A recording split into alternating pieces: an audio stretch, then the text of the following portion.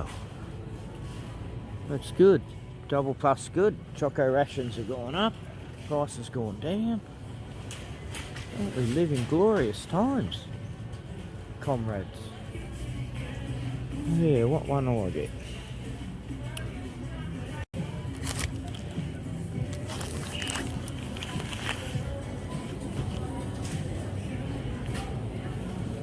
It's beautiful thing.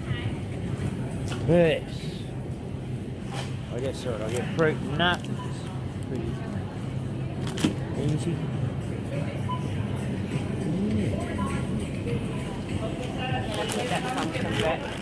This one? The pumpkin? Pumpkin, yeah. Okay.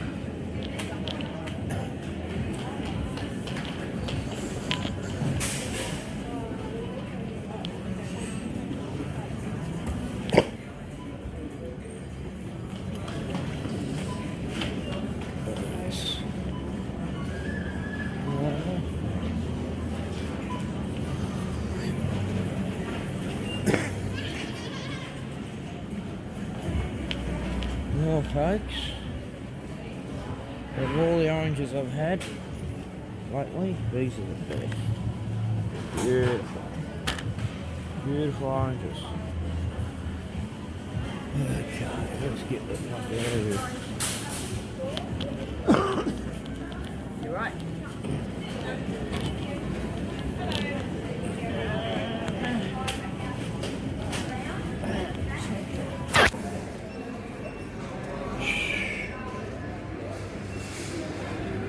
It's gonna rain.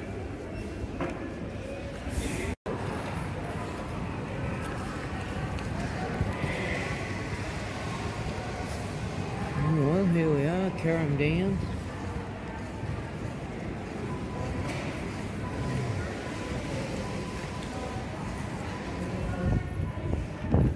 Security guard there. Making sure everyone behind.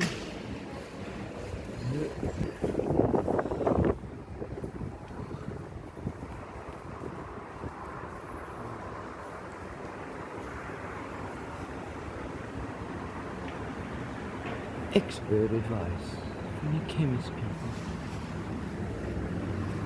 Calm down. Calm down, huh?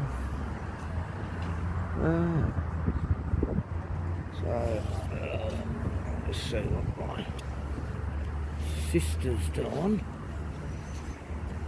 Fucking hell, I thought we were going 20 minutes ago. Hurry up, dude. Well, satay is fucking excellent. Real good. Very impressed. So, yeah, one of the best Asian places I've been to. Oh, yeah. So very nice. Hey, buddies. Payday. I'm going to try the seafood wok. Not seafood, seafood. Traditional Asian cuisine, eh? And there's a taco bar and Domino's. But fuck Domino's. That's the seafood kebab. Join, eh? Yeah. So this is seafood. 5 minutes away. Let's see what this Asian food's like. Because there's been a couple I wasn't impressed with. No, puppy dogs. Oh, patiently waiting.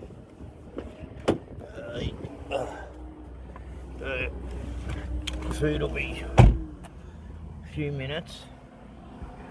And when we get back, I'll feed you, eh? You keep out of that other food, Annie. Annie. Look at it, you can't see the puppy dog over there. Alright, otherwise he'd be howling. Hi, buddy, buddy. Okay.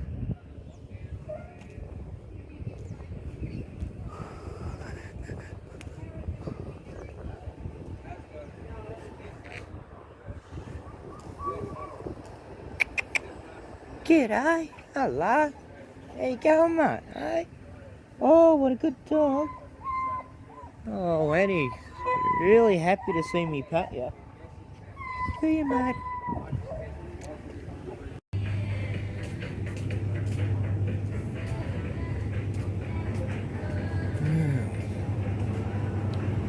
Oh, g'day.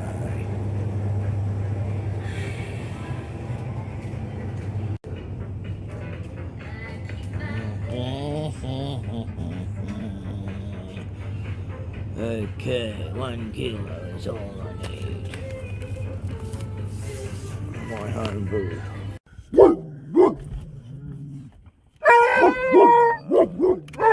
Eddie, see?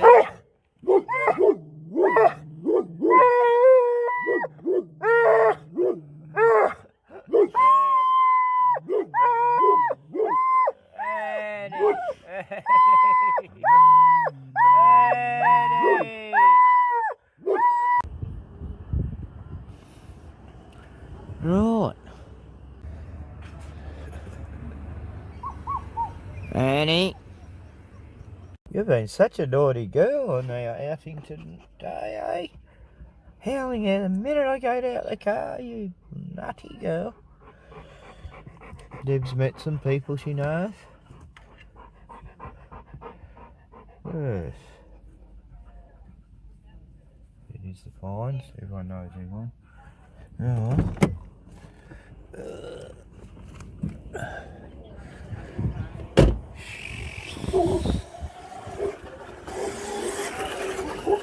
Yeah, I want one of them.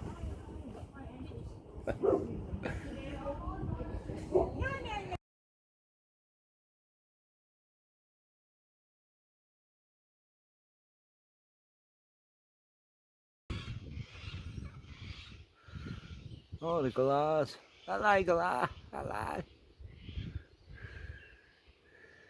Cookies and glass, eh?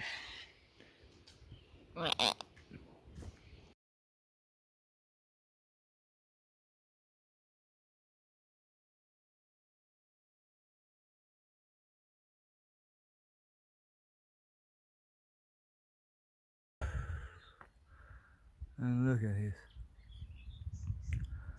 It's been covering us since I got up. 8 a.m. 33 degrees today I'm meant to be. Oh well. Getting picked up soon. Hope Bruni's alright with the heat. Look at this. No cloud in the sky, of course. Just wispy, chemical, spray shit.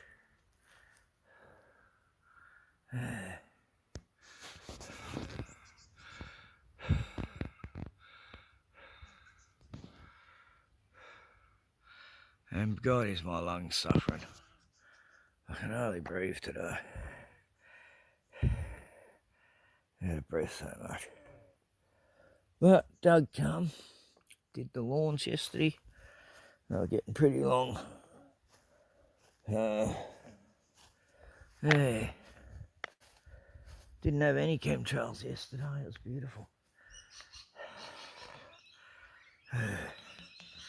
Okay. Beautiful morning besides that. Yes. Rockman out.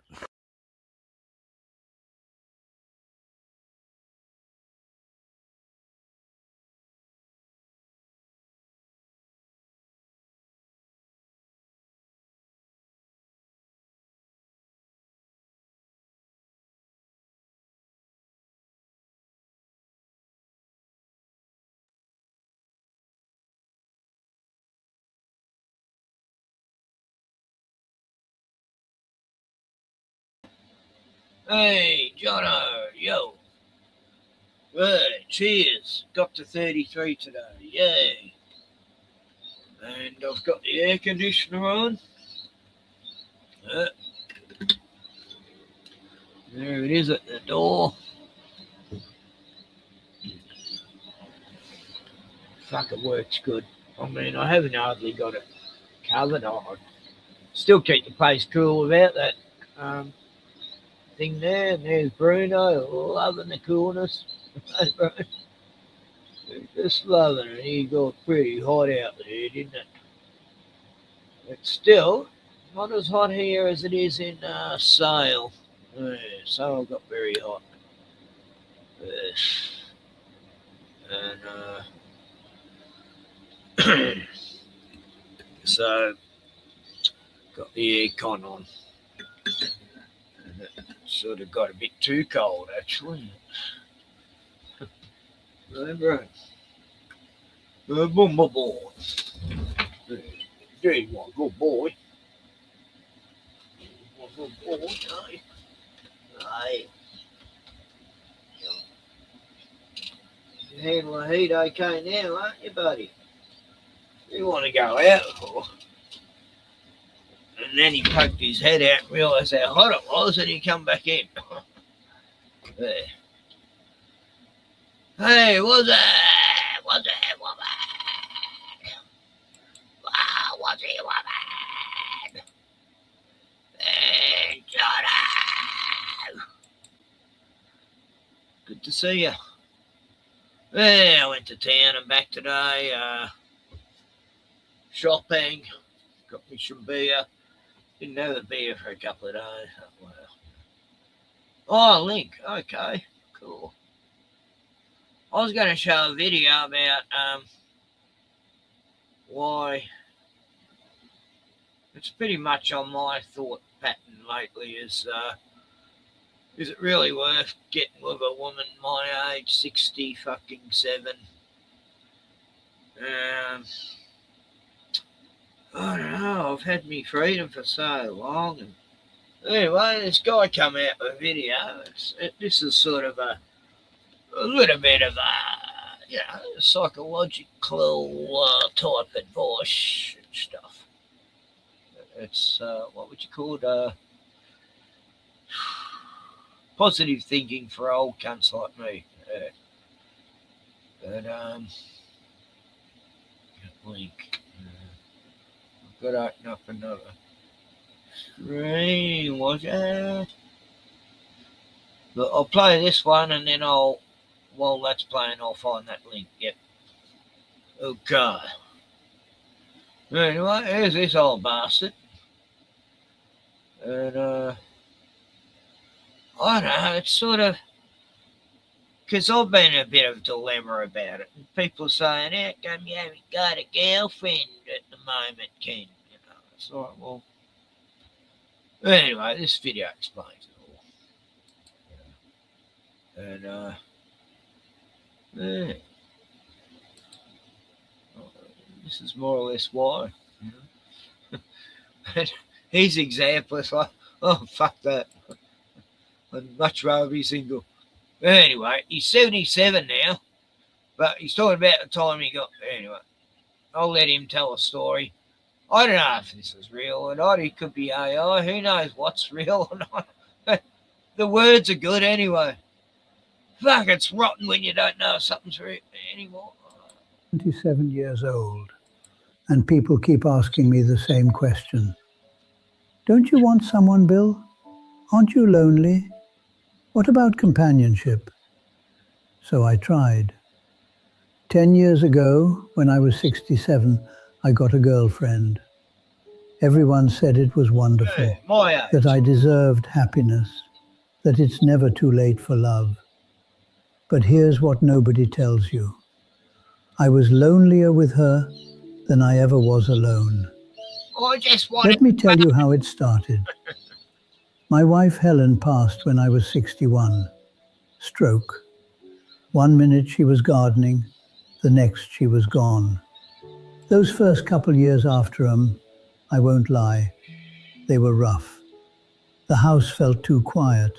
Yeah, I lost two of my best girl mates when I was young. Never got over it, really. Never got over it. Anyway. Saturdays were the worst.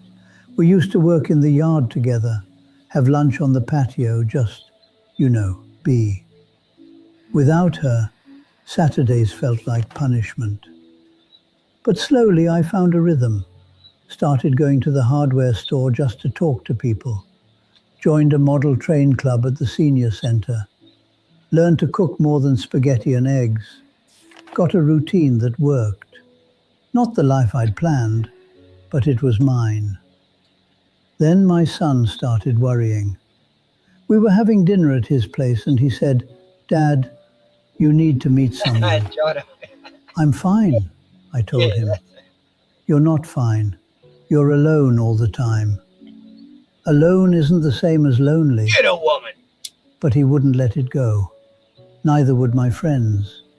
At the VFW, Tom pulled me aside. "You're too young to give up, Bill. Too young." I was 67. Too young at 67. And honestly, I started believing them. Started thinking maybe something was wrong with me. Maybe I was taking the easy way out. So I tried one of those dating sites. Took me a week to figure out how to upload a photo. Another week to write a profile. But I did it.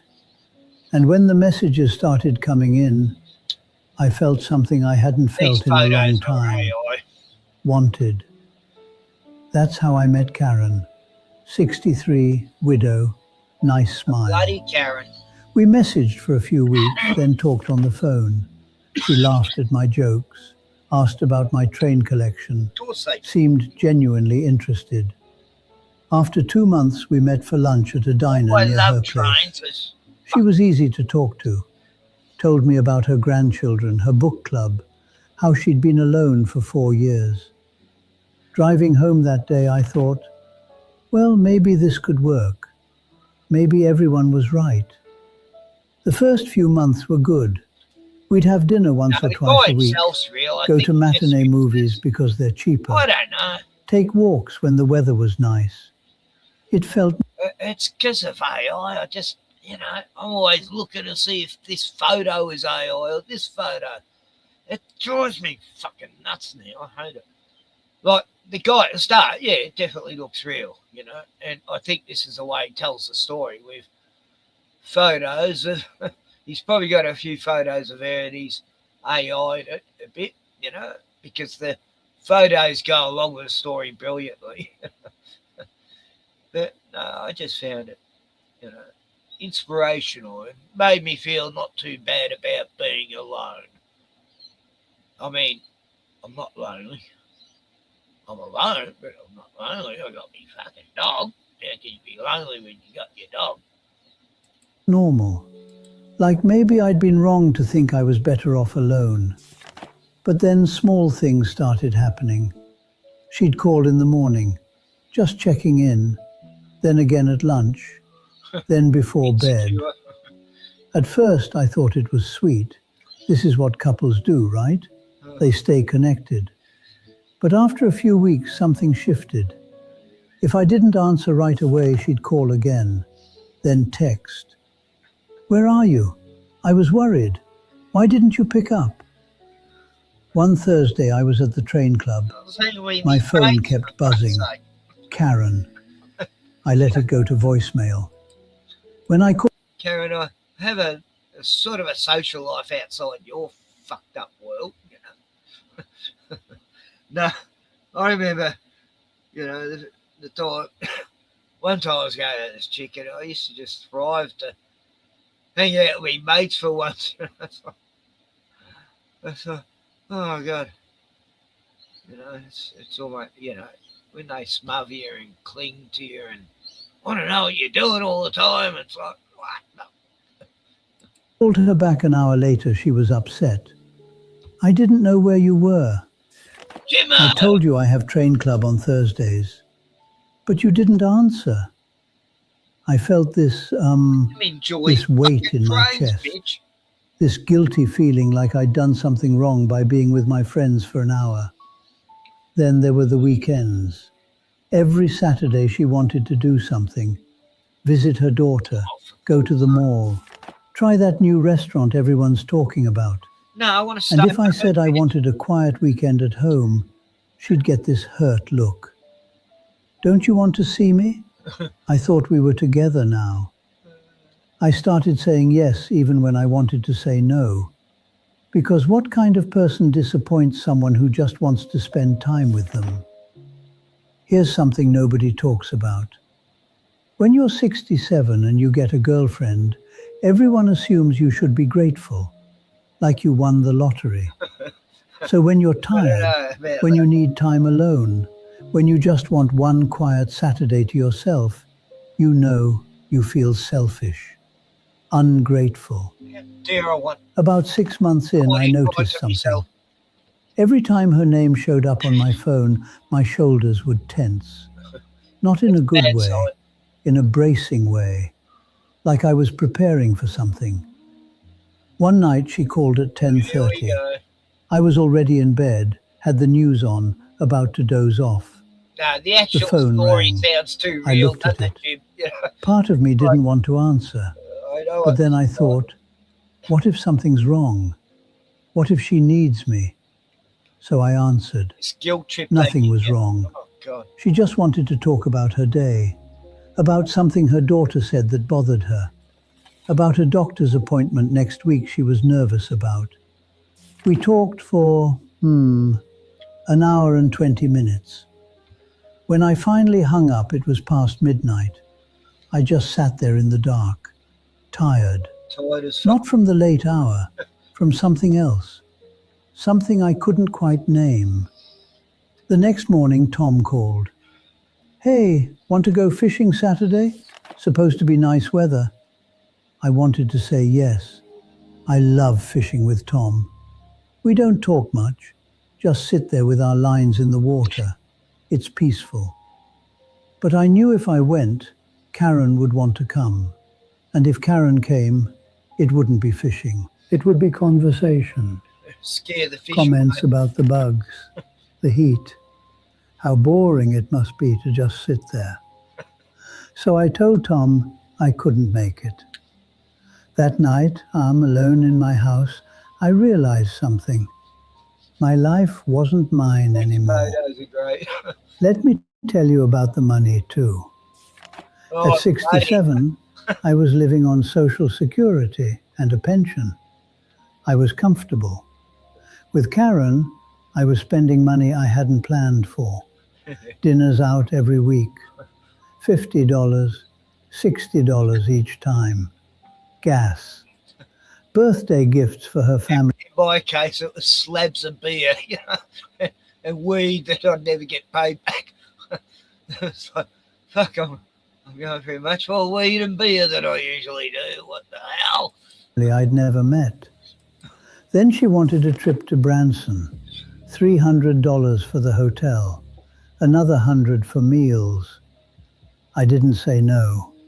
How could I? But I was lying awake doing math in my head, watching my savings shrink. And it wasn't just the money. It was my energy. At 67, well, I'd wake up at 6, work on my trains. By 3 o'clock, I was tired. I needed to rest.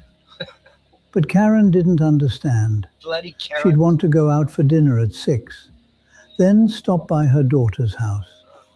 We wouldn't get back until 9 or 10. I'd be completely wiped out. I'm just not as young as I used to be. She'd look at me like I was making excuses. My friend's husband is 70 and he goes dancing twice a week. The breaking point came about 8 months in. One night she just came out with it. I think we should live together. Oh, no. I sat there, beer halfway to my mouth. That night I sat in my living room, my house, where Helen and I raised our kids. I thought about sharing it. Someone else's schedule determining when I eat, Karen, when I sleep, when I have my coffee. I And I can't put a felt link in. panic. What was it? I broke up with Karen the following week. I can't do this anymore, Seems like is 8 what came months out. too late. She started crying, asked what she'd done wrong. The guilt was crushing. But I told her the truth. I'm not ready to share my life with someone. I thought I was, but I'm not. She was hurt, then angry. For the first few weeks, I felt terrible. My son was disappointed. My friends didn't understand. But slowly, something started happening. I woke up one morning and my first thought was, what do I want to do today? I started fishing with Tom again, got back into my train club, had quiet evenings at home. And I wasn't lonely. No, I was peaceful. Here's what I learned. There's a difference between being alone and being lonely. With Karen, I was never alone, but I was lonely because I couldn't be myself. That's a different kind of loneliness, where someone's sitting right next to you, but you've never felt more isolated. It's been 10 years since Karen. I haven't dated since. No, I'm not going to, because I finally understand something. I got a girlfriend because I was afraid, not because I was lonely. Afraid of what people would think if I stayed alone. That fear drove me into a relationship that made me miserable. Now I wake up every morning at 6, make my coffee exactly how I like it, spend my mornings in the garage, or fishing, or doing absolutely nothing. And I don't have to explain myself to anyone. My son finally stopped pushing. Dad, you seem happier now. He's right. I am happier. Not because I found the perfect person, but because I found peace. Listen, I'm not saying relationships are bad, but if you're 70, 75, 80, and you're thinking about getting a girlfriend just because you're afraid of being alone, stop. Ask yourself what you're really afraid of, because here's the truth. Being alone doesn't mean you're lonely, and being in a relationship doesn't mean you're not. I have a friend, Ed, 79 years old, been with his girlfriend for 6 years. Miserable. I can't remember the last time I had a full day to myself, but what am I going to do? Start over at 79? That's not love. That's fear. At this age, peace isn't a luxury. It's survival. My body can't handle the constant emotional labor, so I chose peace. And I'm not apologizing for it. Do I get lonely sometimes? Sure. The holidays can be hard, but those moments pass, and they're nothing compared to the loneliness I felt when I was with someone. If you're in a relationship that's draining you, you know you're allowed to leave, even at 70, even at 80. And if you're alone and people are telling you to find someone, you're allowed to say no. At 77, I finally learned something. Your own company is enough. You don't need someone else to validate your existence. You just need to be at peace with who you are. And once you find that peace, you'll realize it's the most valuable thing you have. So, no, I don't have a girlfriend. And no, I'm not looking for one. Not because I'm bitter, but because I finally learned to love my own company. And I'm not giving that up. You have one life, one chance to live these final years on your own terms. Don't waste them trying to make someone else happy while you slowly disappear. Don't trade your peace for companionship that comes with chaos. I'm 77. I live alone. And I'm the happiest I've been in years. That's not sad. That's wisdom. If this resonates with you, hit that like button. Subscribe to Last Chance channel. Leave a comment. Tell me your story. Are you happy?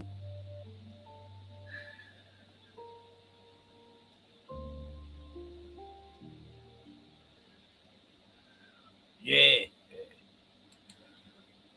When you get to I just sort of So it has to be pretty fucking good, you know. Like, you're taking on a whole nother life and all their problems and everything. And, oh, God. The last girlfriend I had was just chaos. Absolute chaos. She'd get drunk and wouldn't have a clue of what absolute chaos she created that day. And they ring me up going, hey, Kel, hey, we had a good day, didn't we? I go, that was the worst fucking day I've ever had in my life. What are you talking about? Oh, God. They crack you up, though. This is getting too cold.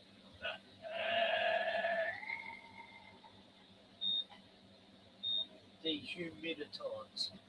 Yeah, that air conditioner. Fuck it. Whew. It was so hot. You get half an hour of fucking putting a shirt on again. The day you fart in front of your wife was the beginning. Women I know fart more than I ever did. I'm proud of it. Yeah. Oh, I got another beer and I'm still halfway through another. I haven't had a beer for a couple of days, so. Had a beer on the way home from town because I was parked. Anyway, I'll put a link in, was he? Yeah, so I showed some chemtrails earlier. Cockatoos, there's cockatoos. And fry your brains, birds. Gotta get rid of that first.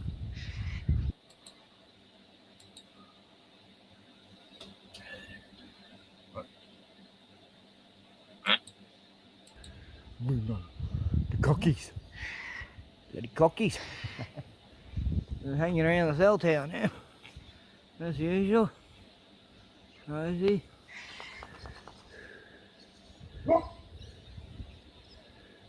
gonna fry your brains, birds. Sad. But I know. I don't realise the buggers. Oh, wow. Whew. It's getting too cold. It's still hot as hell out there. God, that was a good investment. $100 I paid for that at the second hand, that air conditioner. But it saved me and Bruno on the few hot days we have during summer. This is the fourth time I've had it on since December the 1st. No, you got to be on now. I want you on now, what day? What? Nah, you're on. Tell you so. Yeah. Nah, that's it. You know, I've been thinking, God, it would be nice having a lady, who's just your best friend, just, spend the last few days of your life with. And then, I mean, there's a few I know who, like my friend Julia, yeah, she's pretty peaceful. She wouldn't be much, she wouldn't be nagging or shit. Oh, unless she likes the simple, she loves nature, she's a hippie, and peaceful music. But she's in South Australia, and she's, 15 years younger than me. So she'd outlive me. Anyway, that stage where you got to think, well, how much longer I got to live anyway. I don't want to burden someone with,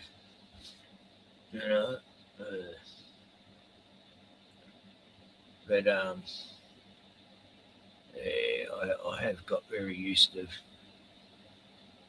being on my own with my dogs since 2000. No, I can't say that. I mean, Mumbo, no, it was a halfway house.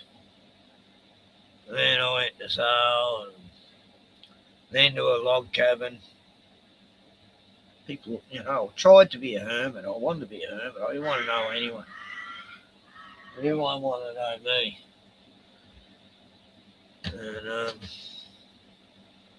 yeah, 15 years off the grid. Fuck, I got a lot of visitors and people would stay there for weeks and in between finding places. And mate Sean stayed there for, God, quite a few times.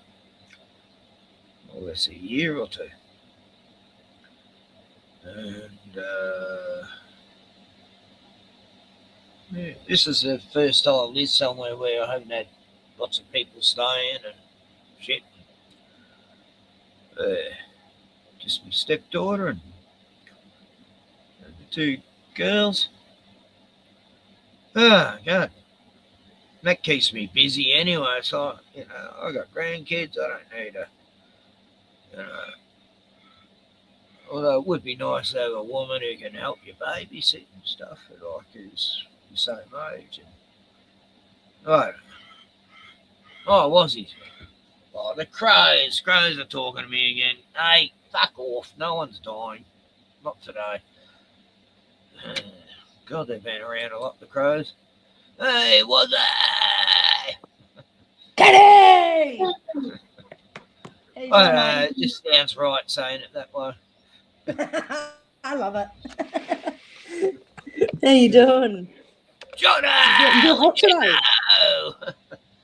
Jacko and Jocko. No, I'm on my third beer. Is it hot there? Yeah, we finally got a hot day today. Got the air conditioner on. Yeah. Yeah, I got this portable one. Just at the door, Is it any good? Oh, fuck yeah. It's like, Ooh, within half an hour, it's like, you need a jumper. fucking hell, I could have done with one of them when I had no aircon. This Fucking one's year ago. really powerful. Like, it's on the lowest setting, but it gets too cold. It's a caravan. You have to put water in it? Nah, not one of them. Not one of them. This a Oh, proper, okay. yeah. And Tioni's got one in the house, and it just doesn't do the job. It's like you have to be right in front of it to keep cool. Yeah. And I'm telling her, use my one. It'll cool that place in no time. It's like, this thing's super duper. I haven't had one this good, actually. But, I mean, I can have the... Hasn't she got one in the house? It's the same sort of thing in the house, yeah. A portable one with the thing going out the window. Oh, yeah. Yeah, right. But if you get a good one, they work well. I've been through 3 of them. 3 have broken down in the last 20 years. Yeah. No, they don't bought make shit to, I they bought don't one. make shit to last, do they? Well, I had one, that I bought, and when it got to like 35, it would shut down and start blowing out heat. It was like it wouldn't acknowledge anything over 35. So on a 40-degree day or a 50-degree day, Nothing. It wouldn't work because it's set for Chinese temperature. God, it was like, fuck that. I took it back and the warranty was going to run out a few days before I took it back, and I said, fucking air conditioner, summer's nearly over, I'll swap it for a TV. And so I got a big TV. Well, that's all right. But amazing, you buy shit and then they break down a day before the warranty. And they break down a day after, and they got it wrong, I go, oh, they got that wrong, the breakdown thing, I had a DVD Blu-ray player back in, the late 90s. It cost me $1,400 brand new. I still got one. My dad gave me his old one. I don't even fucking use it now. Anyway, after we were going to go, my mates were living at this place in Monbulk up in the Dandenong Mountains. And we're watching a movie, and then we're going to go up to the lookout to watch the fireworks or something. Yeah. And for some reason, we didn't end up going. And we're watching a movie, and the whole, 1999, as soon as it hit midnight, the DVD player shut down and started flashing 666 on the counter. What the fuck? We're all going, what the hell? Like they were talking about Y2K, Oh, yeah. And it's like they definitely programmed that actual model to break down on that particular moment, It was like, wow. I bought it 5 years before, so they were talking about Y2K around then anyway. So it's like they programmed all these things to break down at that time. And I had proof of it. Well, I didn't have video. I didn't film it, but I had friends who were there when it happened. And we couldn't believe it was flashing 666. Cannot make this shit up, That's funny, The stuff I saw on TV towards the late 90s, it was like, wow, such predictive, subliminary shit. No. I was seeing it, I've been in the early 90s, I was reading books about every single symbolism you can imagine on Earth, like once you see them, you can't unsee them, what each symbol means and how it's used in logos and companies. And, so, I was almost obsessed by it. So, when you start seeing the patterns, you'll see it. Oh, I'm just having a feed. Yeah, why not? It's good to have an appetite. Cheese and crackers and cherries. I had ham and salad sandwiches today. I don't like ham anymore. I used to love it, but yeah, I'm not keen on it. But a bit of salad, I didn't care. I was in town and I got this row of sandwiches for like $1.50 because I get it real cheap at this place. And I got all these meals for Bruno. They're meant to be for me, but I buy them for Bruno, so it saves me cooking. Plus, I've got real good quality dry food. You have to really search high and low to get a good dry food for a dog. It's pretty much all shit now. Oh, it's horrible. Purina took over all the good ones. I remember in the 80s, 90s, I was buying Purina for me dogs and kangaroo meat. That's all they use. And then by the late 90s, this company Purina took over it, who owned Pal and Chum and all those other horrible dog food companies. Oh, yeah. And suddenly it's pure, it was called Bonnie, and it was Bonnie Kangaroo, from Western Australia, and suddenly it was lamb and beef and chicken, and get fucked. And it was just the same as all the other dog food, and used to pay extra for it. And then I was paying $120 for a 20-kilogram bag of dog food, Black Hawk or something it was called. And it was great. It was really good. And then suddenly I noticed it changed, and the dogs didn't like it. And it's all just full of shit like this company, this fucking company that it's like a Bill Gates company that just whatever it touches turns to fucking evil GMO shit that'll give your dogs cancer. That's what it's all about. Making our dogs and cats have shorter lifespans. They're trying to do away with pets. They don't want people to have pets anymore. In England, no, they don't want people walking their dogs in the countryside because if there's a Muslim there, they might get offended and scared.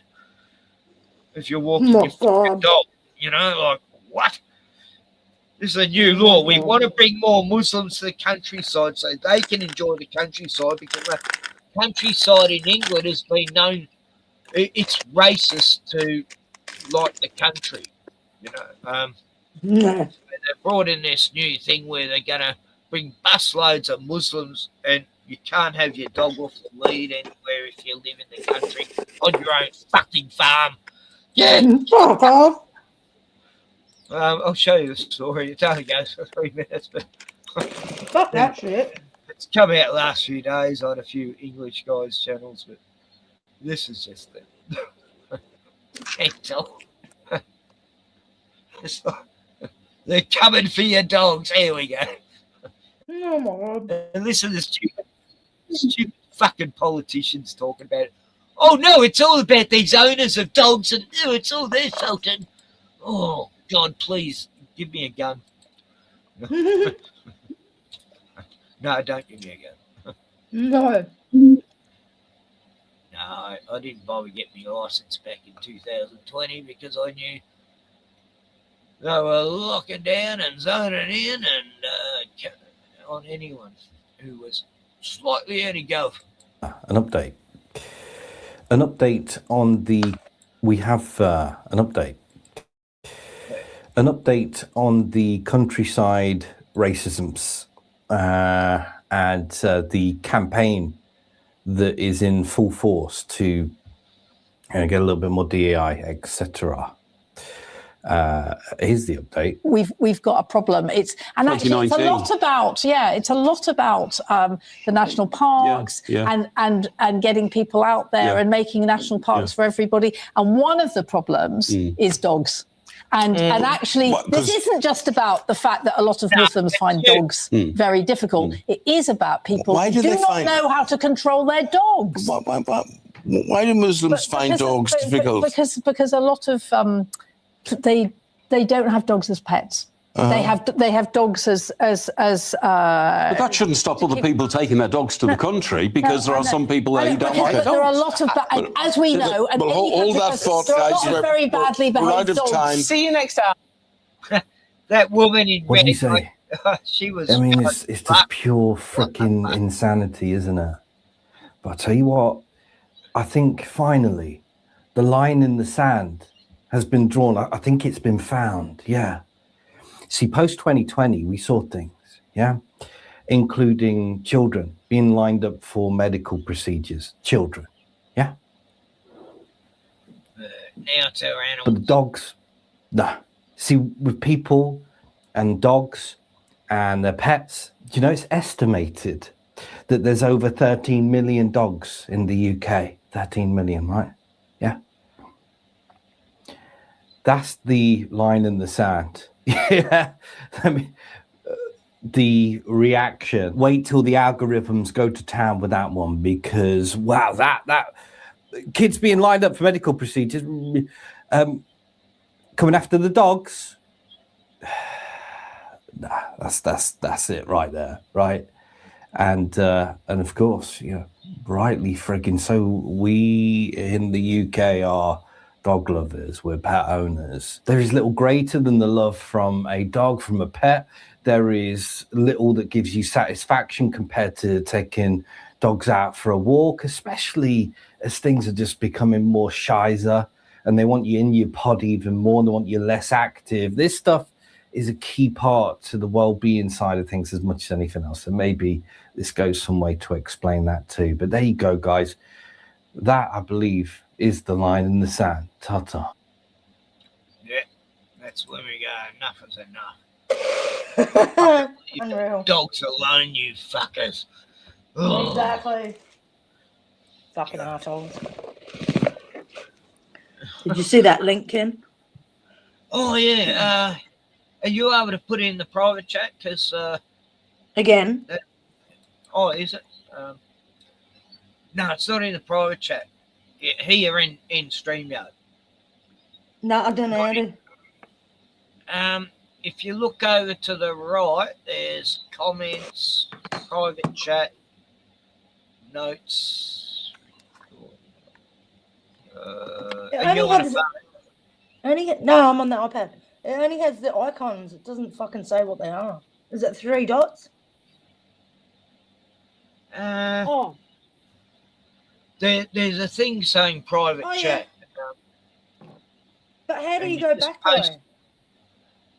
You just press comments or private chat. I'm in private chat now.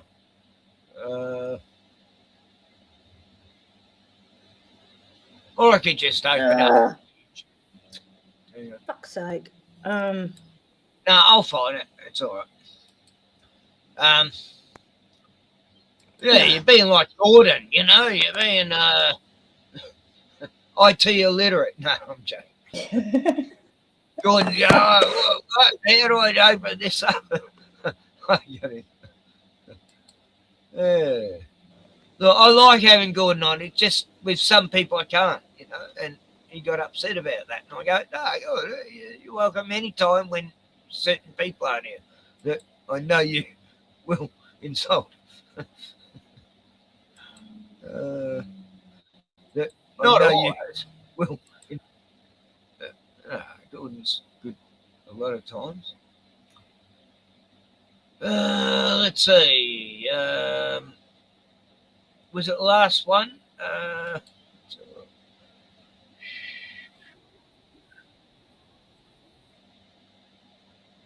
Puppy story? Was it? Was it a puppy dog story?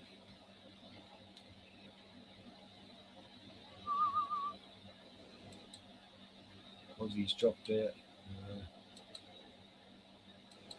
Anyway, it's the link I got.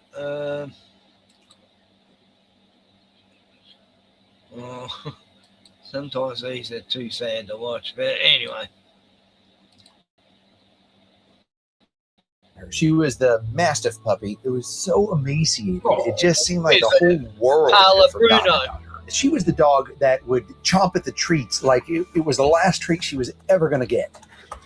And I know because you're probably like me, and you wondered when you looked at her at first, like, would she ever recover mentally and from her emaciated condition? Well, the wait is over, and I have the news. But the surprise was such a twist, and it may not be the news you expect, but it will make your heart so happy. So stick around to see what happens in this amazing update episode of Dottie, the puppy mastiff. Okay, first, let's do a short recap on her story, just as a reminder, or in case you haven't seen it before. And I'll jump in on some key moments to give you kind of some behind-the-scenes thoughts of what I was thinking in that moment, or why I was doing what I was doing. So, Wazzy, are you back in?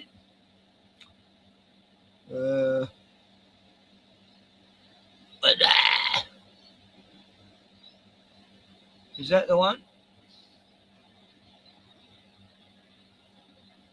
I joined you in again.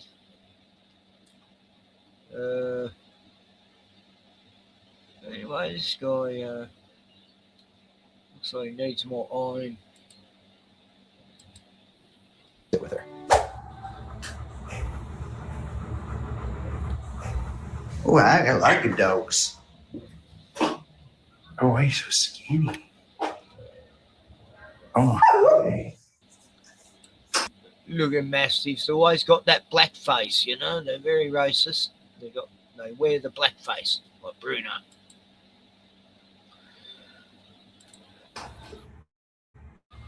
You scared? Can I come in? I recently sat with a dog and I talked about purpose. Now, in the absence of purpose, things like fear, trauma can find their way in, and humans, I think, anger, mischief. I heard a quote that says a shelter dog doesn't just find their home, they find a purpose in loving you. No dog looks like that. Anytime I see a dog at a shelter, she's a fucking mastiff, man. She should be massive. It just stops me in my tracks. I think if you're any bit of a decent human, you would feel the same. I'm gonna mute up. They don't deserve this. No dog deserves this. Just We're gonna pause start with treats. And the good news is, I think she seems friendly. What's that? Oh, just pause it if you want to talk, because I haven't actually watched this one yet. Yeah, cool. No worries. Well, it's getting too cold in here. That's great. Better too cold than hot, I guess. On a hot day, but yeah, this air conditioner is great. I can't stop banging on about it. Hey, let's try this. Oh, it went into the blanket. I'm sorry. Here. Reload. Okay, that's good. That's good. I'm going to take that as an invitation to sit down. The sense that I'm getting from this one is that she's really friendly, probably really hungry. If you've ever seen sitting with dogs, you've heard me talk about this when I'm with a dog that is skinny. Your first thought is get that dog a bowl of food. And the shelter does. They get a dog in this situation food right away. But it's small meals. You have to follow a refeeding process. If you just give a dog like this, just unlimited food, it could lead to the certain end of that dog, because bloating, even with humans, if you do this, you have to refeed and go slowly. And I would say we'll find out. I want to get this dog's story because she obviously has a story. Sorry, my heart just dropped there, guys. I want to get her story because she's at a pretty, guys, this is a Mastiff. This is a big dog. Maybe there's a mix, a shepherd of some sort in there, but you see her head, how it's indented a little bit. Convex. Which one is it? Concave, like a cave. Yeah. Concave. That's kind of the next level of hunger. First you get skinny. Nah, that's too skinny, hey? Way too skinny for a dog that size, you know. Like, everyone used to say I was underfeeding Bruno, but it was a healthy. That's just how he was, and he was never looked that skinny. Hey, D-Man. D-Man. Good day, Ken. Good day, Wazzy. Hey, good to see you, buddy. What's Good to see you happening, guys. man? I'm just dotting around a little bit. I fell asleep earlier and took a little nap, so So did I. I did. I fell asleep watching some. This lady from the Today Show in America. Have you heard about that? Yep. Her mum's like fucking kidnapped. Yeah, it's crazy. Kidnapped. It's fucking wild, isn't it? Yeah. So What happened? that was the last thing I was watching, and I fell asleep. Who got kidnapped? A news what? A newsreader's mother. She's like 84. Oh yeah, I did see that today. Yeah, that is. And she was what was she interviewing these women who were in the Epstein thing? No, I don't know about that. Yeah, Savannah Guthrie's mother. D-Man, can you explain a bit more? Or? Yeah, D-Man, you know about it, don't you? Yeah, these were women who were coming out and everything. Yep. Is that who she was interviewing in the past? Yeah. Yeah. She's got some connections to those people. Yeah, but I don't think that's got anything to do with. Well, there's a lot of that crap going on. She knows the people. Yeah. And she interviewed girls who were there, you know. Yeah. Oh, okay. Yeah. Guaranteed she's being held by somebody, probably for some kind of questioning. She's been taken off the streets in a van, you know. Something like that. Was that her own home? It's terrible. Well, like Virginia Gaffrey, very similar names. Guthrie and Gaffrey. There's all kinds Gumtree. of shit. Yeah. All kinds of shit going on. Virginia in Western Australia who unalived herself by pills, and the cop said nothing suspicious. Gouffre was her name. Gouffre, yeah. Gouffre, yeah. But no, I mean, that was sad. I was worried about that girl for quite a while, actually, and then when she had the bus accident, I'm going, that's weird. No cops turned up on the scene. She was driven to the hospital by the bus driver. Car left on the side of the road. Cops said they were too busy to go to the crime scene. Ran by a bus. They were trying to knock her off. Her face. They were trying to knock her off, yeah. Yeah, that doesn't look like a bus hit her. It looked like her face had been smashed in by someone's fist. Exactly. It wasn't a bus accident at all. That was just a cover story. They're just cleaning up loose ends, that's all. I was covering that. No one else in Australia was. Her husband was fucking beating on her. Oh, he was the handler. He was the one who kept her. No one talks about that. I do. I was talking about what a scum this fucking husband was. Yeah. Oh God! Well, look at the people I've been connected. looking at this for a while. You know, Yeah. when it happened, Exactly. no one talks about it. You know, like no one in America even talked about it. They talk about all these other Jeffrey Epstein fucking people that don't give a fuck about Virginia. And she was the main whistle fucking blower on Prince Andrews. What the fuck? Yeah, look at all the people Sorry, I connected get a to bit it. passionate about this shit because they cunts. I'm sick of them getting away with fucking murder, these fuckers. Yeah, and I can, but it's no use in getting angry because Bruno, I'm not angry. Bruno's coming up nudging me. He thinks I'm angry. No. I'm talking about the rules and Epstein and Trump. He's telling you to calm down. It's okay. I'll have a problem. You're freaking your boy out. Stop it, Kenny. He knows I'm not angry at him. He just wants to know who I'm angry at. Kenny, look at all the people connected to it, all the people that, and that's the reason why. Is because these people have a ton of money and they have a ton of secrets and they can get things done, and that's all it is. Yep, that's it. You know, if they didn't have all these peeves in the first place, they wouldn't be in these positions, and no one would be getting killed. So, what do you think about the mother though? Like, why would they be? Why with an 84-year-old woman?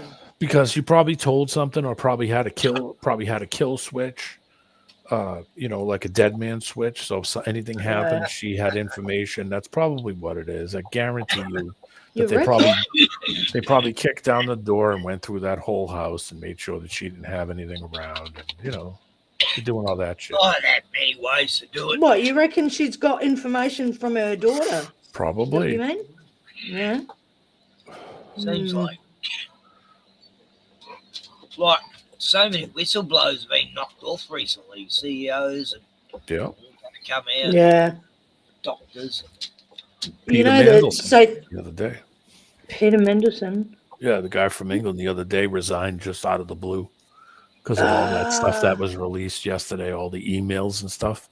And I just watched something on him, I think. I swear I did. He just retired the other day, just out of the blue. Just because. Like our Premier Dan Andrews retires when all the shit's about to go down. He retires. No, he's fucking disgusting, mate. Why wasn't he charged for hitting that boy? That's just fucking one of many crimes, like the falling down the stairs thing. Oh yeah, I know, right? Fiddling with a politician's daughter, you fucking maggot. Oh, it was someone's kid. Teenager, child. She was they're all compromised, so you got to realize at that point. It's like, who isn't involved? Yeah, exactly. Yeah. What? Yeah. It's not who's involved, it's who isn't. Yeah. Not me. It's like, must be about 10% are, I'm going for a cigarette. 90% are. I'm going to listen. Oh, God. I'll be back in a minute, Ken. I'll be in chat. So, D-Man, do you remember the Franklin affair? The Franklin thing back in the 80s? Franklin. Sounds familiar, but I can look it up. Famous black guy. And there was a documentary. What was his name? Oh, I can't remember now. He's a chubby sort of black singer. And he was in charge of the boys' homes and all this stuff, like Jimmy Savile was. He got off. He fucking got off. Nothing ever happened to him. Yeah, they all get away with it. Yep. That's what I hate. Yeah, I do too, mate. I do too. Because I've seen people who have, they eventually die, but it doesn't mean anyone got justice. Like I said, if they didn't have all these peeves, they wouldn't be in the situations they are. But that's how those people operate, is they find these people who got these picadillos, as they used to say. It's part of that Baal worshipping shit. And they use them. It comes with the territory, Tools. Those people ain't naturally just organically voted in and put in those positions, or our CEOs. They're voted in because they're not the normal human. They don't have empathy. They're the perfect dicks if they don't give a fuck about. You know, if you don't have some kind of peeves, you ain't in those positions, period. Because those are the only people that they put into there because they know they can control them through whatever picadillos they got. So you got to kind of keep that in mind. I've got to feed him. He's nudging me out the door. It's all right. Bruno's not. You know, those people are in positions for a reason. They're not there just organically because you like them or they're doing or saying the right things. They're saying and doing they're saying and doing certain things because they're told to do that. That's, you know, controllers, people that get them into those positions to make sure that they fall in line and do the things that they want them to do without any direct connection to one particular person that you could point to and say, hey, that guy is telling everybody, you know, how to live your life or how to do this. You know, those people are put in those positions because they have problems. So they're just the people that are just going to do the dirty work and you ain't going to have any say about it. You know, that's just how it is. Politicians here are in office for like 50, 60 years. And it's amazing. They get these jobs that only pay, you know, $75,000, $100,000 a year. And in 4 or 5 years, they're a fucking billionaire. It's crazy. It's crazy, but that's just, you know, that's politics in general. And these big CEO people, you know, those days of people creating things in their backyard and turning it into a giant business and opening up storefronts and all that other stuff is long gone. Anybody that has any, what do you call it, and that stuff gets stolen and their patterns get bought out. And, you know, that's just how it works now. It isn't like the old days when you say, hey, just put your nose to the grindstone and you'll go out there and you'll do good things, kid, you know. And yeah, I think that era was gone long before I was a kid because I didn't see it. You know, I didn't have any opportunities like that come my way. I can tell you that. Yeah. So I thought I'll just show you what Bruno's having tonight. Ah, nice. You got a nice little spread. Pulled beef. Yeah, peas and carrots. You want that, Bruno? And I got other treats for him too. That's not a big enough meal for him, really. Oh yeah, Bruno, go on. Back it.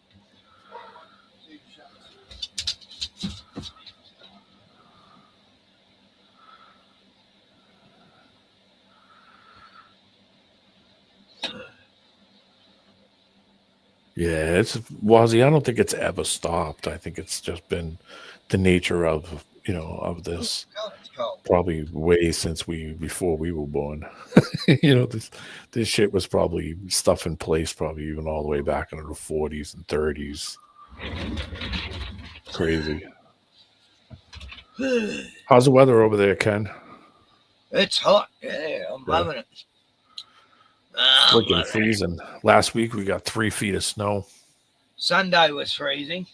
It was like winter again. But then it went warm again just for one day. Yeah, it's been like minus 15, minus 20 pretty much consistently here. That'd kill me. I'd be dead. we got 3 feet of snow last week. Yeah. 3 feet. We got 2 feet in like 36 hours. Oh wow! Yeah, I watched a movie the other day. I'll show you the preview just to save explaining it. It's based on a true story about this big winter freeze, like what's happening right now. This is normal for us, you know what I mean? People are acting up here now like, you know, like the world's going to end. It's like this is just normal for New England.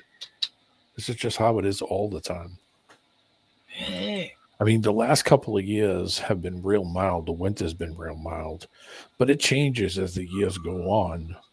So, you know, some years are a wet winter year where it snows and it rains and it's wet. Some years the snow is like powder and it's crazy dry and crazy cold, that's the cycle we're in right now. In some years, we barely get any snow. It's just crazy cold and it rains a lot. But then we get ice storms where everything ices over and all the power poles break and the power goes out. You know, this is mild. This year was mild. It's been really, the snow's been real dry and it's been real cold. And these are the easy winters because, yeah, it's cold, but it's easy to move the snow. You can go out there and shovel it. You can use a snow blower and the snow is gone. It's light. When the snow is watery and heavy, that's when it's the worst. That's when people have heart attacks and break their back, and it's hard to drive around. Yeah, like when it's fluffy, puffy snow, it's the easiest winters. The only thing about it is normally when the snow is like that, that means the air is crazy dry. It's going to be crazy cold. You know, last week it was like minus 30 all week. Celsius. Yeah, fuck that. This was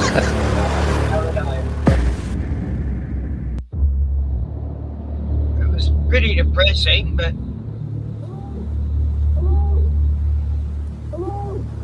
they get trapped in their car under ice. Snow. Icy. I think we're snowed under. Imagine this. That'd be horrific. How's she doing? She keeps on kicking. She's okay. And she's pregnant about that baby. I don't think we should get out of here. It's not really much of a plan. We're gonna freeze in here. And you don't think we're gonna freeze out there? And we have light. I just need you to trust me, okay? Okay. Just ball this up and go in. I just peed on a towel. It's getting colder in here. I know. What's gonna happen when the food runs out? Don't think like that. 21 days, I think they were there. We have to break a window. This is insane. What's insane is traipsing around the frozen wilderness. Listen. Hey! Is it the baby? What is it? What the hell is wrong with you? Let me stop. Do you want me to lash into you? Get off! What did you do to me?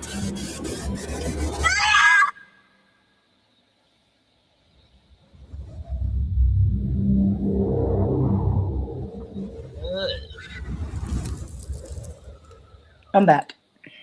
You're going to freeze to death. So, yeah, Oh, no. 21 days. 21 days I was stuck under that ice in the car. Yeah. He dies. I actually skipped through the movie. Oh, we're not going to fucking watch it now, Ken. Good on you. I think he dies pretty soon in the film, but anyway. Exposure Spoiler kills a alert. lot of people up here. I skipped Spoiler through alert, it. they all fucking die. No, she survives and her baby. She gives birth to a baby in there. Oh my god. Yeah, Most survival story, but they have people die every year up here in the mountains who decide they want to climb up a mountain in the middle of winter. Yeah. And you know, Mount Yeah. Washington. Oh yeah, exposure kills. Oh, a did ton you of watch people. that one about this guy who took his 3 little kids up there on a big hiking trip on a trail that not even experienced hikers go? People kept telling him to go back. He refused, and he was treating his kids like shit. He's up on really bad charges because, I watched that one a while back. It was like, that happened recently. This lunatic takes his kids up into the worst blizzard What ever. happened to the kids? Well, he left them. Just thought, oh, yeah, What? see you kids. You know, I'll be back sometime. And then when they found him, he didn't even seem to care about the kids. He was just happy they found him. And then they finally found the kids. They were barely alive, you know. Oh my god. And Nut yeah, job. he did. He ended up going to jail for child abuse. And he was up there for like over a week or something. Hey, D-Man. Yeah. In America, right? So I watch true crime, and it's like, why is there so many people getting, you know what? Yeah. It's like weekly. What is going on? What, the jibber jabby? No, just people general. are just knocking people off. Yeah, it's Has a it lot always of been crazy like stuff. that? It's a lot of crazy stuff. Do you think There's it's a lot worse of. now? Oh yeah, well, I mean, it was bad. There was certain states in the United States that were real bad in the 1990s. Yeah. Michigan, New York, Boston, Yeah. all the big metropolis areas all have massive problems. Los Angeles, Boston, Yeah. New York, Philadelphia, New Jersey. Are they like bad areas? Are they Yeah. people like that are poor and stuff? Yeah, there's certain areas in certain states that are just dumpsters. Oh yeah, Philadelphia. They're real bad. I mean, did you Minnesota? Sorry. Yeah, Minnesota's bad. There's parts of Florida. Yeah. Did you hear about that 14-year-old? She was charged as an adult. She killed her. She shot her mother, and it was all on camera. Like, not the actual thing, that like the horrible part wasn't shown because she went in the room. Yeah. And she just shot her fucking mother. Yeah, there's a lot of wacky. And guess what she was on? She was on antidepressants. Yeah. Yeah. And they switched her fucking meds. 14-year-old should not be on that shit. Well, I saw a cop video the other day. Hang on, Ken. I just want to hear what D-Man was going to say. Go on. Oh, so I was going to say, yeah, there's certain areas where there's just high crime. They're just, low income, high crime, no many opportunities. Mental health. But, yeah, mental health is bad. There's a lot of homeless people, homeless But vets. do you think that's right, though? A 14-year-old? I mean, this happens all the time. I had a friend who had he had a daughter that was, she's schizophrenic. Yeah. And man, I never had any friends that had problems like that, so I wasn't around it. And yeah it's, some people are just crazy. So I'm not saying it in a bad way. Just some people don't have. No. But the medication, it doesn't cure anything. No, it just mutes it, just kind of pulls it down. I mean, that's all they can do with it anyway. They don't know what causes it. Friends over they do. That's the thing. They do fucking know. I had friends over the years that went on it and they become different people like the opposite. Yeah. They weren't the same person anymore. And chemical imbalance is a load of crap. Everyone, anyone listening, they brought that in because they brought that in when they develop all these psychotropic drugs to counteract. They tried to make out in the 80s. They tried to make out in the 80s there was a gene in your brain that meant you were gay. It was a natural gene. A special gland in your brain that meant you were gay. Yeah, and it was just it was before the age. They don't even know what the normal. Sorry to say, sorry to say lots of shit and it's not real, most of it, Yeah, they don't even know the. Next time I hear experts say, I'll fucking smash someone. They don't know the correct balance of the brain. So how the fuck can they know if it's unbalanced? Boom. I mean, I just think it's genetic bad luck a lot of times. I think it's just people getting together and having kids that the genetics have problems, and maybe some people don't have all the trash having kids. To a degree, I agree with that. But you see all these schizophrenia. It's not. I watched. I don't know if you know Jerry Marinsky. Yeah. He's outspoken about all of this kind of. That's where I learned it from. But he's like, 90% of schizophrenics have had childhood abuse. Yeah, trauma. Right. Yeah, trauma. And what do you think mental illness is? It's trauma. It shouldn't be mental. It shouldn't be called that. It should be. It's trauma, and you need to fix it. If you don't, you're in a world of trouble. I mean, genetics is a big thing. Back in the early 90s, a friend of mine committed suicide. And I felt depressed about it. And then I went to the doctors and they wanted to put me on antidepressants to go, but isn't depression a normal thing? Response? Yeah, exactly. Yeah. It's a normal fucking thing. Get over it. Get through it. So funny. And you'll be right. Funny. But Ken, when my mate died nearly 30 years ago, I went to my doctor. She's like, "Oh, here, do you want some antidepressants?" I'm like, "No, I'm fucking grieving, you fucking idiot." You want to fucking feel something at least, you know. You Why want to. Why am I going to block that out and then I have to deal with it later anyway? You need to mourn. You need to mourn. You don't need to block out all your feelings. Yeah, exactly. That's normal. That's a response to fucking grief. Well, that's how people are now. People need something to sleep. They need something to wake up. They need something to be happy. They need something to. Fucking insane. You know, it's just that's some people. I like know. I got a bad habit of going to sleep watching something on the screen. You know, like a show or something. Yeah, but do you sleep well though? Yeah. Well, there you go. So It blocks TV's out not. the white sound and the high pitched sounds and all that. Yeah. I don't usually. I can't sleep with the TV on because I end up waking up, and then I have to turn it off anyway. When I first moved here, we lived in the city. I grew up in the city, like the deep city. So you know, we had an airport. It was right behind us. We have all the buses and fire engines and police cars and gunshots and cars running up and down the streets. And then we moved up here out in the middle of nowhere. And I thought, I can't sleep. It's too quiet. So for like 2 weeks, I had to just put something on in the room, like a fan or just something so I could hear some like white noise, and I was able to sleep. But I couldn't sleep. It was way too quiet. I could hear every stick, every leaf, and every time the wind would blow, I could hear every leaf in the trees.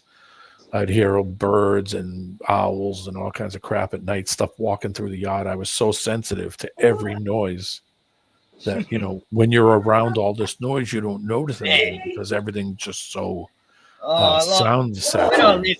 When I lived in the burn for 6 months, you know, in Frankston near Melbourne, you know, you hear people doing burnouts all night. Yeah. It's like, what the fuck? I'm used to birds tweeting at night. Going Bogans fighting out in the street and screaming. Oh, and yelling. Yeah. You don't know someone's being murdered, you know. Oh, God. It's like I had to get on an island, you know, and just at least escape that, you know. But here it's nice, except for the few people around me who are doing fucking high-level construction, and for 5 fucking years, this guy behind me's been building his house. And the other mornings, 8 o'clock a.m., you know, starts. Yeah. Siren wood, tractors running. And fucking Australia Day weekend, and this guy's working at 8 a.m. in the morning, you know. Oh, man. I hate getting woken up. Oh, I almost jumped the fence and said, "What the fuck are you doing?" And I thought, nah, I'll just keep the peace. I thought you would have mellowed out by now, Ken. Oh, you should have seen me. Really? Me too. I'm so mellow compared to how I used to be. People are scared of me. I was such an angry. Yeah, I was very angry. I was very angry. I've always been kind of mellow. I really didn't. I only was pissed off when I had to be pissed off. I had a reason for it. Yeah. I go, God, I wish I could be like them, being mellow and stuff. I know, right? Nah, look, when you get older, you get too tired to be angry too long. Like, you can get angry, but it wears you out, you know? Yeah. Oh, no, right? Try I got it out today. It takes energy away. I went a little bit nuts. I went a bit crazy down today. Fucking knock her out. Wait a minute. I was just saying, like last week, Wazzy, you commented on something I said somewhere. And I said, you know what? I kind of like getting a little older. It's nice. I can relax and it's a little more mellow and I'm not. Yeah. You know what? People can't accept it. Yeah. You just kind of sit back and say, okay, that's what it is. Okay. That's what it is. Yeah. Embrace. If you can't change it, what's the point? Yeah. Well, before wasted energy. Before it would irk you and you'd stew about it. Totally. Oh, you motherfucking bastard. Yeah. Oh, I'm going to punch you out. It's a part of vanity and all that, you know, some people. You know, Yeah. it's like, they don't D-Man, like that. have you got kids? No kids. Oh no, you haven't. Oh, okay. No kids. I was engaged once. I was going to But- say, were you married? No. No, Just never. engaged. Oh, okay. I was Good engaged man. once. She had some health problems that caused problems, and she was kind of she was didn't take care of herself in the right way, and she had some health issues that she didn't take care of, and I tried to talk to her about it, but she didn't seem to want to be changing anything, and I could only see bad things coming. So you got the fuck out of there, right? Yeah. Well, I didn't get out of there. I just kind of put it on hold, and that didn't go over real well. How long were you to go? You know, it's just she didn't have her head screwed on straight. I don't think either one of us did, so I don't think it would have worked out real good. No. I look back now, and I kind of realized that probably was going to end badly in some form. Like, in the end, D-Man, peace is everything, isn't it? You know, like when you finally have that state of peace where you're not being hassled or questioned or you know, you got your own life, you don't have to answer to any fucker. You know what? Peace. That's what I found. I traveled for 10 years from 1990 to 2000 and just was completely free. I could just get up and decide I want to go here, go there, go here. Let's do this. Let's go there. You're so lucky. It was nice to do I'd love to travel. Yeah. I love my girlfriend. I don't drive, so I'm pretty fucking screwed here. But I loved it when I had my peace back again and my freedom. My friend went through some kind of depression thing for a while because he did kind of a similar thing. He was a little older than me, and he did a similar thing, and he kind of went through a depression thing about, you know, him not finding the person for him. And I think he went through a whole thing with it. He used to talk to me about it, and he kind of get kind of depressed about it. And I'd say, listen, man, some people find that person, some people don't. That's maybe just how you're not meant to. Yeah, maybe exactly. Maybe you're not meant to, you know? Yeah. I mean, if you it did... sounds awful, but... Yeah, I mean, I told him, I said... Oh, sorry, go on.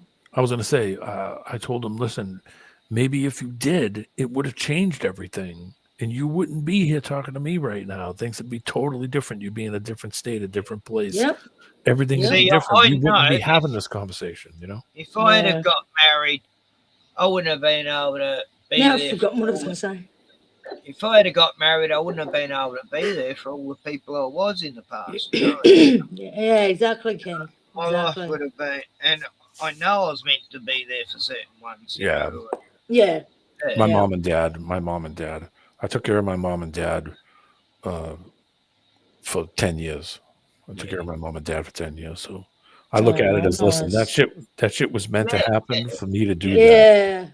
Yeah. I don't look at it negatively. Yeah, that's right. And it would have been a different story if you married and you had kids and shit. It would have been a lot tougher to actually do that. I wouldn't have been there. Yeah. Yep. So how long have you been? How long have you been, Ken? How long have you been single, D-Man? How long have you been single? Oh wow, 15 years. Oh. It depends. How you call single? 14 years. Oh, the whole lot. Like, yeah. I'm not gonna spell it out. You know what I mean? Well, last time I was with my ex was probably 3 years ago. Oh, okay.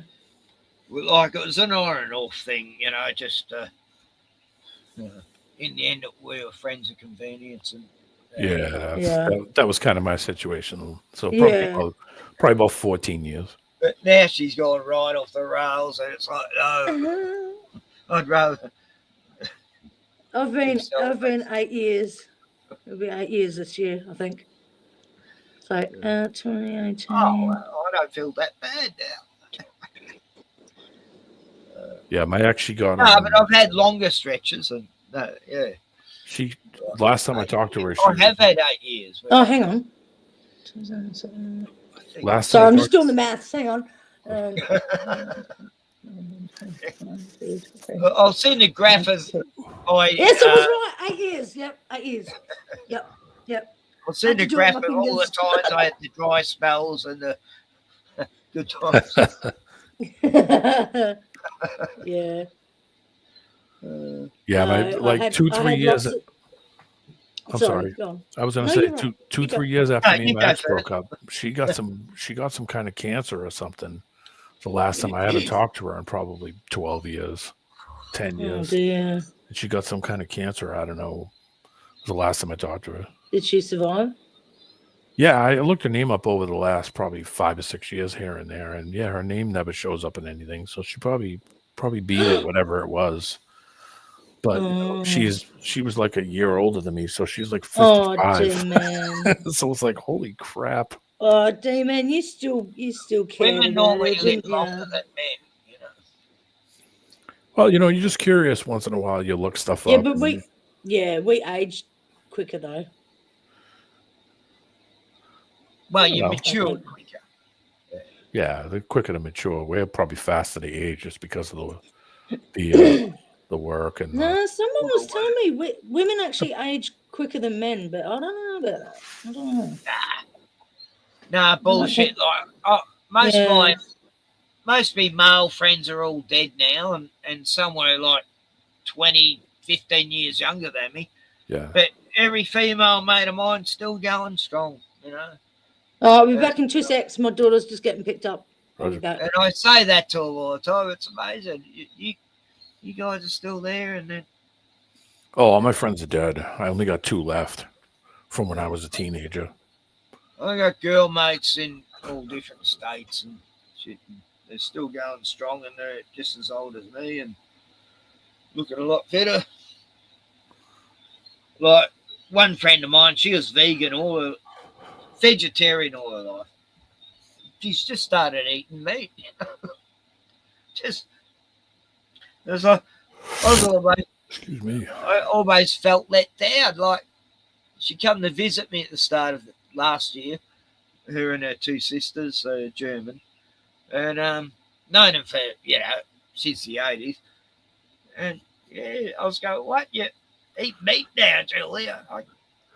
It's like I never saw that coming. I always respected her for not eating animals, but she goes, oh, okay, I need the iron.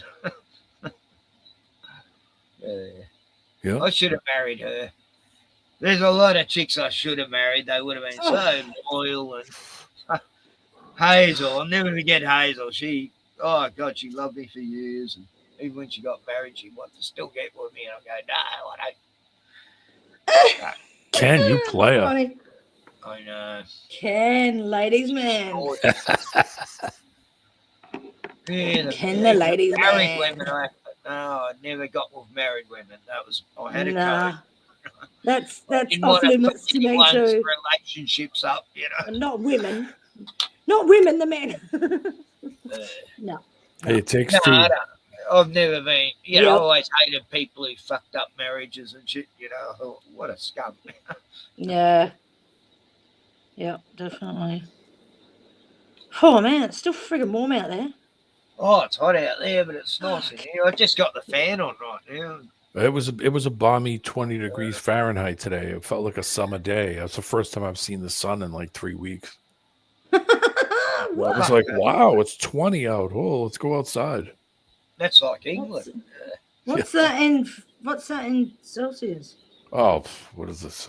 Well, 2 weeks ago it was minus 30 Celsius.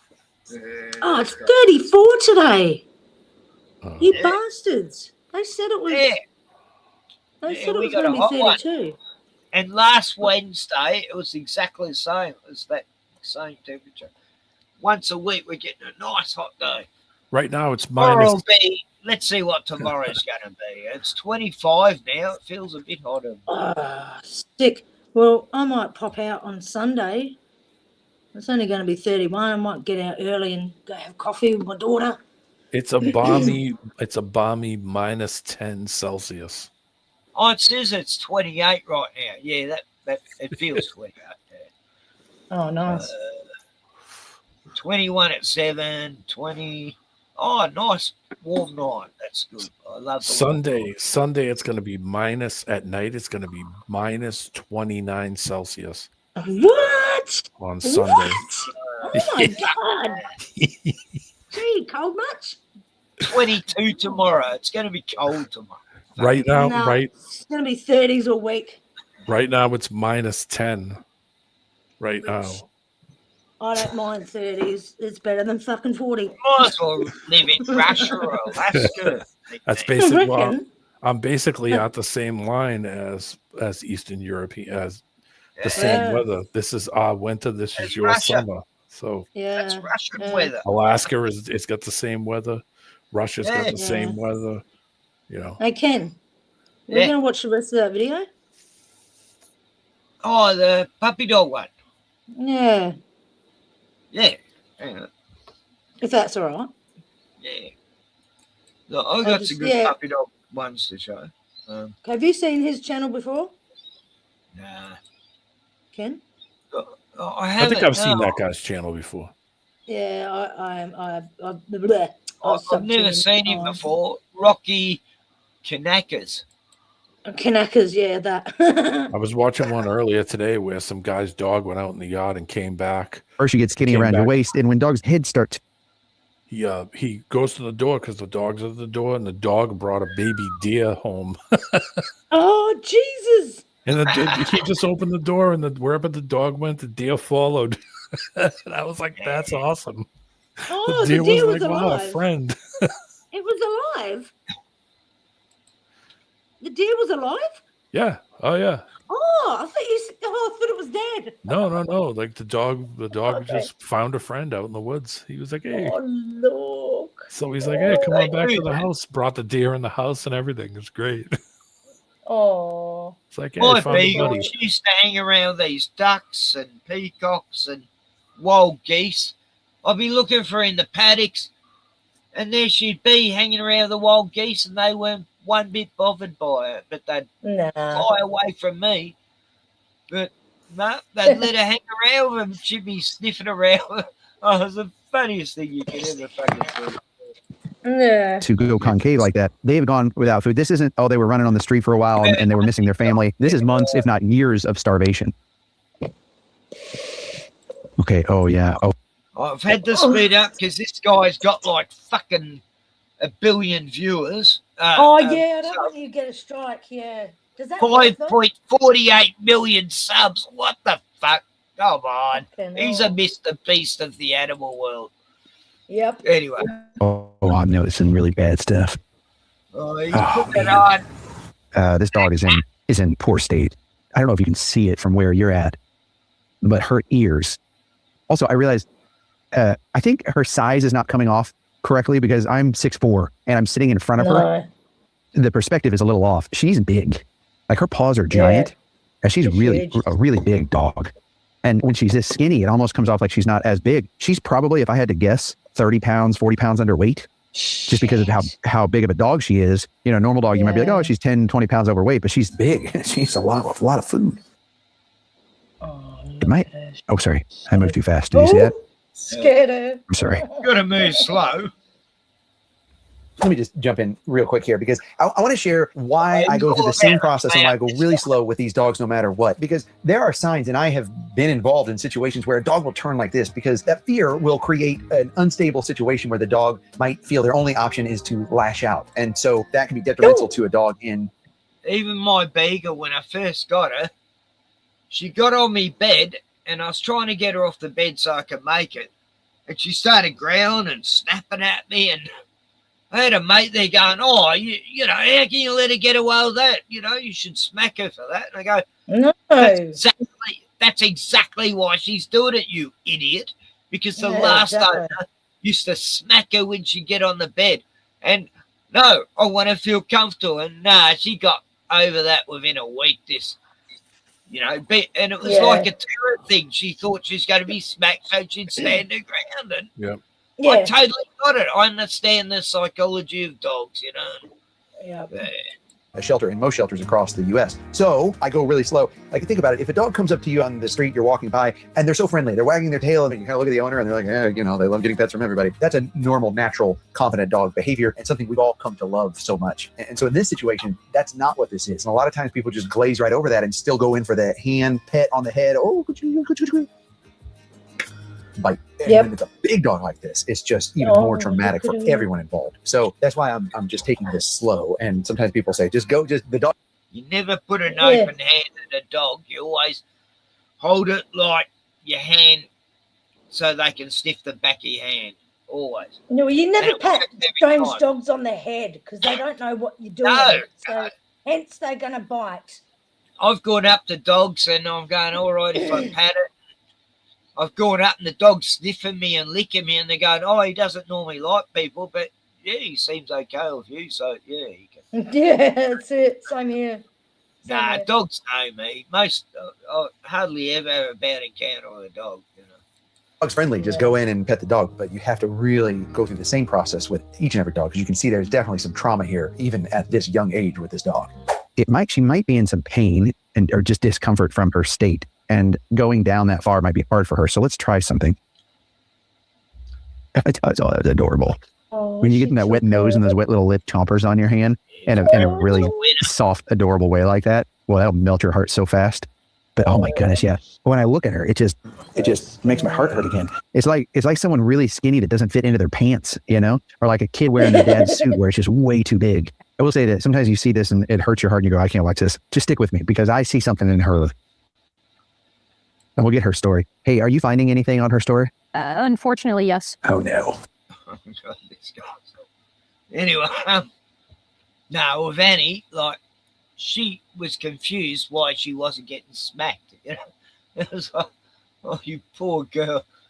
But, and people come around, she'd hide and she'd poke her head in, bark at them and run off. She was really shy of people, She hardly got to see a dog or a person in her life. She's in a little fucking chained up area in the backyard for fucking 10 years before I got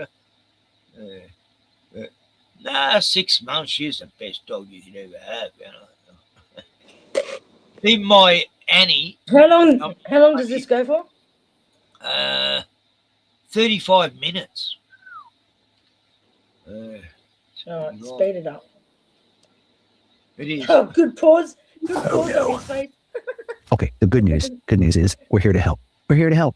We're going to figure this out together. Me, her, you guys. Alexis, what kind of dog do you think she is? Oh, you might have the notes. Don't tell me. Yeah. Alexis has stuff in the system. Okay, then, why don't we do this? Let's get her story. But first, I have a really good Flips Farm update that I would like to tell you about. Let's jump into that. Okay, Bodie, he's been working through his... Right. She a girl, right? She is a girl. What is her story? They have her estimated at around 1 year old. Yeah, she's young, huh? What breaks my heart is that means she's probably only ever known hunger her entire life. Okay, what else do we know? Well, she came in to the shelter because it sounds like someone called animal control about a stray. Animal control took this girl in and immediately saw, how skinny she is. And when she came into the shelter, they obviously observed how serious her condition is. And this is what they marked in the system. No return to owner without animal control counseling for a 597. That's a penal code. Okay, what's 597 penal code? So when I looked into it, penal code 597 refers basically to animal neglect and cruelty. Yeah.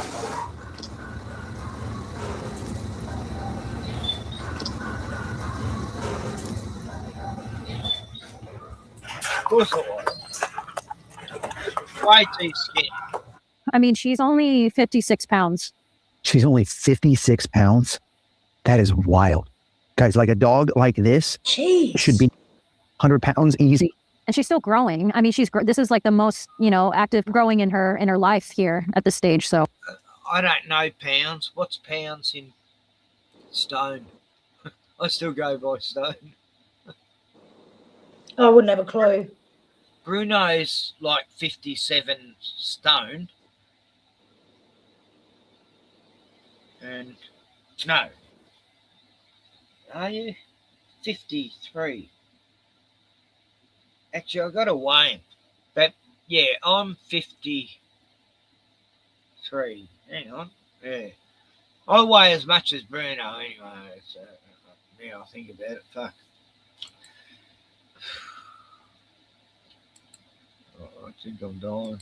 Yeah, I would go as far as to say her growth has probably been stunted. She would probably be bigger. She still will be. But I mean, look at that. You can just see every muscle and bone in her body, and not in a good way.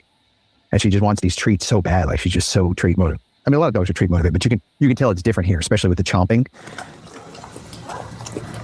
So what the fuck is he in? Like, looks like he's in a. Anyway, we'll skip ahead a bit. Okay.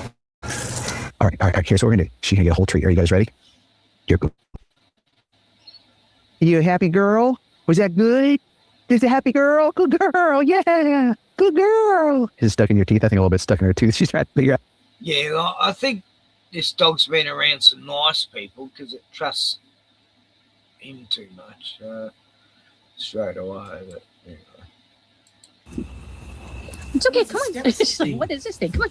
No, she got to meet her dog siblings, Jack and Murphy, right away, which is great. You know, and Jack and Murphy met Dottie. It all went off without a hitch. They all loved each other right away. She's Miss Dottie. She's naughty Dottie sometimes. And it fits her personality really well. She's just a sweetheart. And Dottie just fits her really well. So we decided to keep it. There are 2 other humans in the house, my husband, Todd, and my youngest son, Tucker. And then there are 2 other 4-legged puppies in the house, 13-year-old Jack, who is a huge, massive dog. And then we have my cranky old man, Murphy, who's 13 years old. Hi, girl, see? Hi. Well, Mr. Murph has to get in the picture, too. I'm always looking at dogs because I love dogs. So I am always watching Rocky's videos. We need to really have a friend for Jack because he's 3, so he's going to need a young playmate. That's why I was really kind of like looking, pursuing, and then came along Dottie, and she just grabbed my heart. As much to my husband's dismay, I am always looking to adopt.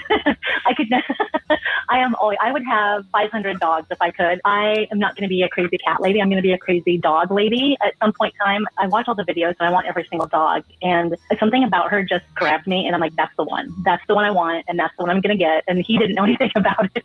I'm like, hey, I did a thing. I'm not making the choice. They're making the choice. It's just I see them at the right time, and that's the dog that touches me in a way that has to be my dog. I have to have that one. I saw Rocky's video. I think I saw it on like a Facebook reel, and I contacted the shelter like right away as soon as I saw the video. And my husband out of nowhere goes, well, what if we just flew out and got her and just drove home with her? And I'm like, okay, we could do that. So she got to come in and explore the house and the yard and everything and just have the night to ourselves. And she was just wonderful. She didn't even know we had stairs to the 2nd floor. She just was like, what is that? So she would go up just. I mean, I love her for the fact she loves dogs, but God, I could never live with this woman. Talks too much. Fine. I had to come back down with her. And then she followed my son up one day, and then she wouldn't come back down with him. So she's got some little oddities about that. This is common in dogs that were never socialized, might have been abused or locked in one room and never let out, or only ever lived in the backyard. They don't know what stairs are. Going upstairs can be scary. Going downstairs can be scary. Those are 2 different skill sets. And so one of the best ways to. And this guy, I don't know. There's something about his face that just looks perfect to punch. I don't know, Ken! I don't know. He just irritates the fuck out of me. Sorry, Wazzy. All right, I mean, turn it off then. I'm just, it's just from a guy's perspective, I guess. But, you know, he's probably a spunk to chicks. No, I think he's lovely. I do. I like Caesar Milan a lot better. Who? Caesar Milan. The best Caesar. dog. Oh, it's Caesar. Yeah. Yeah, he's the best. Is he still alive? Nah, he did he die?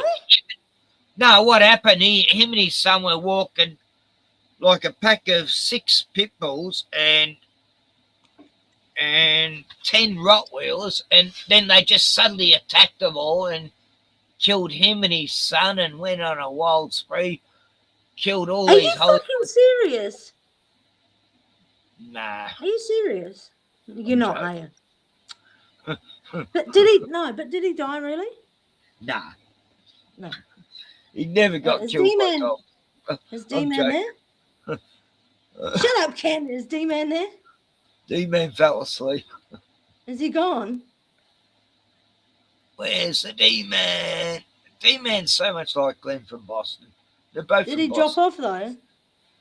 No, he's probably getting ready for work or getting a plough. Oh no, that's all right. I just wondered if he was there. He's still there. Only one people's watching. What a piss poor show. I thought John O'Beer and Jimmo and Jacko and Tomo and. Are they all gone? Jono 5:16 was the last time he commented. Yeah, it's 5:46 now at Eastern time. Yeah. But I've got some much better guys and women than him, but yeah, I know a lot of good. Do you remember Rescue Inc? They were great. No. They had a show in America, right? They were a bikie gang that used to go and save dogs from terrible owners. Not really. Yeah, they had a TV series, but the thing is they got in trouble because they sort of threaten these people sometimes with extreme force if they ever got a dog again. And yeah, a few times they probably went and bashed the person afterwards. And nothing wrong with that. No, rescuing. Good on him. I know. They had to stop the show. They never showed on the show, but yeah, the reports that they went back and taught these people a bit of a lesson. As you would. Yeah, as I would. Yeah. No, I knew this guy. He was a biker and he loved Rottweilers, and he found out about someone who hurt my dog, and that person never ever fucked with my dog ever again, and was terrified and walked across the road whenever he'd see me and my dog. And good. Like I've known a lot of good bikers in the time, and they had me back, when no one else did. Right place, right time. Yeah. Like a person who loved dogs and. Yep. I think angels have had my back a lot in me past, because I should be dead many a time. I didn't have fear, and I stood up to evil. But anyway. Yeah. What do I call it? Rescue Inc. Rescue Inc. What was it called? Rescue Inc. What's that got to do with dogs? Because they're tattooed. No, yeah, I thought. I did think that. Yeah. Pretty fucking. What do you call it? Are you sure it was called that? Oh, maybe it wasn't. Maybe you didn't. Maybe it wasn't even real. I thought that was the name of the show. It kind of sounded familiar, to be fair.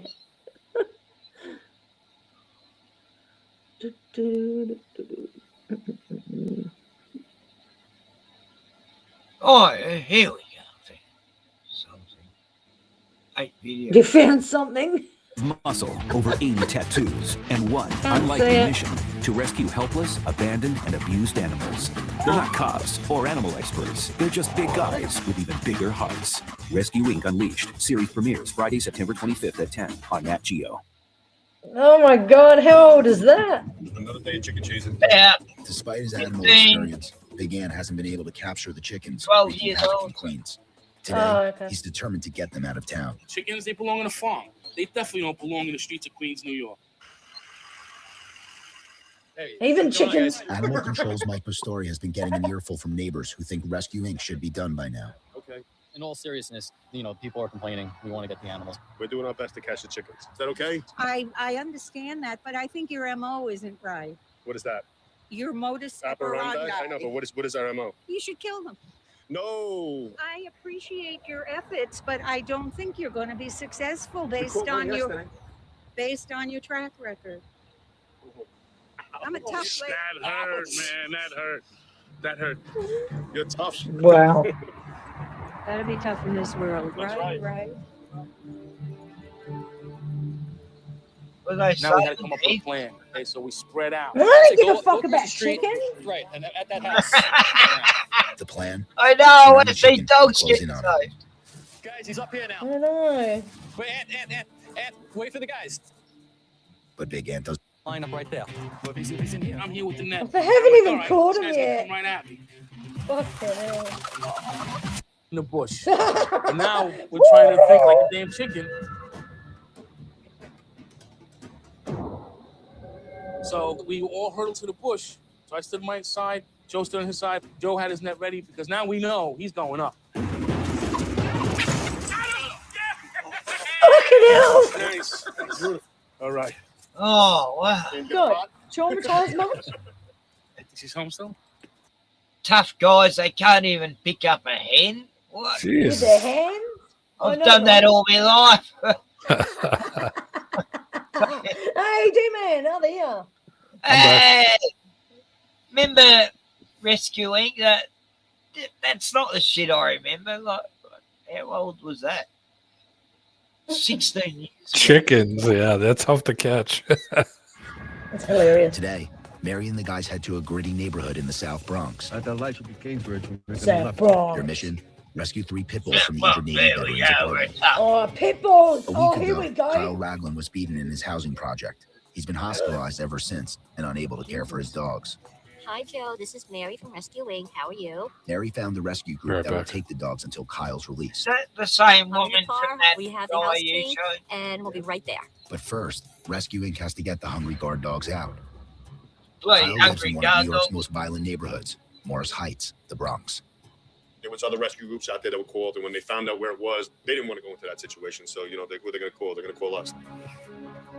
Rescuing strategy. And they're shitting themselves. Whether it's 2 of us, 3 of us, 4 of us, all of us, and something happens to us, listen, there's another 5, 6 of us. You're going to have to deal with them. And we all have friends. Oh. What's up, fellas? Fellow Rescue Inc. member G grew up in the projects and has years of experience with aggressive dogs. What's going on for today, guys? This guy put a pretty bad beating from some gang or something in his building. And he had to leave his dogs in his apartment. Outside Kyle's building, the guys meet Joe Pastori from the Mayor's Alliance for New York City's Animals. Joe Pans, what's going on? The nonprofit finds shelters for rescues. What's the plan? Well, the plan is to go up and approach the dogs one at a time, very careful, try not to overwhelm them, then leash them, bring them down, and we're ready to go. Sounds good. Let's go. All right. Joe Pastori will take the dogs if the guys can get them out. So which one is it, 12A? The team must proceed cautiously. Kyle made a few enemies. They knew why we were there, and they knew who we were helping. Joe leads while G and Angel watches back. The dogs are trained to go after intruders and sound desperate. I don't know what kind of temperament the dogs had. I know they've been alone for a couple of days. They haven't eaten. I knocked on the door a couple about 3 times, and I banged on the door to the door barking, and I smoked it. Hey, Bruno's a puppy dog. Bruno's Doesn't sound too friendly. Joe tries to get treats to the dogs to Bruno thinks the dogs are outside. He's going to... Bruno, it's on TV. distract and pacify them. Easy. Good boy. Hey, shh. Here you go. Oh, puppies. Give me some more. They're starving. Are you getting big? 5:55 p.m. Oh, God, I'm seeing the triple digits lately. That's good. Anyone still there? Wazzy. D-Man.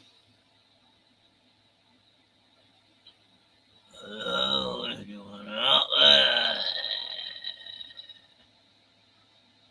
Anyway, this is a short one. Take the big one.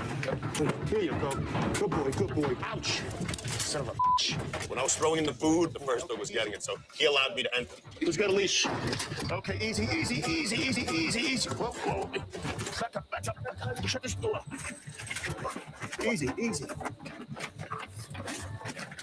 Joe shoves the friendliest dog out first. The two pit bulls are still snapping at him. It's a short leash. Ouch. Get down. Okay. The most menacing dog is left. This one's nasty. Give me a treat. Come. Let's go. Come on. Okay. Grab him. Yeah. He's the one that, no. It's been a couple days. Oh, Who knows how long it's been since they ate. They really, the dogs are it's been a nice. while. Hey, I need my finger. The dogs will get a full meal soon, and the guys leave food for Kyle's 3 cats. They look very happy that they're at a park, right? They have to get park. Oh, they're just like Bruno. Come on, good boy. Come on, baby. Good, man. Thanks a lot. Pleasure. Thank you. For all you do. Coming this September from the National Geographic Channel, Rescue Inc. Unleashed. I don't know what's going on here. We don't care. We're here for the dog. 8 tough guys armed with 1,700 pounds of muscle, over 80 tattoos, and one unlikely mission to rescue helpless, abandoned, and abused animals. I have zero tolerance on animal abuse.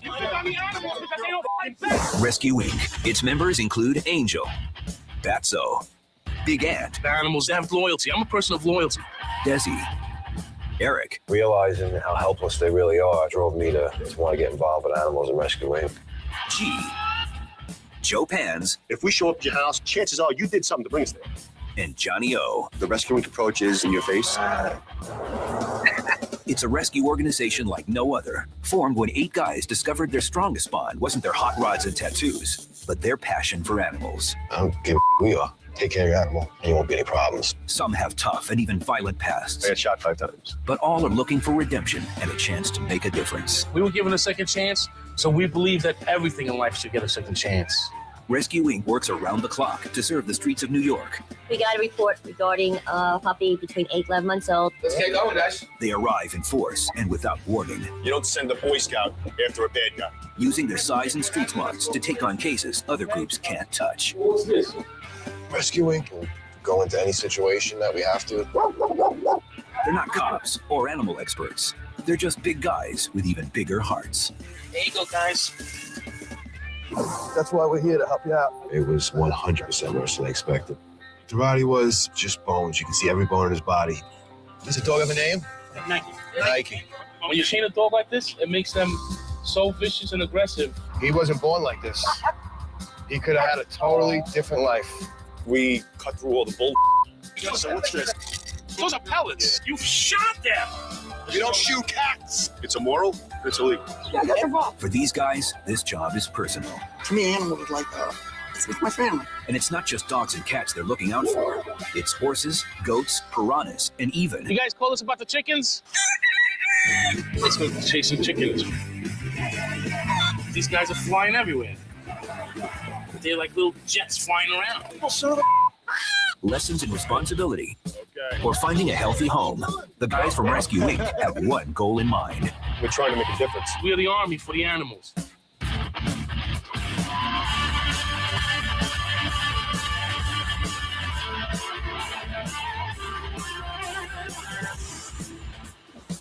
Rescue Inc. Unleashed. Are you going to give me back my chicken? The new series premieres Friday, September 25th on Nat Geo.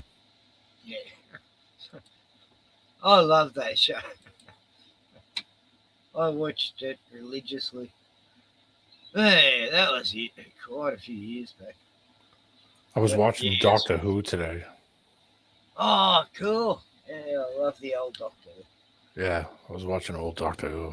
I didn't really feel like doing much, so I just kind of hung out. What doctor? The Tom guy, the guy with the scarf.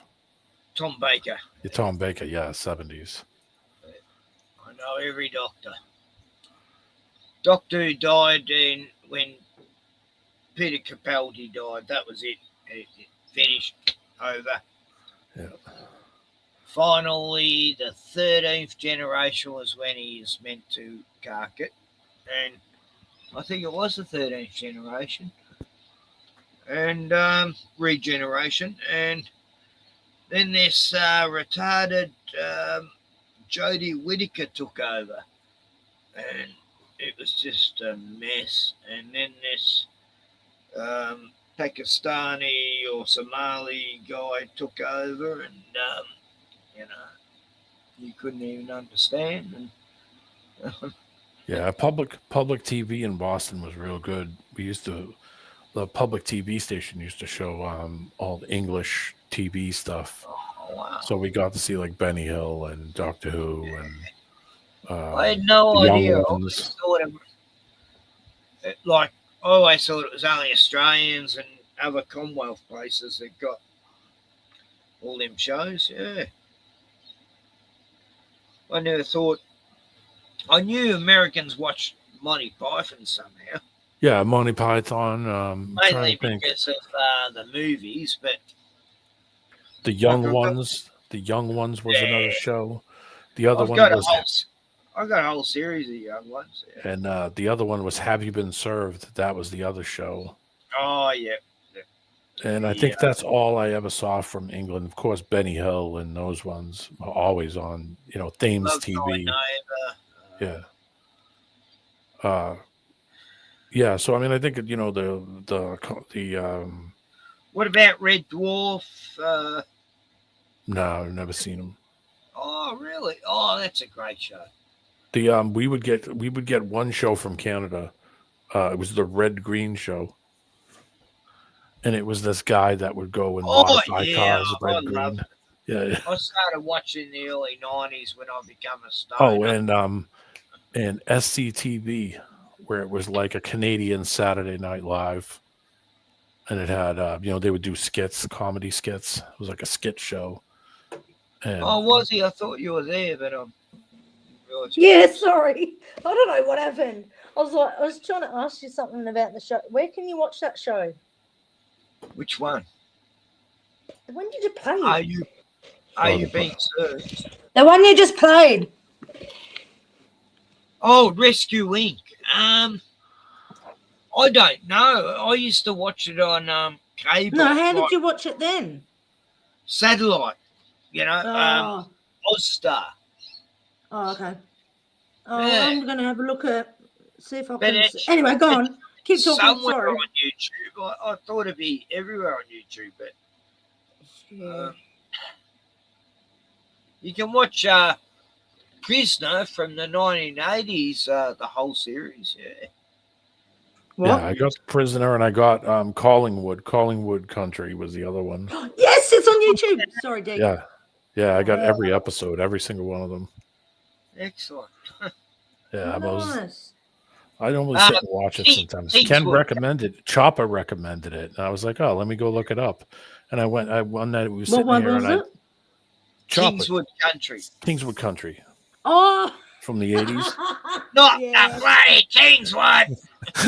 Yeah. It's not a car, it's a Commodore. Like, can you believe it, was he? Like, here's D-Man watching whatever. That's fucking hilarious. I watched it. I actually got it on DVD from the library years ago. And it was like, oh my fucking God, this is so fucking stupid. But it was funny.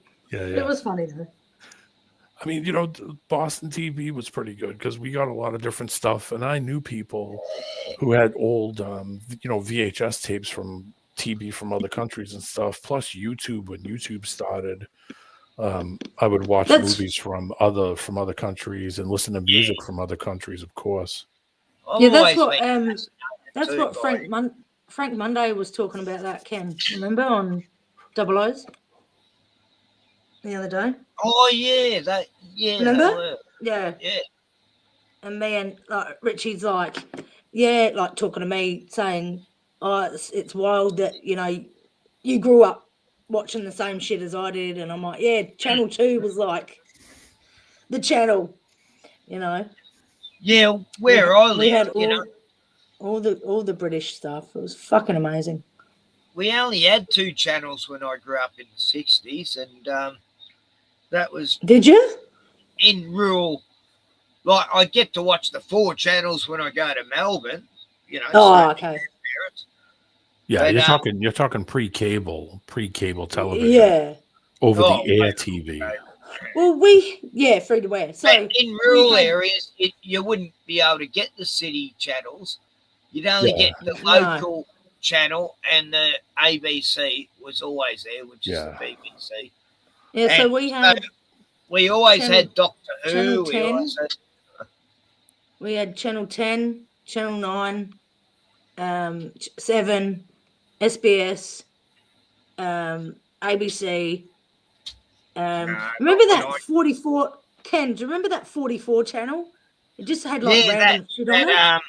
Local, I mean, community channel. Yeah, that's right. Yeah. Oh, look, a mate of mine, his daughter used to go on that channel. You know, Adele. Oh, she used to host a show on there. Yeah. They were good old days, the early 90s, I think it was. Yeah. Anyone could host the show on it. You know, it was great. Yeah. SBS was killer back in the day. Yeah, it was. It's fucking. It's too woke now. Oh, it's woke as fuck. Yeah. So is ABC.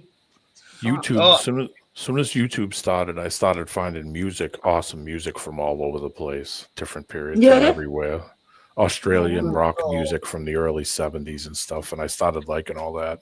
That was probably the first Australian thing I probably ever, besides, of course, AC/DC. It's a good way to get to know countries is by the music, you know.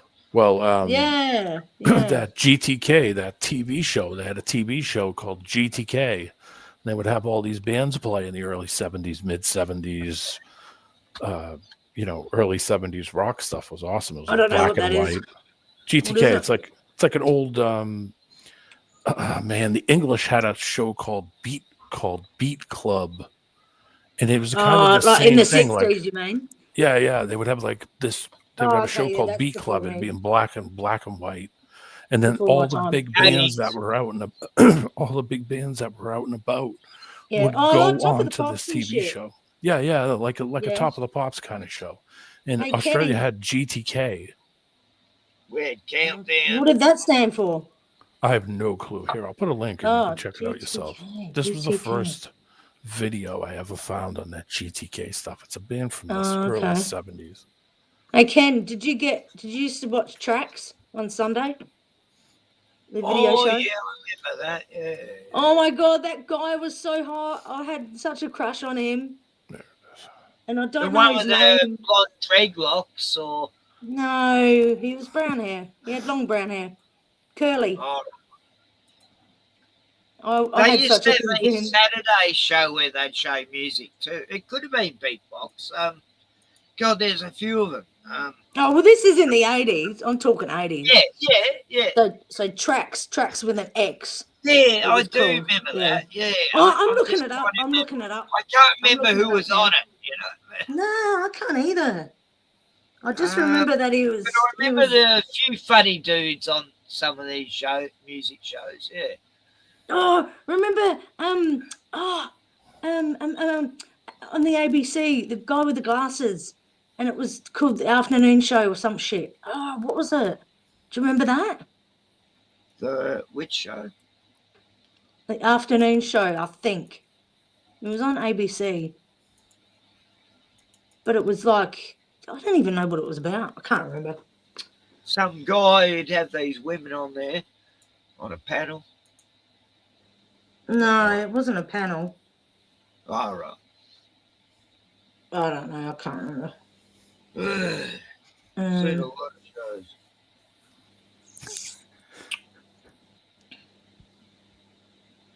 Are you still there, D-Man? Yeah, I'm still here. I put a link in the back for you, Wazzy. That's the first Australian music thing I ever heard besides AC/DC. That was the first thing I ever heard. Yeah, I can't look there because I don't know how to do it. All right. Sorry. Well, Ken, I put that for the back for you. Yeah, if you want to okay. listen to it another day, but that's the first Australian anything from the 70s I ever heard. That's the video, and it's a different. I found an easy link for it from Aussie Oh, TV. Bobby Lloyd. Wow. Yeah, Bobby Lloyd. My Oh, friend, yeah. I remember telling my friend about this, and like 2 weeks later, he called me on the phone and said, "Guess what I got?" I said, "What?" He said, "I have that record." Where he and he went to some store and went through some catalog or something and bought a used record from another store and had it shipped to the store that he, the guy was like, "Yeah, I can get that for you." So I remember him calling me on the phone saying, "Guess what I got? I'm coming over." And that's what he had, his Bobby Lloyd colored balls. And I think, holy shit, that's the first thing I ever heard from Australian music ever. There's Besides, a band in the 80s who were called something else. I found it! Watch out, it's loud. It's going fast. That's speed up.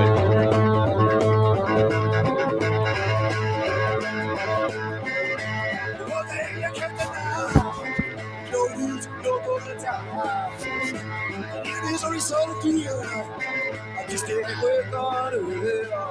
There's nothing you get from doing nothing. There's nothing you kill in the nothing. Everything you get, you gotta put in more. You gotta work to stay alive. You gotta work to help everybody That's else. hilarious. Forget what you needed.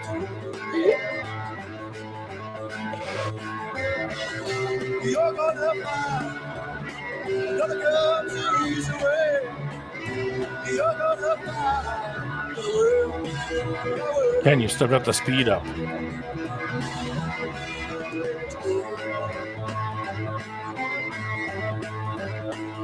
Yeah, it's on fast speed, Ken. He's still got the speed up to 1.5. Yeah, I have to. I have to have the speed up because I'll get copyrighted. Yeah, because Well, that- Aussie TV is the link. I don't know That's what a that great is. show. I mean, But that's a great song. Who is it? Bobby Lloyd and the Colored Balls. Ken, did you see the? Did you see what I showed you then? Look. Oh yeah, who's that? That's that Tracks. Oh, That tracks. Yeah, like yeah, where it would play like music videos. Music show, yeah. Yeah, Oh, yeah. he's not that hot. He's not that hot. Love the Looks mullet. like a bit of a surfer. Gotta have the mullet. Yeah, he's got a mullet for sure. Oh yeah, that's a big mullet. I remember that. That's hilarious. The good old 90s. Just such a look, wasn't it? Fucking hell. Horrible.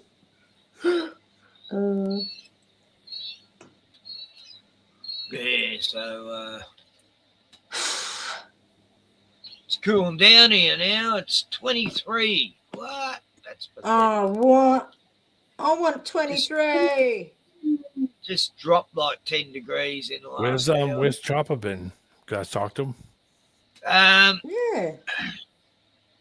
Where He is said he? he had some guy tied up and he was cutting his toes off with a big Oh, well, it's dropped one degrees. Good on you. Damn. Why can't we have hot nights? It's not 26. It's 26 at 8 o'clock tonight. Fucking hell. 9 o'clock it'll be 24. Oh, God. How depressing. You want to hear some good Aussie music, D-Man? Oh, it's 78 there. All right, so yeah, it's 78 Fahrenheit. Yeah, that's pretty hot. Is it really humid there? Oh, here? Yeah. It's humid No. here. No, not at all. How far away? How far away was he? Are you from Ken? I know Ken's in the south. Oh, not that far. All right. I could walk there. No. I don't know, Ken. How long does it take to get to Melbourne? It's like 8 hours or something, isn't it?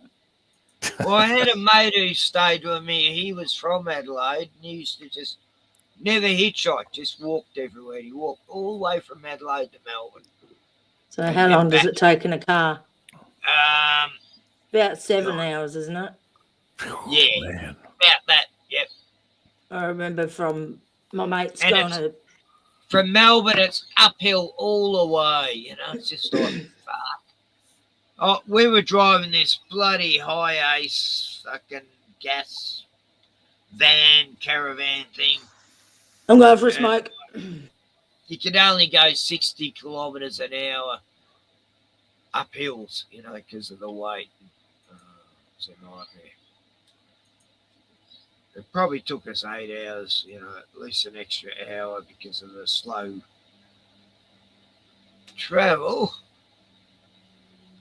But we got there, we rescued our mate from Adelaide and got him back to Victoria with the cops giving us 24 hours to get out of the state. Yeah, great trip. The, Was the, quite lo- an adventure, actually. the longest one I did was I went from Boston to northern Vermont, crossed over into upstate New York, then drove all the way to the border on the top upward corner of New York and Canada, then drove from there to Alabama, which is all the way in the south in the Gulf of Mexico. And it literally was a week, you know, 7 days of just driving off shifts. You know, I'd drive, then my friend would crash, then I'd crash, and my friend would drive. And the last big one I did was Florida. We drove to Clearwater, Florida from Massachusetts, and that was 1,400 and something miles. And I mean, I probably could have. It took Glenn 3.5 days to get to Perth from Melbourne. Yeah, and I mean, he was probably driving. You know, we were driving. I was driving a ride, a He was truck. only having naps, you know. He was, Yeah. Well, you would kind of have to. Didn't he have to go across the Nullarbor? Well, you should be staying, you know, at least sleeping every night. Or I would take I'd take 5 days to get there. Me and my friend would drive to his uncle's in Alabama. If we could get to the border of Florida in basically 2 days from Massachusetts, so like 26 hours. If I drive 12 and then hop out and then crash in the back, and my friend drove 12, we could be at the border of Florida from Massachusetts, so from the north to the south. That's like I'll just see where Chopper is. we need a chopper update live.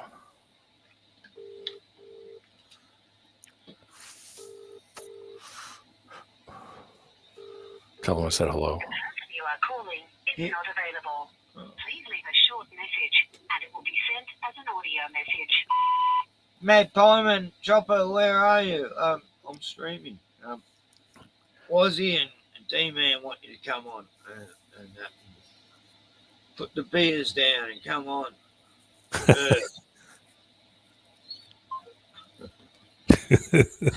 Damn, I haven't had any scam calls tonight. I love doing them on live stream. I've had it's amazing how many times I've been live streamed. I've had a scammer and I have a bit of fun. What's their accent when they call you? Indian. Yeah. Always got a Western name, you know. Yeah. Yeah, my name's John or Yeah. Smith. It's so true, and it's the same. It's the exact same thing too. I haven't got any in a long time. Last time I got one, it was I don't somebody. get 'em much. It was somebody. It was some Indian guy, exactly, who had an American first name. I think his name was Jack, and he was calling from some warranty company about my vehicle. And I knew it was a fraud, and I just let him on the whole way and gave him just the worst info, shit that was completely wrong. And sat there and did stuff until he realized that I was giving him shit, and then he just hung up. And I was like, "Yep, bye." They're waking up much quicker now when you're joking with them. Yeah, after a little while he realized it. And The last stream I did, I got one on. I'll say it was about solar panels, you know. They always want to sell you solar panels, you know. So, yeah, no, I live in a caravan. I don't own a property or a house. I'm broke as fuck. Then she just went clunk. I go, that was it. As soon as you say you're broke as fuck, they're like, all right, we got nothing we can steal. The lady at the bank one day said to me, you have to show me I had to show her ID because I've never walked in the bank and used the card. So she's like, can I see your ID? And I was like, why? I have the card. She said, well, because you've never used the card in the bank and handed it to me. So I need to see your ID. And I was like, I said, okay. So I handed it to her. And she said, we do that for identity protection. And I said, listen, and I said my name. I said, whoever steals my identity, good luck to them. I hope they had better luck than I had with me. And she just laughed, and she never asked me for the ID ever again. I think probably because she remembered me saying that, and she has never asked me for ID ever. So I was like, okay, they are just trying to do it. But, you know, the way I said it, she kind of laughed. I said, good luck to those people. So I don't own anything. I was like, the stuff I got is mine. I don't have any debt. I was in a shop today. I bought these thongs. You call them flip-flops. Yeah. Yeah, tongs. Thongs, yeah. Flip-flops for your feet on hot days, because I've bought 3 flip-flops. I call them flip-flops, so you know what I'm saying. Because they slap walk. Don't say thongs, because Americans Thong think is you're like wearing a a G-string. yeah. I know. I think you're wearing a Got your G-string. G-string on today, Kenny. Yeah, Ken's going European. I can't wear them. I don't wear it. I used to wear them. Now I just don't. No. Anyway, you don't want any great smugglers, Kenny. I went to this shop just to get thongs, right? And I come out. I go to the cash register, and she goes, "Are you carrying?" And I said, No, I haven't got any guns on me, and I haven't got drugs on me either. And she goes, "What?" I go, "No, I'm not carrying. I haven't got open carry guns." And then she got the joke and laughed her head off. She thought it was hilarious. At least, it was just funny. She goes, "Are you carrying?" And it's like, I said, "Sorry, I've been talking to a mate in Houston lately." She goes, "No, I got it once. You said open carry." Which is young, but you gotta have a laugh when you're shopping, haven't you? No, we got drugs or. Everybody's so serious. I know. Why so serious? That's the joke I said. The one time I was at the store and the girl said, "Do you want a bag with this?" And I said, "Yeah, can you triple bag it?" And it was like a candy bar.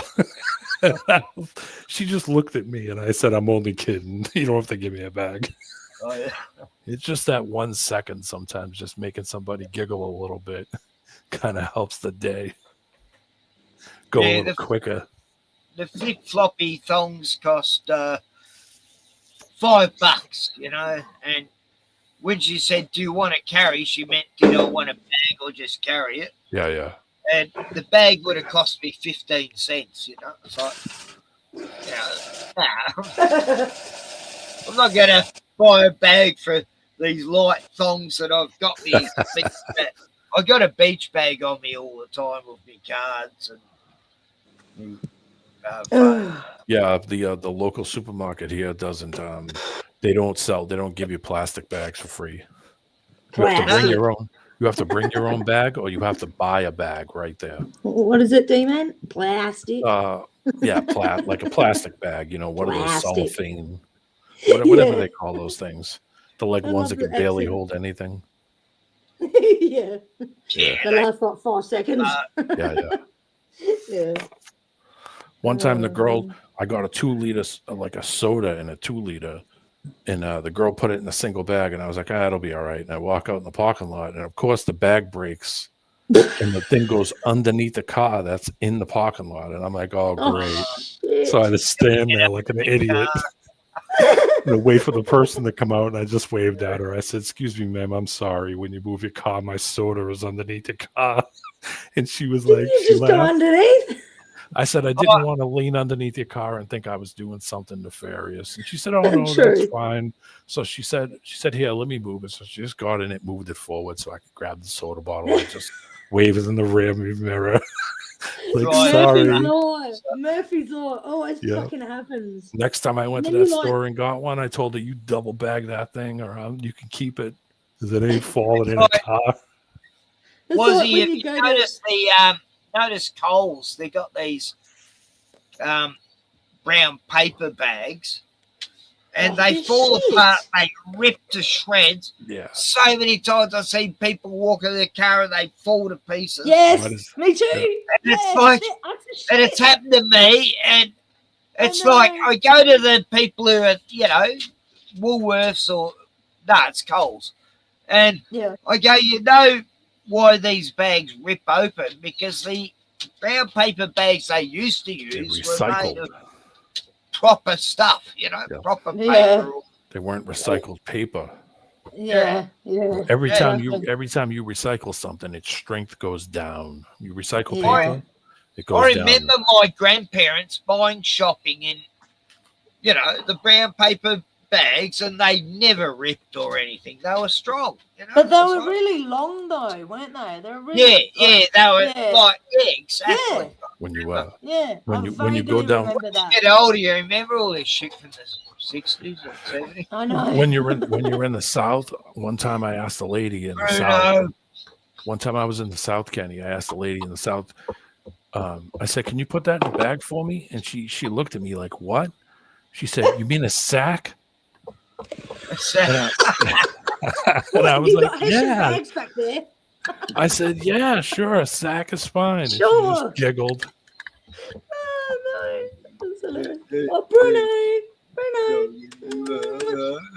Oh, you're beautiful. So hungry. He had a hell of a dinner. I just fed him, but he's still hungry. Is he eating? Yeah. Yeah. He had what'd you have? Rissoles and gravy and veggie. No, I'll give him that pig. I'll give him that pig's ear. That'll do. You want a pig's ear? I'll be back. He's got a big scar on him. Has he got a scar? Yeah, Bruno. Oh, I didn't see.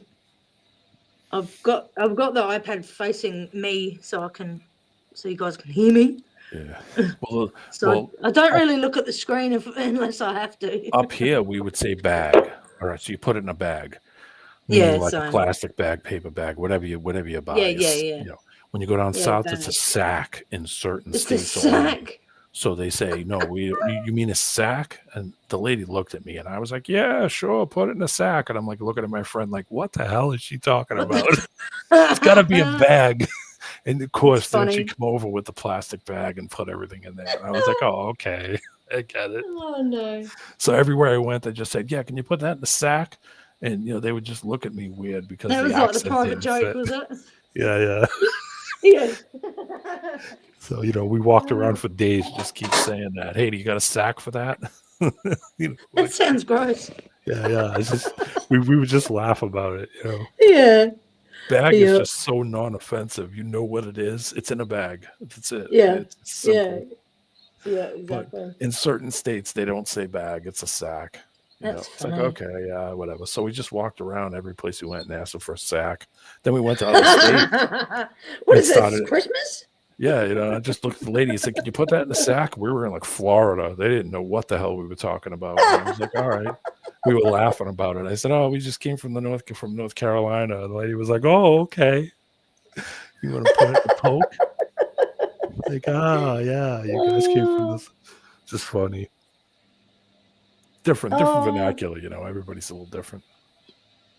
Oh, I can't wait. I'll get to see my my old PT because she's working independently now. So I'm going for a gym session tomorrow. She just texted me. I was thinking about it all day, and I'm like, oh, I can't wait to see her tomorrow. She's really cool. She's only in. I think she's 25. Yeah. But no, we just have laugh. We laugh the whole time. She gives me shit, and I just give her shit back, and you she's chum lovely. around. You I chum can't around. wait to see her. It's been like, I think I had my last. I think I seen her in December, I think. So yeah, that's funny because I was thinking about it. I was thinking, I might just text her and say, I can't wait to see you tomorrow. And she just texts me. Indeed. Yeah, I worked.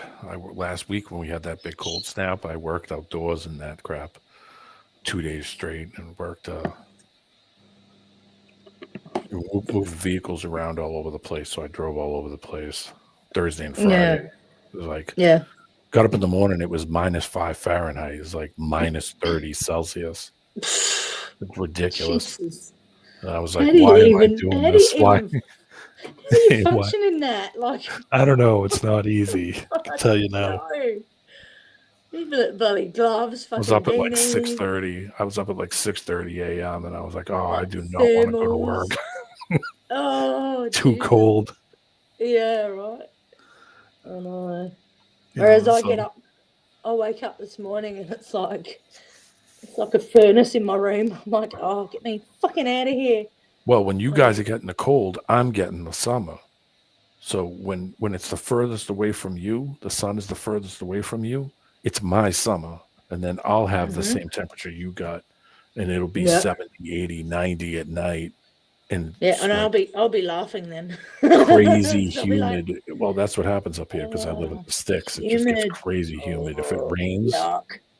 Wazzy, if it rains and then you have a hot day the next day, it's like living in living in a sauna. Sauna, yeah. Oh, Yeah, it's just so humid, but it's like 90 and like 90% humidity.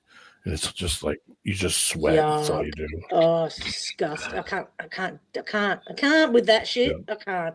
No. Florida is like that. Like when it's starting to cool off here, Florida is like that, where it's like 90 degrees out, but it's 90% humidity. If it rain, God, no. and what it'll do is it'll rain every couple of times a day. It'll rain late in the evening, and it'll rain early in the morning. So as soon as you get up in the morning, it's already 90. It's like, Oh, yuck. so it's probably even worse. The only difference is just wearing less clothes. So it just takes you less time to get dressed. That's about It it. used to get like that in Queensland, I used Where to it's just find baking sweat. Yeah. It's like, there's nothing like walking out the door and I'm sweating instantly. It's like, boy, Yes, that exactly. sucks. it just makes it more hotter. Yeah. And basically, Arizona is basically everywhere everybody goes is in the air conditioning. So everybody's car has AC, every store has AC, every department store, every hotel. So everywhere you go has air conditioning. If the power goes out, forget it. They have a power outage, forget it. It's 110 degrees out and you have no AC. It's like, yep, have fun. Ow, shit. Yeah, exactly. It's the desert, so I mean, Do you guys have evaporative air conditioning over in evaps, America? they got them out in the desert. They don't have them No up here. shit. Oh yeah. It's swamp cooler, like a I heard swamp they're cooler. not that good. Yeah. Like I've got a brand new one. I've got one put in a year ago. It shits on the old one I did have, but as soon as it hits 40, mate, like it's 29 in here. I can't get it any lower. It's horrible. But it won't be too long and won't be like that anymore, and it will just be autumn again. Is it autumn? No. What's after summer? It's fall. Yeah, Autumn. Yeah. Autumn. Yeah, I was right. Yeah. All the leaves are brown. Once the summer's over, up here it goes into summer, then it goes into the fall into the fall season. That's when all the leaves turn and everything falls off. Then we go in that period before winter where it starts getting crazy cold all the time, especially at night. And you'll notice that the nighttime temperature drops big time, and I'll start hearing the heat turn on, and I'm like, all right, I know it's below 60. And then it starts going into the 30s, and now -14. Yeah, but the thing is, when it's cold, I can't adjust my temperature gauge on the heater. So if you put it on, it's oh fuck, it's so hot, and then you like turn it off, and it's within an hour it's fucking freezing again. It's like you can't win. I'm like, there's no point putting it on. In my room, it gets mega hot. Like if I put the heater on, it's not bad. I've had because you that put it heater on the last few nights. Have Just you? the thermostat oil heater, yeah. But I have a thermostat so it doesn't get too hot. Like, yeah, it wasn't that cold, but it was cold enough to just take the chill off the air. Yeah. In a couple of years, I'm gonna go down to like Arizona or New Mexico for a couple of weeks in the middle of the winter, and just see what the temperature is like. See what it's like being down there out in the desert in the winter. Because it's close to the Mexico border. So I was like, okay, it'll be really warm. It'll be probably 65. With no snow at all. And I was like, man, that'd be kind of interesting to do like a Christmas thing or something where I'm like, I could send cards to everybody, Merry Christmas, and I got shorts on and piss everybody. My brother does that. He lives in Florida, and he'll once in a while send me an email or something with a picture of him sitting in a chair in the yard. He's got a t-shirt, and my friend does it every couple of years or so, and he does it where he sends a card where he's sitting there with the RV out in the middle of the desert. It's like, oh, you bastard.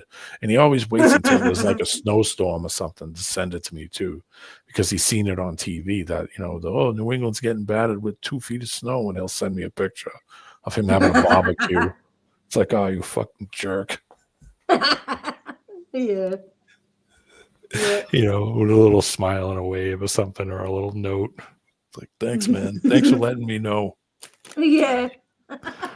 I've made bad decisions. The one thing I love up here, though, is I love the springtime in the early summer. I love spring. Like the end of July me too. to the beginning of the spring is the perfect. Like up here, it's so beautiful because it's just the best place to be. Because the only thing I can't stand anymore is I just hate the winter. I hate winter. It messes with me, making me stiff now. Spring, I hate winter. It makes me ache and it makes you stiff, and moving snow sucks, no matter which way you look at it. And Glenn does that a lot too. You must live near Glenn makes money from it, so there's a difference. I'm not making money from it. Yeah, you haven't got the machine he's got, Yeah, he's got he's got all kinds of stuff. So to him, it's liquid money. So he doesn't care. He sees the snow and he sees money. So I guess the salt just can't keep up with it. Like I heard if you sprinkle bags of salt. You have to get it down to the ground as low as you can get it. And then what happens is at night it freezes. So if you throw salt down late at night, the salt's going to melt it, but then the water's just going to refreeze. And then in the morning you'll have, so I don't do it at night. I do it in the morning when I get up and go out and throw shit out and then go back in the house while I got the car running so I could warm it up, because it's going to have to sit there for a half hour at those temperatures. So trouble. Oh, fuck. It is a pain in the ass. Then I go inside and make breakfast and do my stuff, whatever I got to do. And then I can go out and get in the car, in the warm car, and then go drive to work, and then go get in cold cars. It sucks. Yeah. I remember winter going to work in cars that didn't have heaters, like the heated. Oh yeah. It was a lot of fun. Freezing. Yeah. 5 a.m. in the morning, Yeah. I used to go with my dad to work in the holidays. Yeah. So this is how different shit was back then. Like, so he used to deliver meat. So we'd go to the abattoirs in the morning, go to the office and do whatever. And I guess Dad had a coffee with the boss and then it would fuck off. It was just behind the office. The whole abattoirs was right behind there. And so we used to go there. I'd have my tunes on in the truck, like the radio, and I'd just wait for him to load up the truck with all the carcasses, and we'd be all over Adelaide dropping meat off to all these butchers, and I'd be with him the whole day. It was so cool. Couldn't fucking get away with that shit now. Oh no, you gotta, that's child slavery. No, I didn't do any work. No, when I was a kid, I used to be going to work sites with my dad and my older brothers, and painting during my school holidays, getting paid for it. And We would go bowling. he gave up painting. No. Gave up painting for about a year. Bowling was super cheap, and when you're a kid and you live in the city, we would go bowling. I remember the ad. Like 50 cents a string. If you would play a game, it was like 50 cents a game.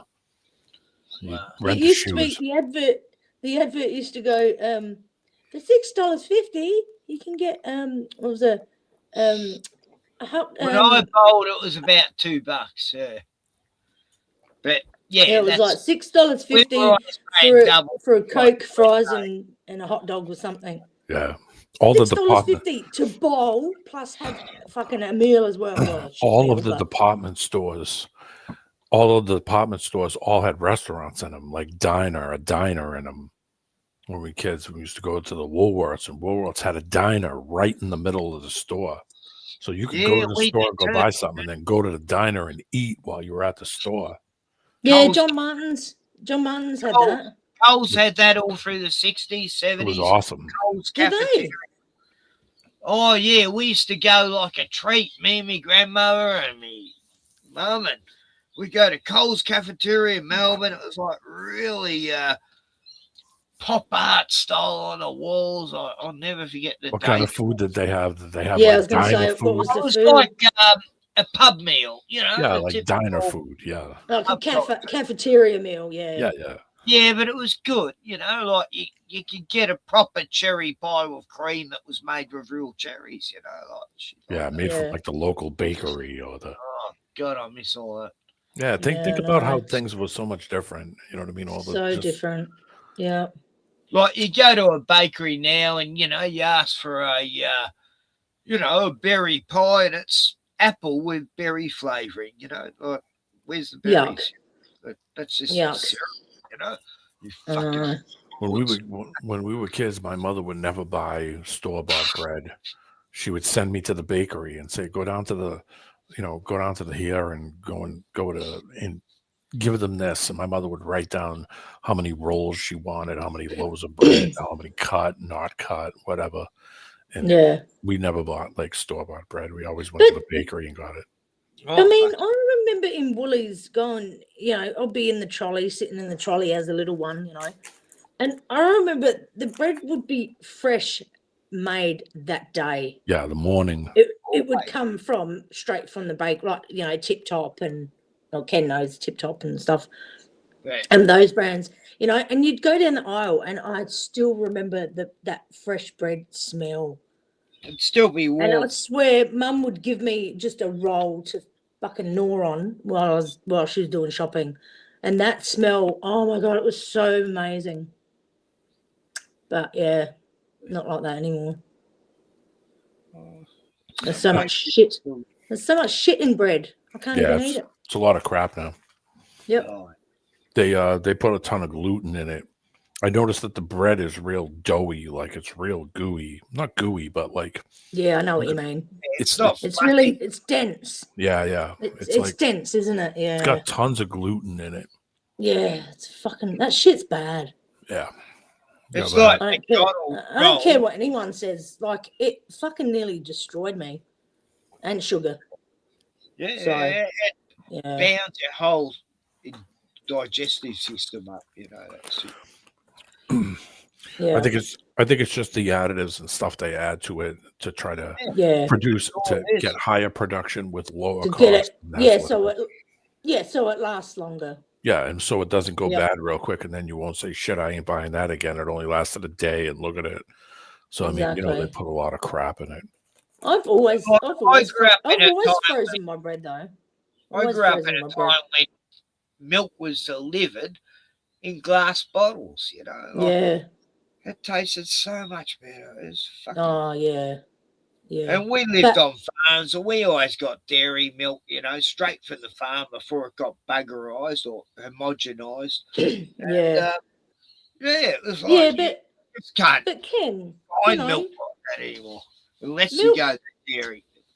milk's not fucking good for you. Dairy's not good for us either. Oh, the what I mean? real milk in the old days had probiotics in it, natural gut stuff that would help your gut. Now it doesn't have it because they buggerized it. I mean, homogenized it. Yeah, I know. I get that, but look at all the gut issues we have. What the fuck? Look at all the gut issues we have these days now. You know? My guts are fucked. That's what I have to have fruit every day because I can't have fried food anymore. It just hurts my stomach real bad. Bruno wants to go to fried food is just utter shit. I don't do them much. I refuse to eat it. I will not eat it because I know I'll be sick. It's the grease. It's the grease that it's fried in. If you if they're using, it's the oil that they're using. Yeah. Using proper natural oil that's changed every week, then it's good. But a lot of these fish, like in when I lived in Melbourne, these fucking fish and chip shops, I swear their oil must have been 6 months old. Everything tastes the same, doesn't it? It's got that fish fucking taste. Horrible. The chips taste like fish. It's just you shouldn't cook fish with other fried stuff, right? Fried alone. Separate, They do that. They put all the other fried stuff in with the fish, and it's like, what the fuck are you doing? I know. I just don't eat. The Italians knew about it. The Italians knew how to make proper fish and chips. We don't have that shit anymore. Damn it. I don't eat deep fried. What, you want to go to bed? I don't cook deep fried shit either. I don't fry anymore. No, I don't deep fry. No. Coconut oil is the best for me. I don't know what you guys use, but I use coconut oil. I was doing it about 6 years ago, and I thought, nah, fuck this shit. It's not I worth use- clean up. And I use all What when do I you do it. use? What when do I- you use, dude? Olive oil, or I know seed oils are bad.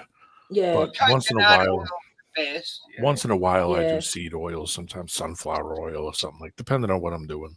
See, olive oil's a slow cooking oil where you need a fast cooking oil, and coconut oil is a fast cooking oil, and it doesn't go rancid. It lasts a long time. Coconut oil was so good. Like but you don't it have still to. make You don't, things taste a bit sweet, you know. but you don't have to like coconut to cook with it. It's not like eating it. It's completely No, different.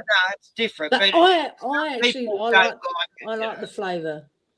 Yeah, So I like the flavour with it, and it sits in my gut really well. So I fucking swear by it. it's proper fat. It's good fat. Yeah. Oh, I was talking to some woman years ago, and I'm like, oh, well, I use coconut oil. And she goes, oh, isn't that fattening? I'm like, it's from a fruit, you fuckhead. People think fat is fattening, but if it's How is pure that fattening? It's proper coming from fat, a coconut, good you for you. moron. Oh, my Fat God. helps. You know, it helps your Oh. joints and Some shit, fucking people, man. It just So got there's no the bad oils and the good oils. no bloody clue. No clue. Margarine. Oh God, I bought this. No, someone left some margarine at my place a while back.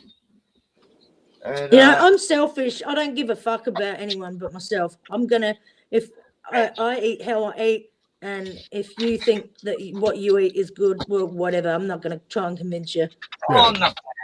I look after number one, mate. Like, you know, You no want one to else kill is gonna do yourself it. with carbs and bad oils. I try to eat as clean as I can. I eat vegetables every time I eat. It doesn't like I Me eat too. portion food, so I'm like I have digestive too. issues too. So I Yeah. feel your pain. Trust me, I'd love to go out and eat some crazy shit, but I know if I eat it, it's gonna kill me. It's gonna make the next 4 days not fun. Yep. That's why I don't. Yep. That's why I try to eat as clean as I can. Well, I fucked myself over yesterday by buying a Turkish roll, and I put an egg, bacon, avocado. Yeah. Yeah, I had a piece of the end bread, the fresh bread that I bought. I had a piece of that with just butter on it. I was like, oh, this is so good.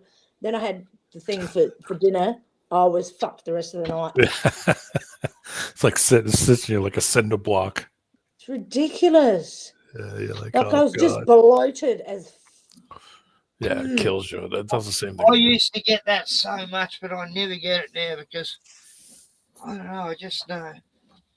Eat cleaner. You just can't. You can't eat like that. You know, your body I don't develops eat a. much bread anymore, and yeah, bread's a Your treat body to me. develops a what's the word? A resistance to it, Yeah. and your body just goes, "Fuck no, no." Yeah, I don't no, want this. Yeah. No, and then you do it, and you pay for it, and you're like, It's not a big deal when you're Yeah. young, when your system's nice and fresh and No. full. Yeah, it's different when you get That's right. older, and then stuff Yep. affects you differently, and you know, because then you're like, Yep. oh shit, I got to stay away from that now. And That's people why. like, you know, one of Why I my have friends. fruit every morning. I have fruit.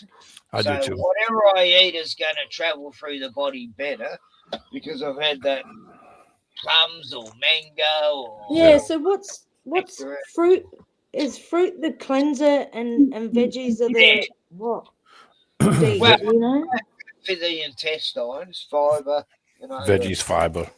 Fruit is basically as it breaks down, becomes So fruit's the wet. cleanser, and what's the veggies? There's another word for it. I can't. Well, the veggies is a fiber. Yeah, no, but it's not. That's not the word. But anyway, that's all right. These things for your intestines, you know, because the fried stuff or whatever, the pastries, the pastas. Yeah. It's the fruit and veggies that help clean the intestines after that stuff. Yeah. Yeah. Yeah, I've got no problem with the fiber side of things because, you know, I've got part of my bowel is not there, so Yeah, don't. Yeah. A lot of people eat Digest- too many veggies and then digest they get pretty crazy quickly, mate. uncomfortable. Well, I bought a whole heap of cherries today, like 2 Oh, big punnets. I'm nearly finished mine. I just grab them, I mate. bought you 2 know, bags my the other body week. always tells me when I need certain things, and I Yeah. don't know what it is, but for 2 months I've craved cherries and mushrooms, and I've been having Oh. mushrooms with steak and cherries and. Oh, I got T-bone, Kenny. I got T-bone the other day for the first time in years. It better be it better be good, man. It better be good, or I'm not buying it ever again. I got oyster blade steak today. I'm really not a steak person anymore, but so I'm going to cook it Friday night for me and my daughter. I wasn't for a while, but I've been craving it lately, so I guess my body's telling me. Yeah. I remember once I split up. Well, this chick split up with me, and I got really depressed all week. I couldn't eat, and then in my brain, whenever I go for a walk, I'd suddenly start seeing visions in my head of different vegetables, and then I'd go up the shop buy it, and I cooked them. And no kidding, the next day I felt totally fine. Didn't give a fuck anymore, I thought. And it was like my body actually told me how to get over depression. Just eat that. You won't give a fuck. I didn't take it that personal anyway. She was like, you know, it's her fucking problem, not mine. She's a hope drunk, you know. But anyway. Yeah. But yeah, veggies, like depression and fruit and yeah, I fucking know. Like, if you eat crap, you're gonna feel crap. Like, period. You know, my friend, a friend of mine, she's like, oh yeah, absolutely. And you die how you live. There's comfort food, you know, like You know? chips and donuts and whatever. Yeah, but- my friend's like, this friend, like, she's like, oh, I'm really sick, and she goes, oh, I had pizza, and I'm like, oh, fucking duh. And she's trying to say, oh, I got IBS, what's it called? IBS. IBS, Yeah. IBD. Yeah. And I'm thinking, no, you fucking haven't. Just clean your diet up.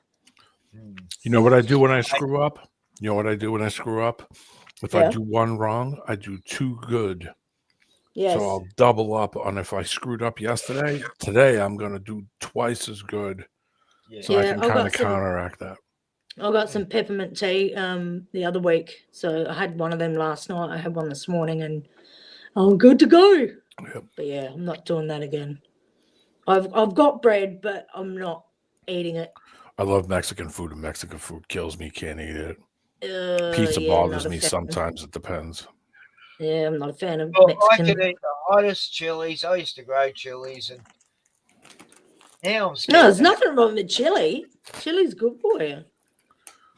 But I don't like it. Take them, but the ones I used to grow, I probably couldn't take these days. When I used to go in the city, I used to get Mexican food. I always chewed it raw, you know. Oh, wow. Did you always get sick though? D-Man, did you always get sick? No, but it would just, it'd make the next couple of days. I never get sick from them. No, not you, Ken. D. Chilies. It never got me sick. Really, real Mexican food's delicious. It's, you have to tell them not to make it hot though, because they'll make it like they eat it. Yeah, like proper Mexican food and the real fucking hell, what do you call it? The mass produced. Yeah, just the real stuff, real salsas that were made there. Yeah, it's totally different food, isn't it? Yeah, that's real made corn chips.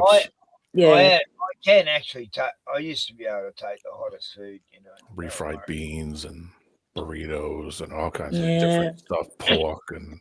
I don't like beans. Love all that stuff, but it kills me if I eat it. It's like somebody filled my guts with bricks. Yeah, horrible. That's fucking horrible. But it tastes so good. So once in a while, when I go in the city, I'll get Mexican food, or I'll get Italian sub or pizza, real pizza. Yeah.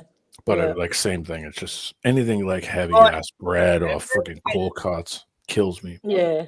It's a salt and shit in it. Okay, get this. So I got takeaway the other week when it was really hot. We just ate takeaway all weekend because I was like, I'm not fucking cooking. Yeah. And so it was Asian, right? And it's like they were all like noodle dishes. Yeah. And I was fine with that. Yet I eat a Turkish roll and I'm fucking screwed. What's the Turkish roll? What is it like a? What is it like a? It's just a type of bread. It's like a pita bread, isn't it? No. Is it like a gyro? Like a gyro? It's just a different kind of bread. Yeah. Oh, okay. I know the one. It's like a bun, a big long bun thing. Oh, you can get them in rolls. You can get them in like long. They're sort of flat, but they've got a bit of Yeah, it's got a pocket in the middle of it, like you're like a Syrian bread. But no, it's not like a pocket. No, it's like a roll, but you can get them in. I've had it before. I've eaten a little. I've got hot in here now. I'm going to turn the air conditioner off. Lebanese food I've eaten a lot. Yeah, me too. I love Lebanese food. I don't Boston. know. I miss all that. I miss all the continental. They have a lot of Italian food around there. You got Oh yeah. Italian food like wog stuff. Yeah.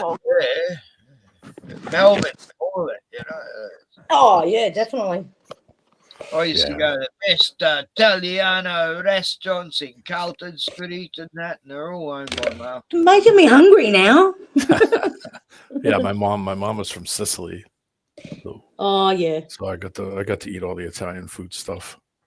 Is that what you grew up on? Oh yeah. Yum. Was South Australia? Did you have the spaghetti tree restaurants? No. Nah, it was a Melbourne thing. Yeah, we had these spaghetti tree restaurants, and it was like an Italian version of the pancake parlor, but they had a myth there that spaghetti grew on trees and stuff. They did all this mythological stuff on the napkins and it was funny. Bundled themes in restaurants back in them days, Yeah. Yeah.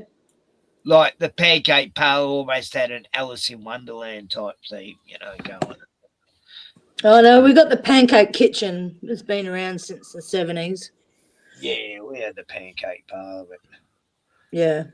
Pancake kitchen. That's great. Yeah. Up here we have IHOP. IHOP is the big breakfast place, or Denny's. Denny's is the big chain. Denny's is open 24 hours a day. Oh yeah. Just go in there and get breakfast at any time, night or day. It doesn't matter. Yeah, you go out on the piss, and then go to Denny's. Yeah. After. Yeah, 2:00 in the morning. You're Is eating that the omelets. place? Yeah. We had a place called Fast Eddie's. It was on like Highling Street. But yeah, I didn't go to the town till later in life, like when I was of age, obviously. But yeah, lots of people used to go there. They used to do burgers. I went to Melbourne every weekend. It was like a diner. Yeah. Wow, they have those places everywhere. Port Adelaide, Golden Grove, Oakland's Park. Oh my God. They're everywhere. Pancake kitchen. Yeah. I just looked it up. Sorry. Oh, that's all right.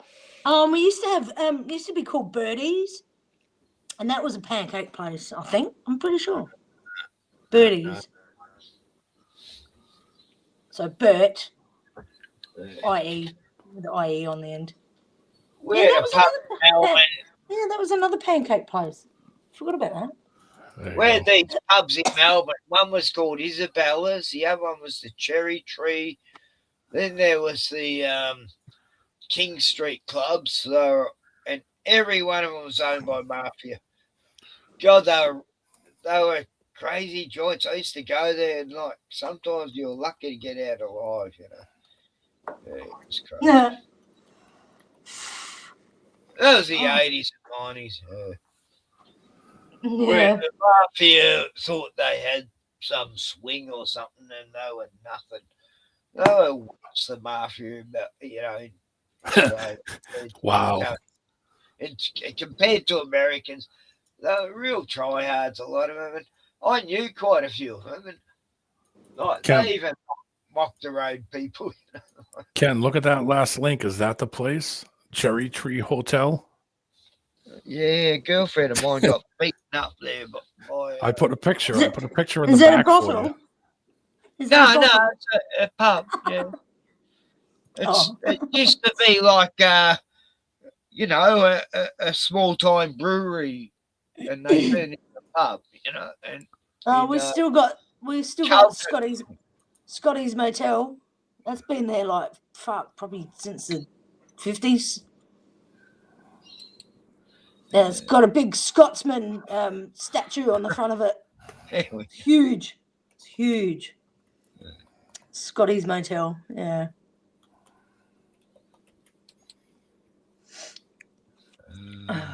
Picture of Scotland. How do I show this? What are you showing, Ken?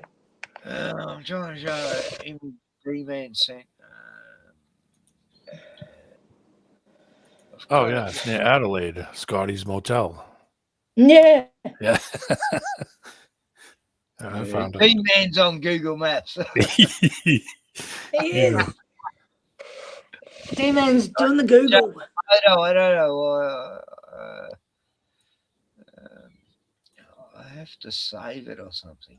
It's got like a I forget what they call that. The sign has got like a Scottish kilt kind of material look. Yeah, and he's got has he got the pipes? Has he got the pipes? As well? A plaid. It's like a plaid. Yeah. Has he got a set of pipes as well? No. Oh yeah, I see. Wait a minute. He has? Wait a minute. Oh yeah, it's got the giant guy on it. Yeah, I see it. With the guy with the pipes. He has got the pipes? Oh, yeah. Sick. I remembered. I was like, oh shit, have I remembered wrong?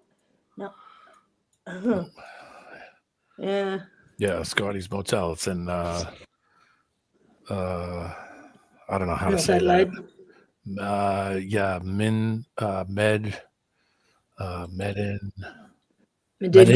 Medendi Gardens. Oh, is that what the? Oh, is that Medindy Gardens? Yeah. Is that the suburb? Oh, Yeah, that's South Australia. Yeah. I can't. Yeah, it's got like a kilt kind of Yeah. material around the outside. It's got a giant guy with a pair of bagpipes. absolutely iconic. Do you guys remember Henryham's restaurant? I don't know if you guys had it. Henryham's. I've never heard of it. No. Yeah, it was around when I was a kid. And we had Sizzler. D-Man. Yeah, we had Sizzler. Sizzler too. Yeah, we had Sizzler. We had We did too. What was the other one? There was another one too. Ground Round. Ground Round was a local one. It was like a steakhouse. Did you have Pizza Hut all you can eat? Yeah, we had Pizza Hut. Did you have the all you can eat though? Yeah.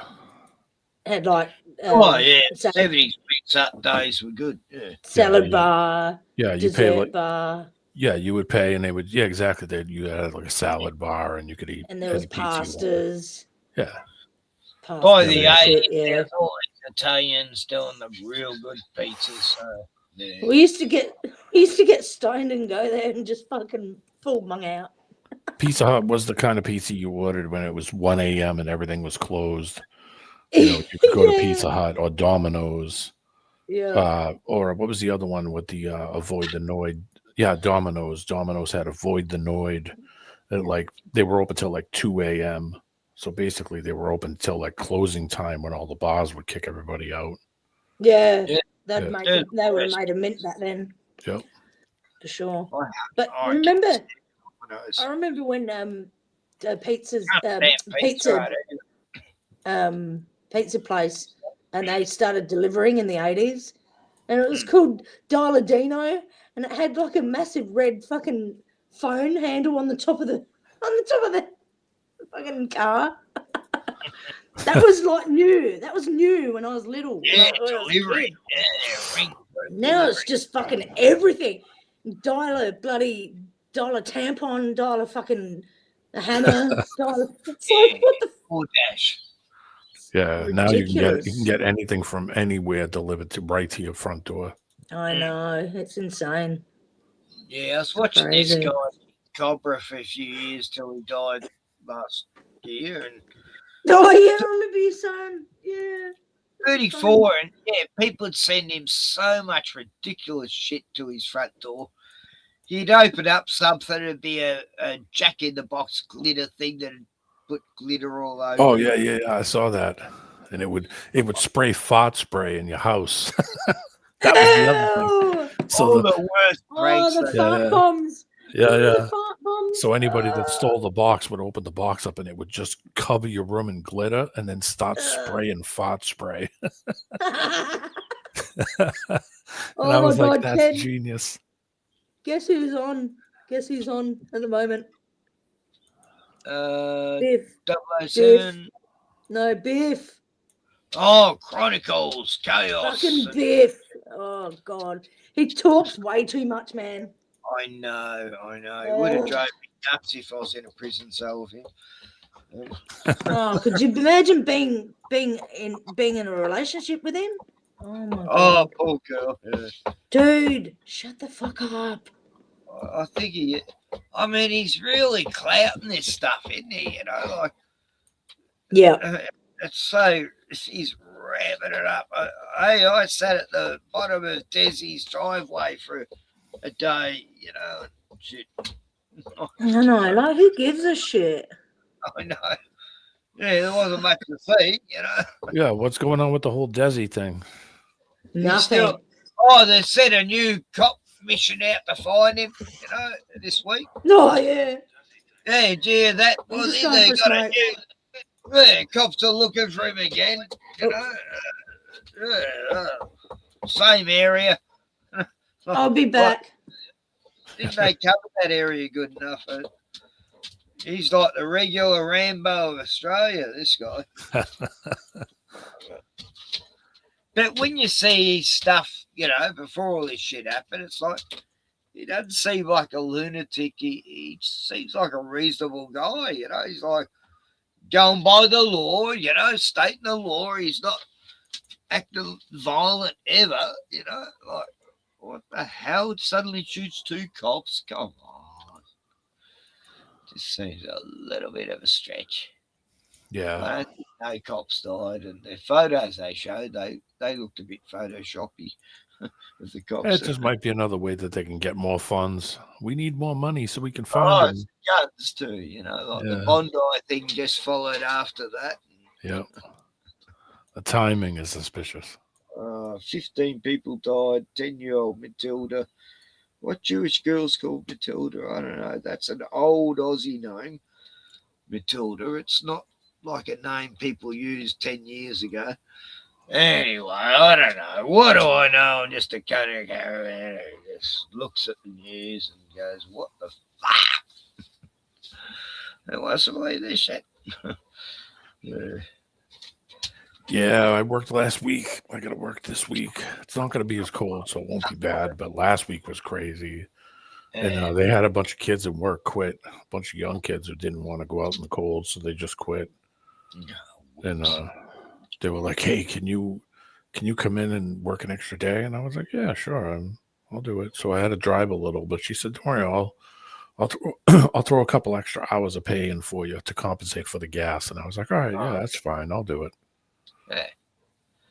Yeah, the older people can handle it. The younger people, you Nah, know. the young kids, they don't want to go out there. You know, they're not dressed for it. They show up, they're wearing, jeans with a pair of work boots on and a jacket, a pair of gloves.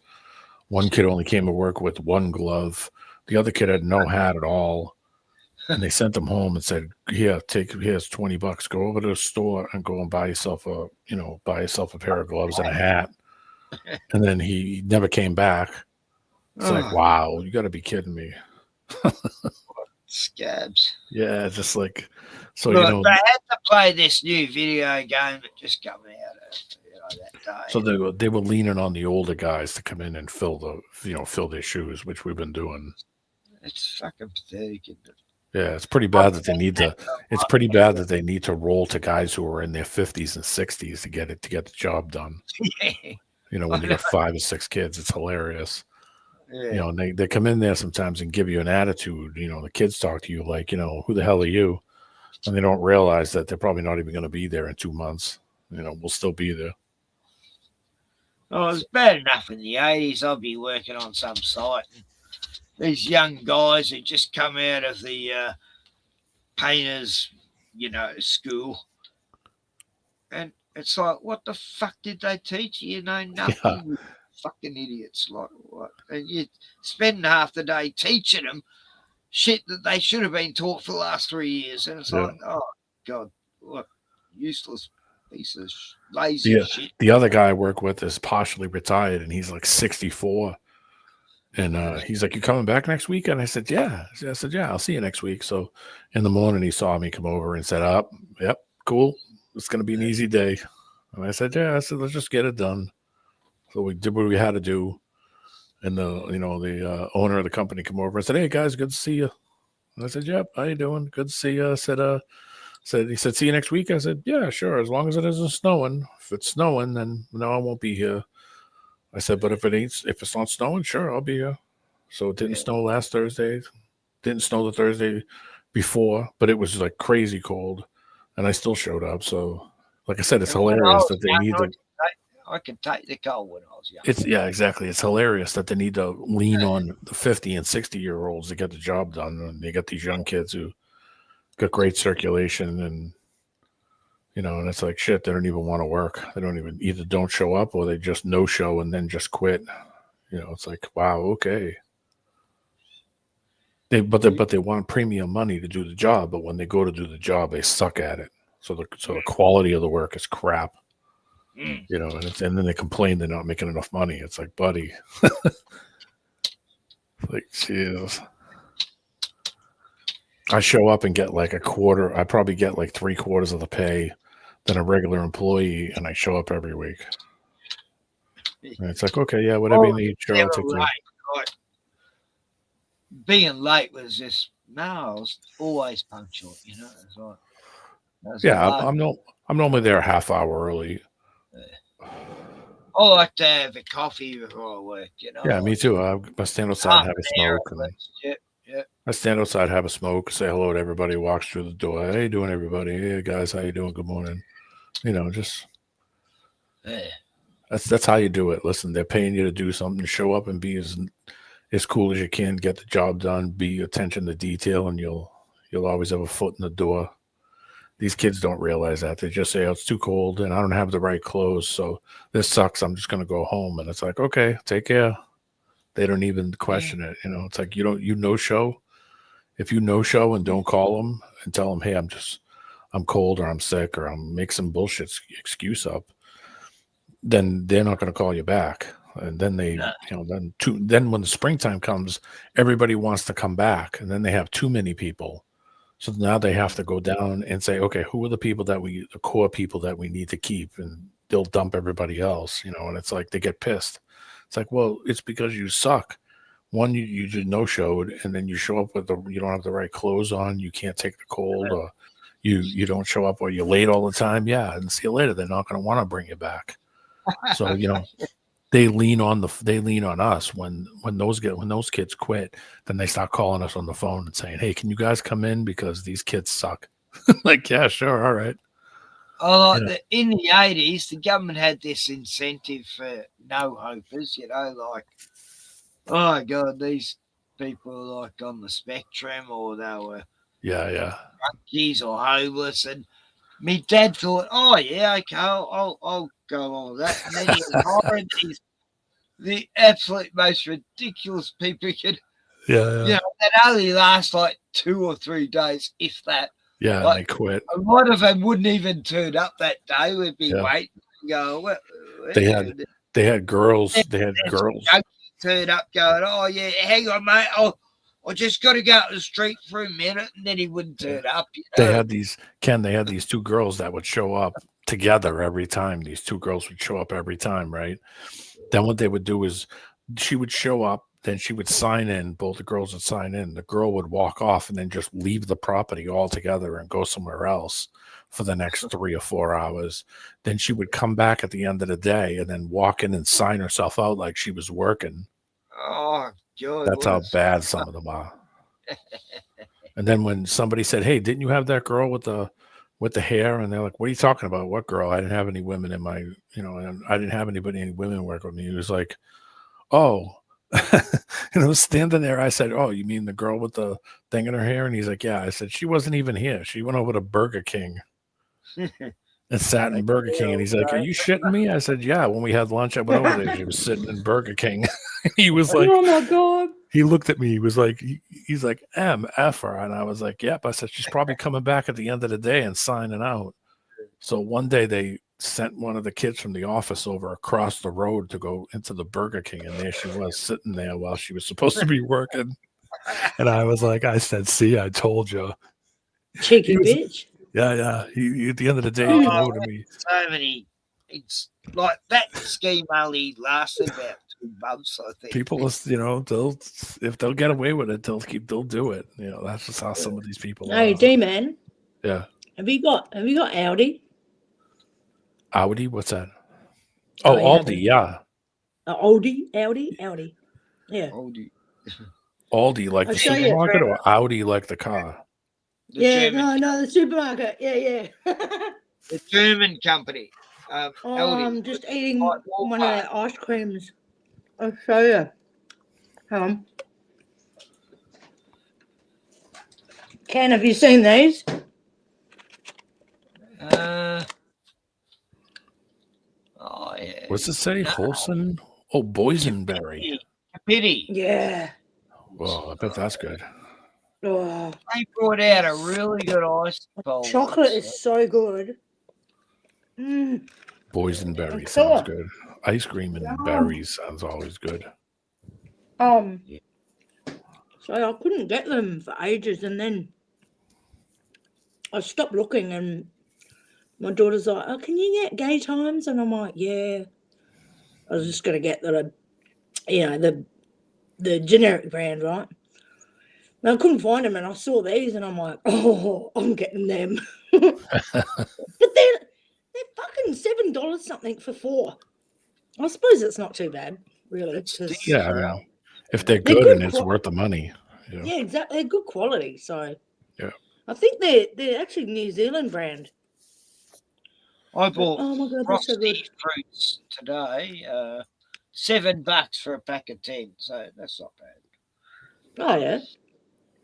Normally they're $10, Mm. so yeah, I'll say $3. Yeah, we get all our fruit we get from South America. All the fruit here, every supermarket you go to, all the fruits from South America. Bananas. Really? Everything, yeah. Wow.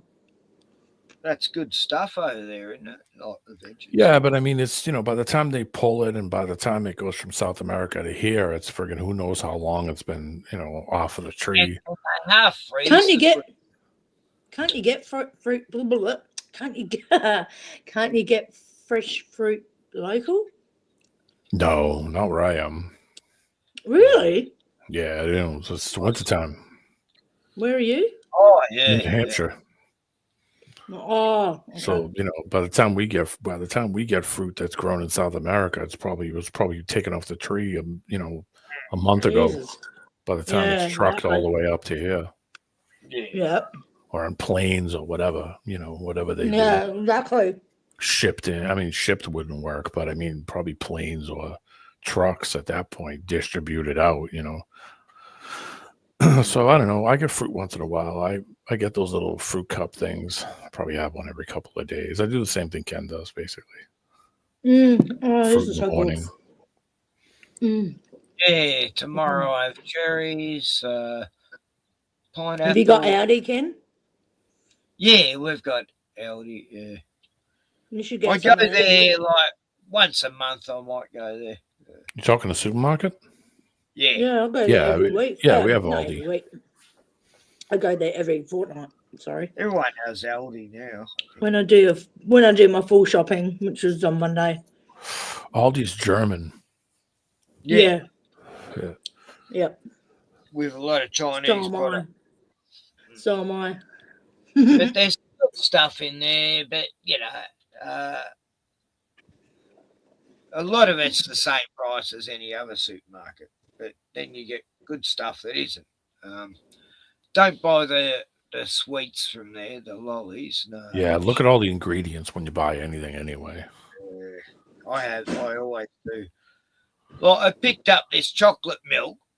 I'm going to me chauffeur Sue, have you noticed how there's like 50 iced coffee milks here, all different flavors, and there's 2 chocolate milks, like what the fuck's that? What happened to chocolate milk, And then I pick up one of the 2 and it's no added sugar. And I look on the back, sugarine, aspartame, yeah, 951 chemical and 955. So I know the chemicals off by heart. I go, look at this, Sue. Anything that says those numbers, don't buy. And I'm saying, see this guide or the guy who's stacking it? And I go, that's bioengineered ingredients. why is is the big milk one. having aspartame put into it, Sweetener, yeah. I don't know, mate. I just Sweetener. Once in a while when I go in the city, I buy Mexican Coke because Mexican Coca-Cola has got real cane sugar in it. It's got no sweetener in it. Yeah, I heard They that. come in the glass bottles. Once in a while, I'll run into them when I'm like down in Massachusetts or Connecticut.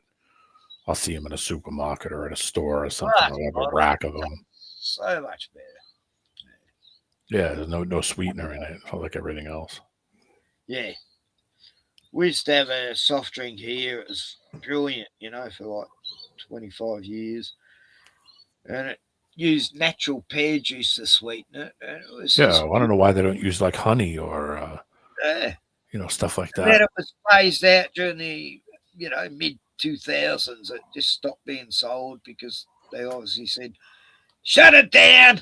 Us Jews don't want you selling this natural shit anymore, you fuckers. We want that What was it? chemical. What was it called? What was the soda called? Was it Marin?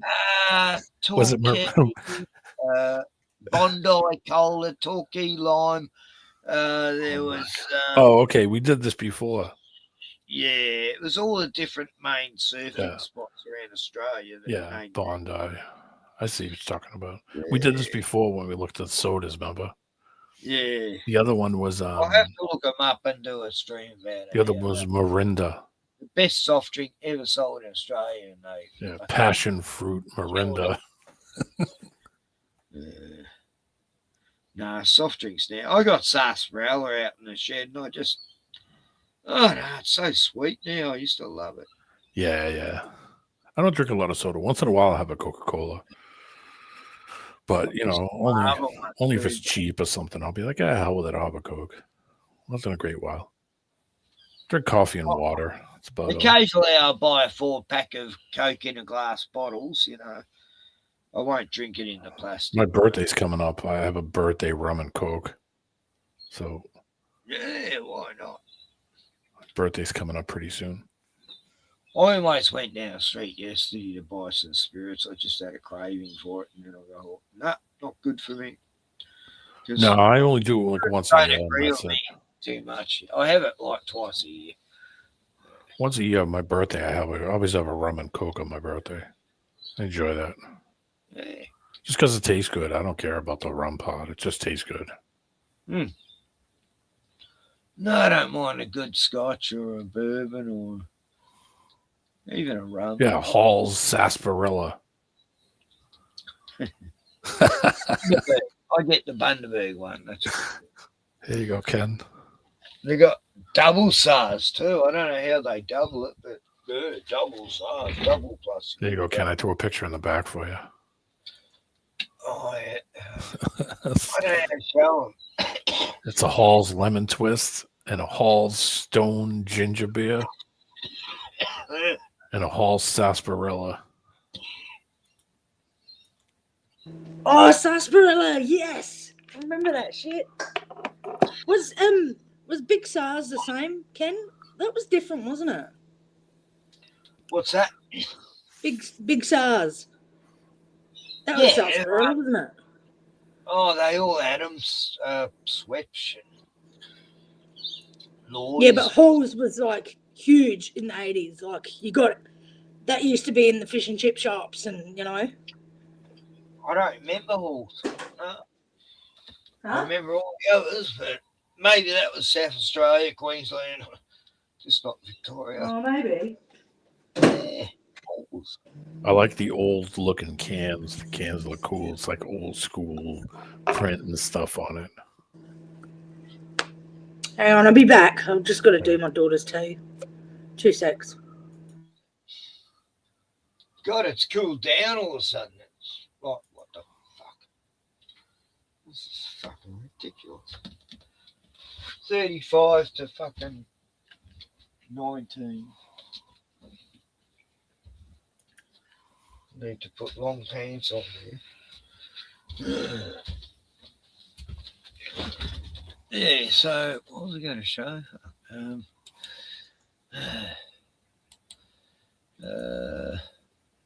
Oh yeah, Army.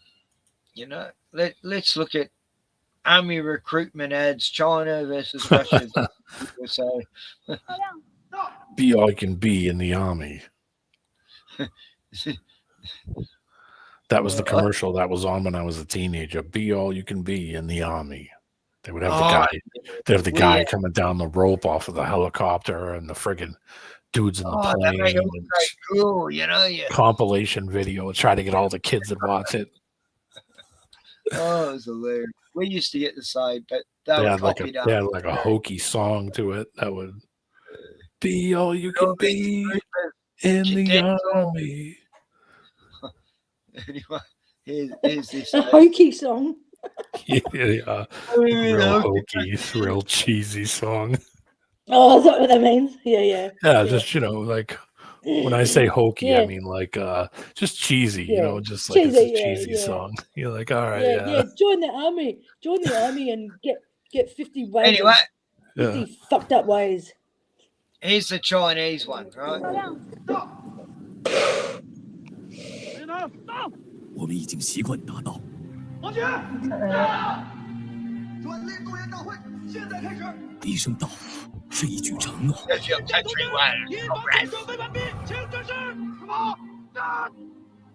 医生道，是一种割舍。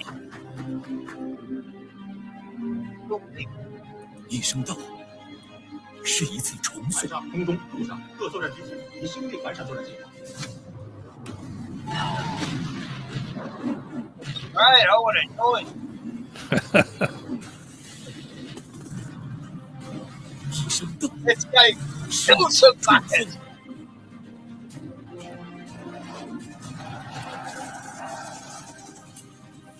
我们用生命扛起使命。Terminator 2. 我们用忠诚筑起长城。改革强军，征途如何？历史告诉我们，改革创新与时俱进，是人民军队不断发展的康庄大道。人民军队的力量来自改革创新，人民军队的胜利来自改革创新。祖国召唤，我必到。一声道，一声道。No survivors. Это первый день твоей новой жизни. То, что было вчера, не имеет значения. То, кем ты был прежде, уже никого не волнует. Теперь важно то, кем ты будешь сегодня. Что ты знаешь о себе? На что ты способен? Вопросы могут остаться без ответов, но разве ты сможешь потом спокойно спать? Узнать себя, познать границы своих возможностей. К черту границы. Ты готов ломать себя до изнеможения. Каждый день здесь боль закаляет. Шрамы, повседневность. Это ты решил себе что-то доказать. Командир здесь только для того, чтобы ты мог увидеть в нем врага. Потому что без врага нет боя, а без боя нет победы. Но на самом деле, главный враг — это ты. Вчерашний ты. Твоя задача — выследить врага, догнать его, превзойти, стать лучше, чем он, и вернуться назад победителем. Потому что завтра первый день твоей новой жизни. Here's the American one. You could tell right away, couldn't you? Holy Christ. Oh, man. We got a whole backstory here. This is the story of a soldier who operates your nation's Patriot missile defense system. Where's the ferocity? Where's the freaking "we're gonna kick your ass" videos?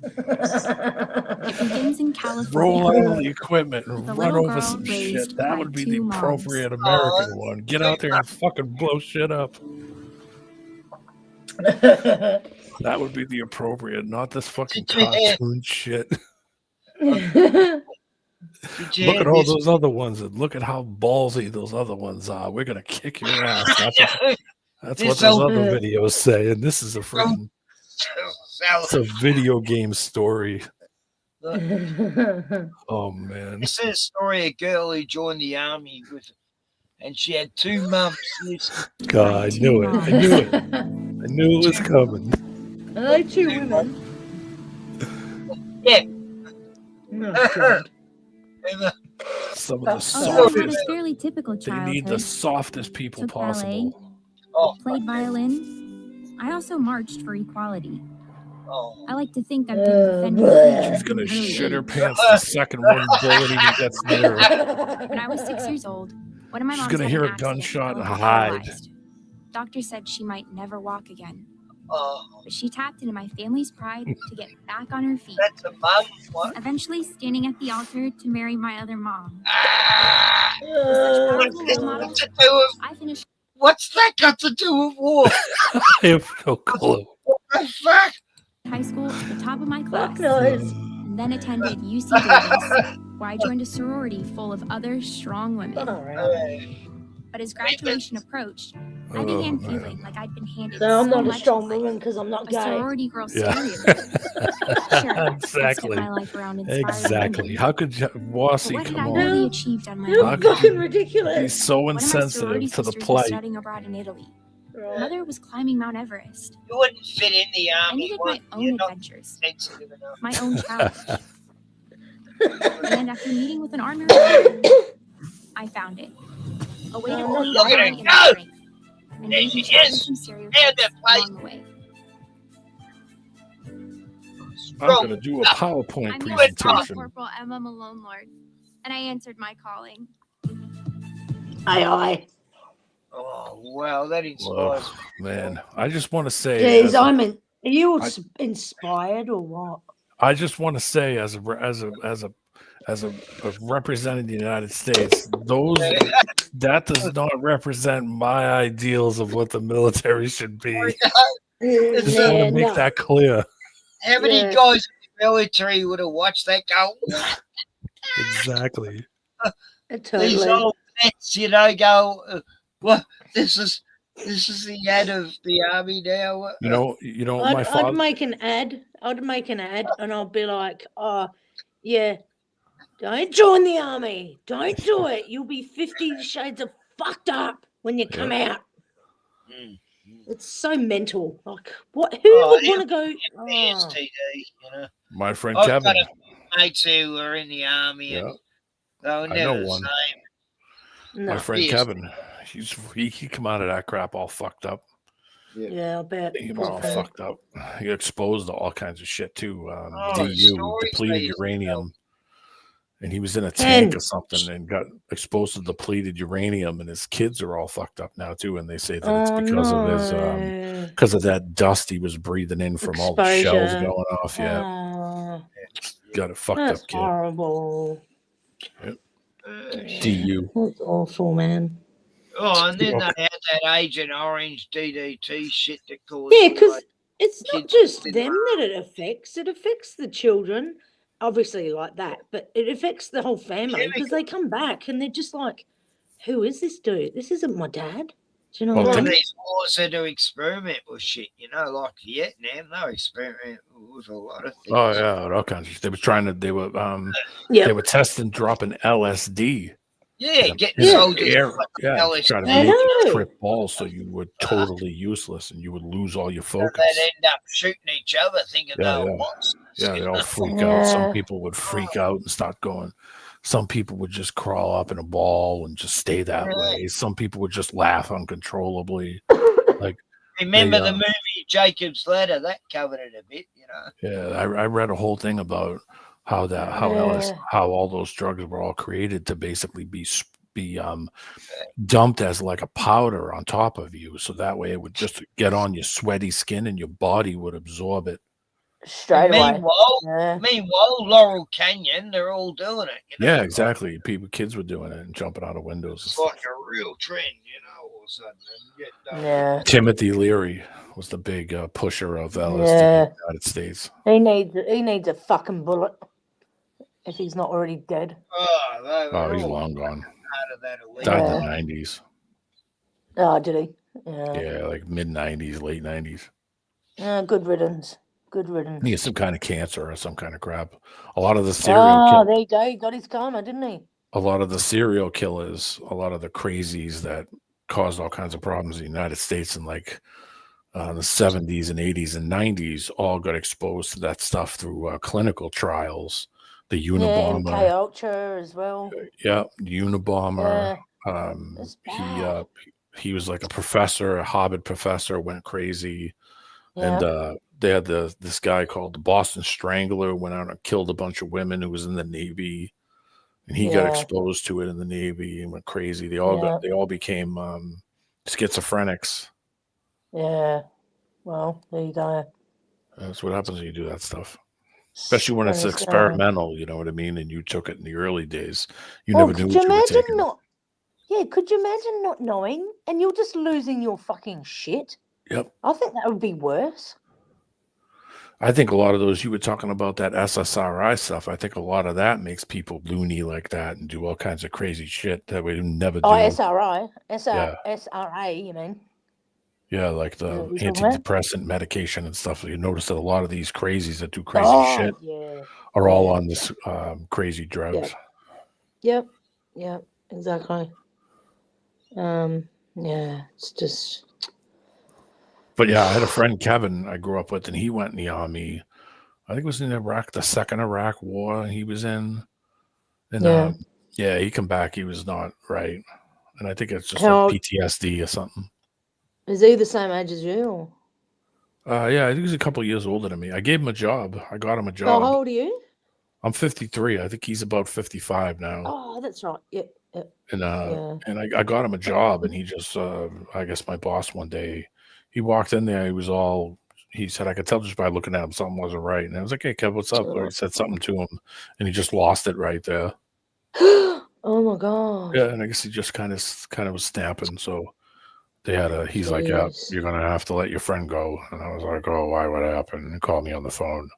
And he's like, "Hey, come in." There was all upset and this and that. And I said, "Yeah." I said he went through all kinds of shit in the war crap. And he's like, "Well, we're gonna have a talk with him." And I was like, "Okay, not a problem. We gotta do what we gotta do."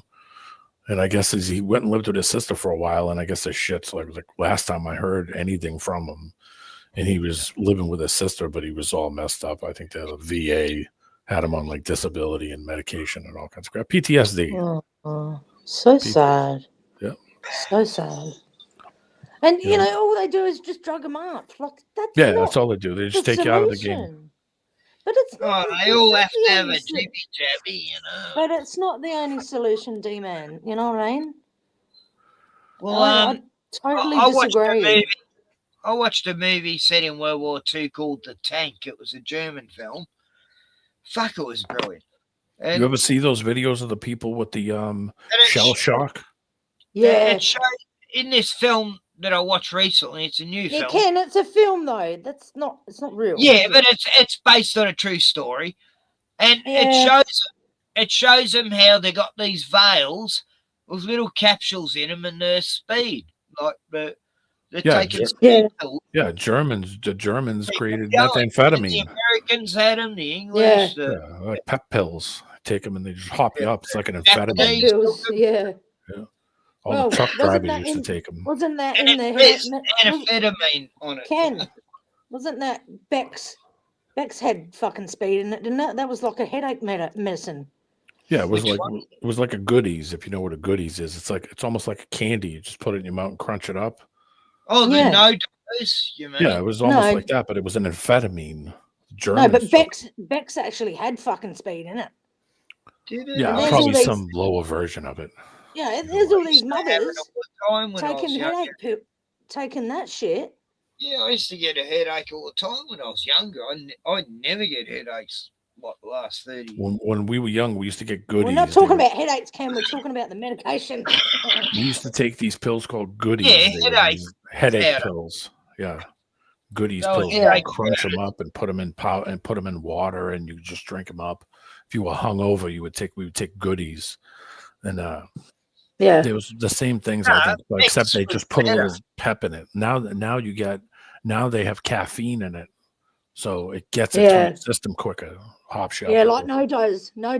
Yeah, same idea. Well, I knew people who used to get no dose, and they'd break it up and get the little bit in the center.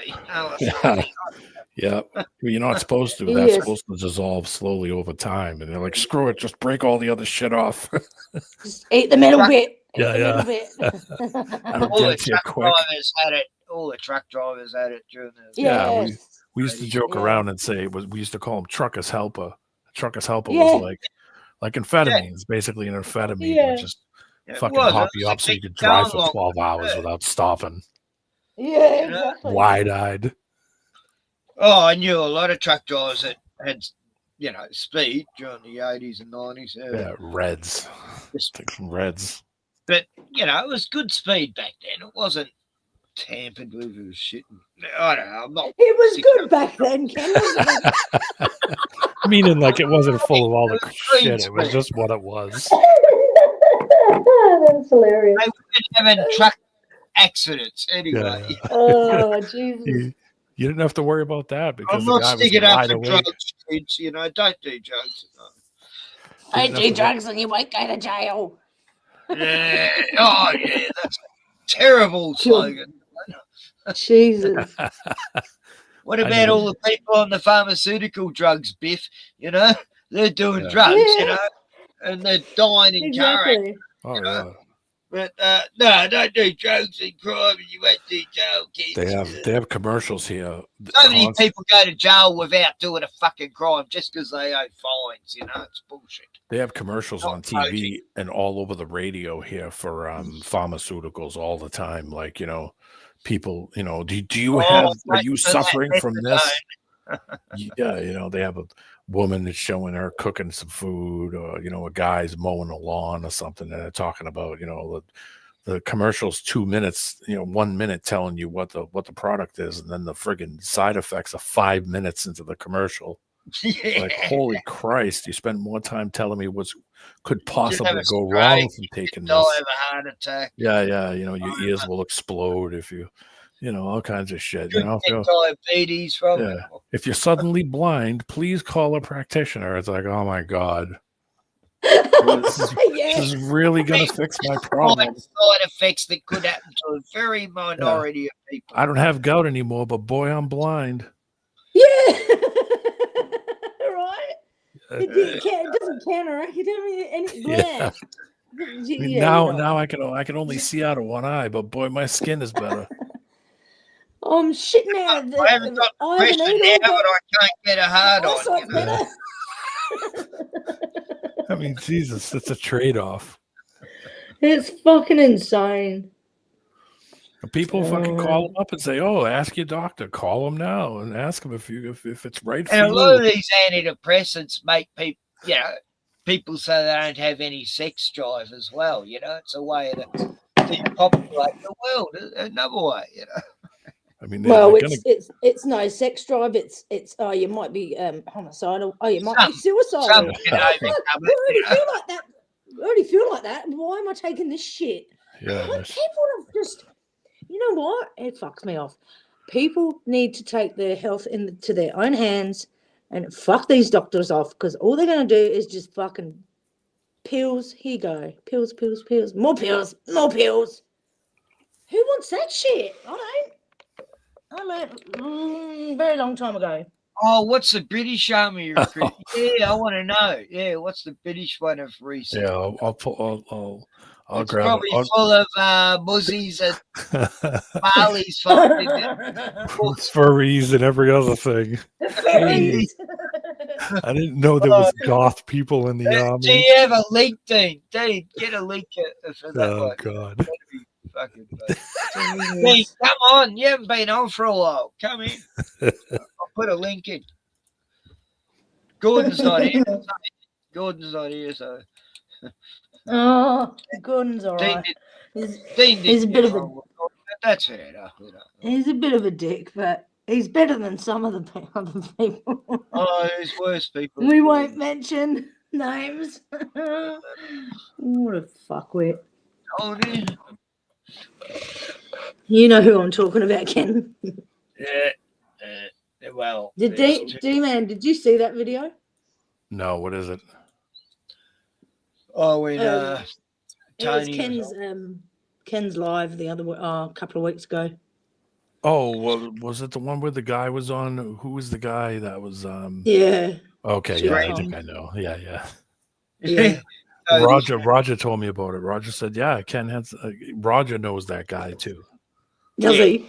Yeah. Tony's been on a few different people. Send Roger my love, not love. 007s as well. Best wishes. I like Roger.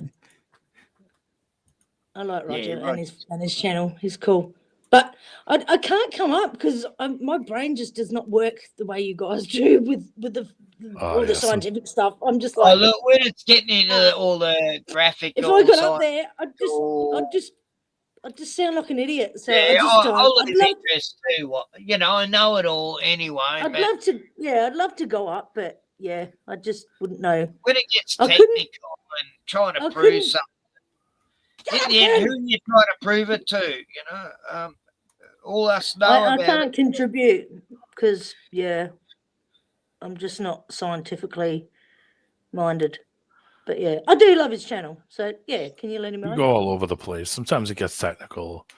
I don't know. I'm more of a physical guy. I think it more of like on a simple physical level. I don't get too much in the technical shit either. But let's get sometimes physical, you have to. Physical. esoterical. All right, I Ken. think. Dimensional. Oh, sorry, Don. I'm sorry. I was just going to say, Ken, I threw that Brit Army ad. That's the latest one. It's in your private chat. There you It's go. probably as woke as the other one. That's the UK one. Yeah, and I just threw, and I'm throwing another one in right now for hold on. I wonder what the German one's like. Oh, it's a lot of yelling, very guttural. Oh, that's me. I'm a very yelly person. Yelling, lots of yelling. Yeah, I'm a very shouty person. When I need to be. I got a little bit angry today shopping because everyone pissed me Shopping? off.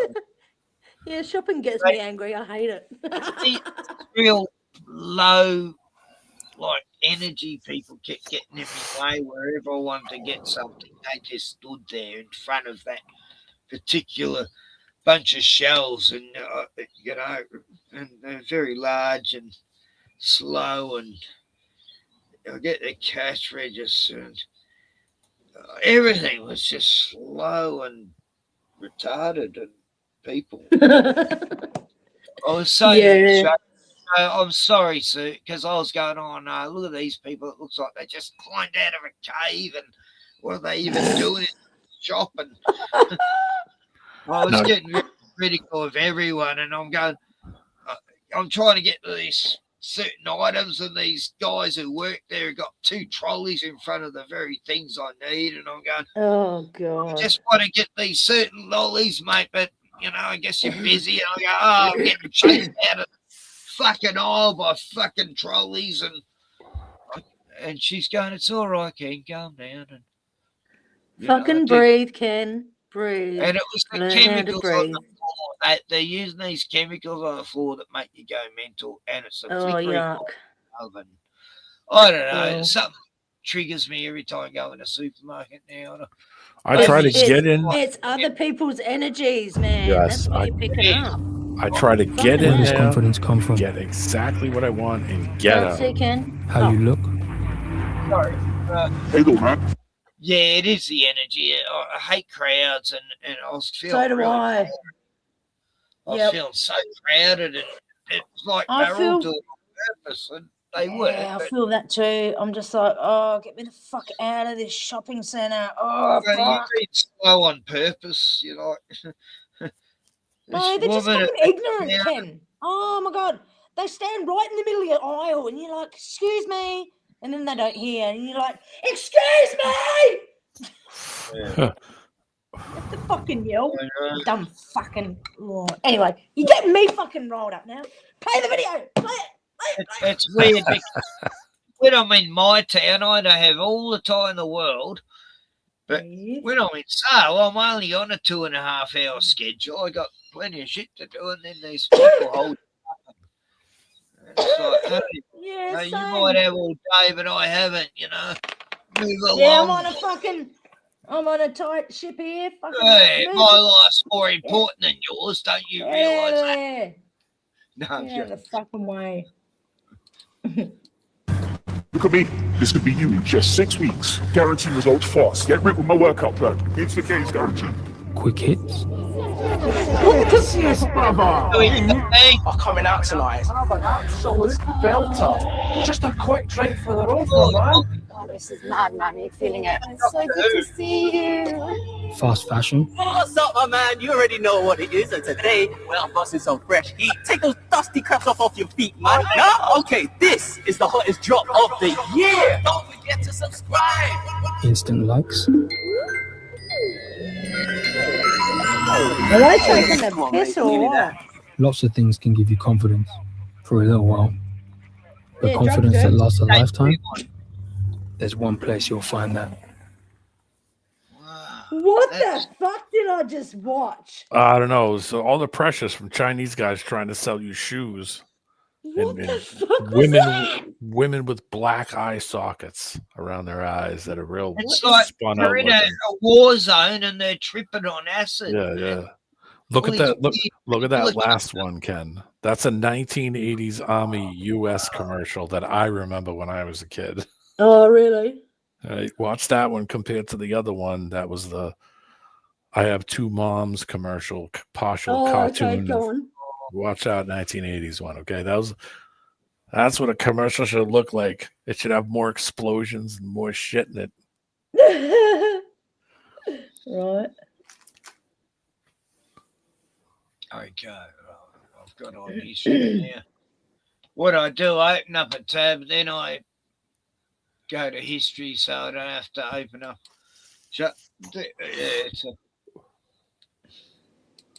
Anyway, did you really get it? A ranger Ken, never did you takes really the get easy way out.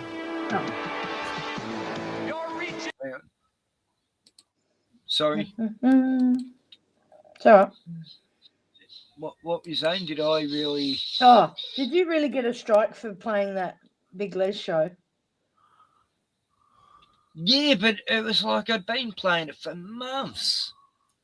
And I don't even think it was them who strike me. I think it's YouTube. But what does it do? You get a strike and then what happens? Oh, it just gives you a copyright. Not a strike. No, I didn't get a strike. I just got a copyright. Oh, It no just gives you strike. copyright. Oh, It gives yeah, you a warning to take it off, and then you could just go in and edit out that one section, and Yeah. that's Or it. they take Oh, that. right. Yeah. It's like a warning. Yeah. Yeah. You don't get a Like, strike. yeah, like you're in fucking preschool. Yeah. Go sit But in I the can corner. play it sped up at 25%. Yeah. Yeah, just speed it. Now Yes. compare this commercial to that hunk of shit we Yeah, watched earlier. Okay, now Yeah. watch how manly this one is. This is how it was This in is the how we 80s, do it. right? Yep. This is how we do it. Oh, what a powerful song. Tough, and the training is tough. So it makes me feel like I'm part of something really special. Hey, music. And I'm not the only one. Yeah, thanks, Dad, for telling me to go to the Yeah, fucking that's- army. I'm all fucked up now. That's. They used to have some other ones where they showed the tanks going and blowing shit up and doing all kinds of crap from like the early 80s, and the government, I think, made them start taking all of the explosion parts out of all the commercials because they didn't want to make it look like, oh, if you're a psychopath, join the army, because they knew that all the people that were They don't starting wanna make fires would love it. They don't want to make it look too real. Yeah. So they were like, hey, What let's the make it. fuck? Mom and Dad will be proud. Let's shoot guns with flowers coming out of them. Yeah, exactly. Fuck's sake. Now it's a cartoon and you got two dads. Oh, two mums. Dean. Dean, he's driving around. Dean's driving. G'day. Stop speeding, Dean. Around the English. Stop speeding, Dean. I've been back. I'm nearly at work now. I've been backstage for ages, so I'm going to have to stop in a sec. But yeah, just quick, try and put up the British Army recruiting advert, and it's even got space in it. We're patrolling space. Oh, really? Yeah, they're there right now. It's about 4 months old, maybe. Google it, find it. All right, I'll find it. Yeah, okay. Yeah. D-Man, you're good at that. I'll find it. Oh look, where's all the Space Force? Where's all the Africans and Arab people? They're all. Well, they have massive armies that are highly technological. Hey, where's all that rubbish I see on all these English videos? Watch out for that car. It could be a Indian driving it. I'm not being racist. It's just that there's a lot of them in certain areas. Yeah, that shouldn't be. Anyway, I'm here, so I've got to chip off. There we go. I found it. Okay, Dean. Nah, cool. See you, Dean. Have a good Come one. back soon. All right, I put the video in the back that Dean requested. Cheers, buddy. Have a good day.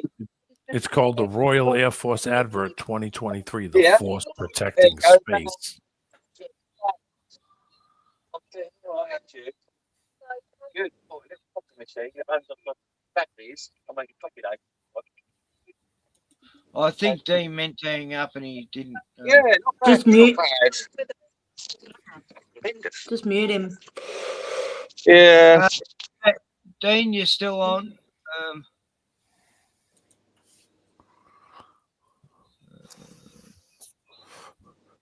I'll play the video, Ken. Yeah, I threw it in the back. It's the last one. That's the Brit Air Force commercial.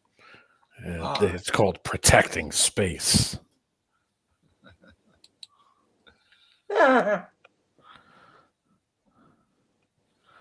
Can't protect London, but they'll protect space. Yeah. Look,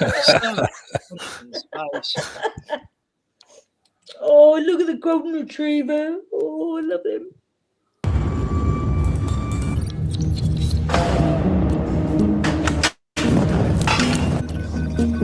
Okay, I'm seeing a potential collision with new space debris. Bring it on! Collision in T-minus 15 seconds. I'll get the phone again, shall I? Turn on every time! T-minus 10. 9. Confirmed satellite collision is imminent. 8. I need it now. Let's go, let's go, let's go! 7. frantic. Carrying out collision avoidance maneuver. 6. 5. 4. 3. 2. 1. Oh, it's normal. Satellite collision averted. It takes the whole force to protect space. How did they steal the satellite in space? How did they steal the What the satellite? freaking hell? Oh, come on. They're really doing a lot up there. Wow. Yeah, they had to go right to CGI. No real video for that commercial either. Oh, no, that was all real footage. Yeah. That was beautiful. Well, you know, I mean, you know, there's lots of money to be made for that, you know. So hey, they're gonna do it. The Russians do it. We do it. The Indians have done it. You know, oh, look at us, we're going to space. Like they've never seen anything. They just watched a video screen of some company that found these suckers enough to believe that CGI was real. How I mean, is that still happening? I NASA? have no clue. How is NASA still a thing? Oh, fuck off. It's $700 billion a year. Yep. Fourth Wiseman Of trying to fraud. find some of them. Of fraud. Right? D-Man, can you look up like terrible African building sites? Hey, I got a real good one for you. Hold on. Oh, cool. Just, look, me and Fourth Wiseman, we were watching this one. It was so funny. You can't where they're doing a measuring thing. Where Good evening. It is the D-Man Show. I forget what country it is. It's going to take me a minute to jog my memory what country it was. Tanzania? No. What? Hold on. That's the language, isn't it? Little knick-knock. The clicky language. Little knick-knock. Knick-knock. You're funny.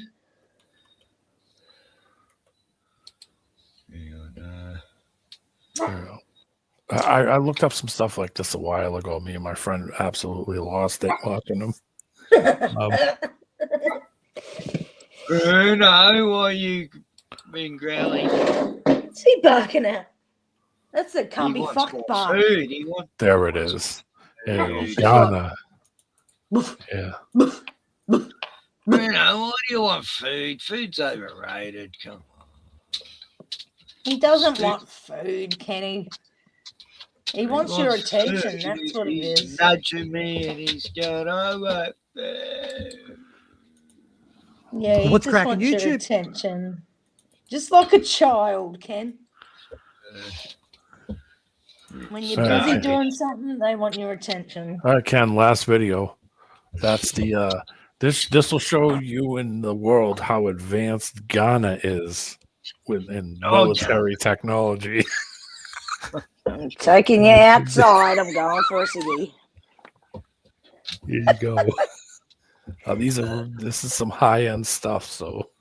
Oh, here we go. You can't hear me, can you? Oh, yes, you can. Oh, fuck. Nearly dropped my drink. Oh, no. Shit.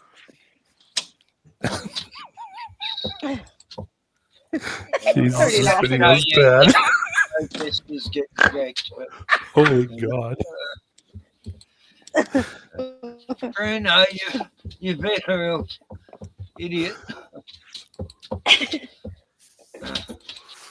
Is he wagging his tail? Weapons. Oh, wow. Okay, what is up there, YouTube? This is J-Man Time, and today I have a video on strange weapons from Ghana. Now, Ghana is an African country that usually purchases most of its weapons from foreign countries, usually France or China, or in some cases the US and the UK. But believe it or not, there are actually some civilian designers in Ghana who have been coming up with their own weapon systems. Now, all of the weapons in this video are all just mock-up weapons. These are very similar to the mock-up prototype tanks and aircraft you would have seen during the Second World War or during the Cold War. So these are not actual weapons systems. Yep. They are concepts, prototypes that haven't been manufactured to the fullest of their extent. All the weapons in this video are from a group called the Kantaka, which is a strange organization that is led by a religious leader. It is now, real? if you don't know, there have been a lot of Christian missions or missionary groups going to Africa. And as a result of that, you have some indigenous Christian groups in Africa who are now collaborating with the various governments. So in Ghana, there's a group called the Kantaka, which is a Christian organization that is pretty much trying to sell their concepts, their military concepts, made out of wood, to the Ghanaian government or to countries that fund the Ghanaian government. So let's go over some of these strange weapon prototypes and concepts designed by the Kantaka group for the Ghanaian military. And the first weapon on the list is actually a concept helicopter known as the Kantaka KTK number 2. So I'm assuming there must have been a number 1 of something, but I cannot find an image of it. But this is a concept or a prototype light attack helicopter that was unveiled in 2015 in the city of Accra, which is in Ghana. And this weapon system is reported to have at least one twin or single barrel 20 millimeter autocannon, 2 300 to 350 millimeter guided or unguided rockets, and 1 60 to 70 millimeter 11 barreled rocket pod, which is strangely mounted just on top of the tail section of this prototype / mock-up attack helicopter, which makes no sense because they would basically be firing this 60 millimeter rocket pod into their own helicopter. Plus, there are 3 dummy rockets underneath the nose section of this aircraft. The speed of this aircraft is unknown because it is just a mock-up. This is not an actual helicopter, or at least not a functioning helicopter. And it had a crew. It is supposed to have a crew of 2. Now, this is actually a strange helicopter, and it actually reminds me of a helicopter mock-up that I've seen in Haiti way back in 2016. So this is like a year after. The one from Haiti was actually produced about a year after this one. So this is a strange Kantaka KTK Model 2 or number 2 mock-up or concept attack helicopter. The 2 unguided rockets don't look practical. They look like giant fireworks. But yep, this is one of the prototype weapons. The next weapon system on the list is the Kantaka KTK drone car or attack car. This is basically a light armored ground attack drone that was unveiled way back in 2012. This weapon reportedly has 1 7.62 millimeter coaxial machine gun in the top half of the vehicle, which I assume is some kind of turret. It also has a flamethrower in the same compartment, and it also has some kind of rocket launching system that is based in the midsection of this vehicle. Its armor thickness would be about 5 to 10 millimeters, but it might use some kind of cheap Kevlar armor like some other drones that are used today.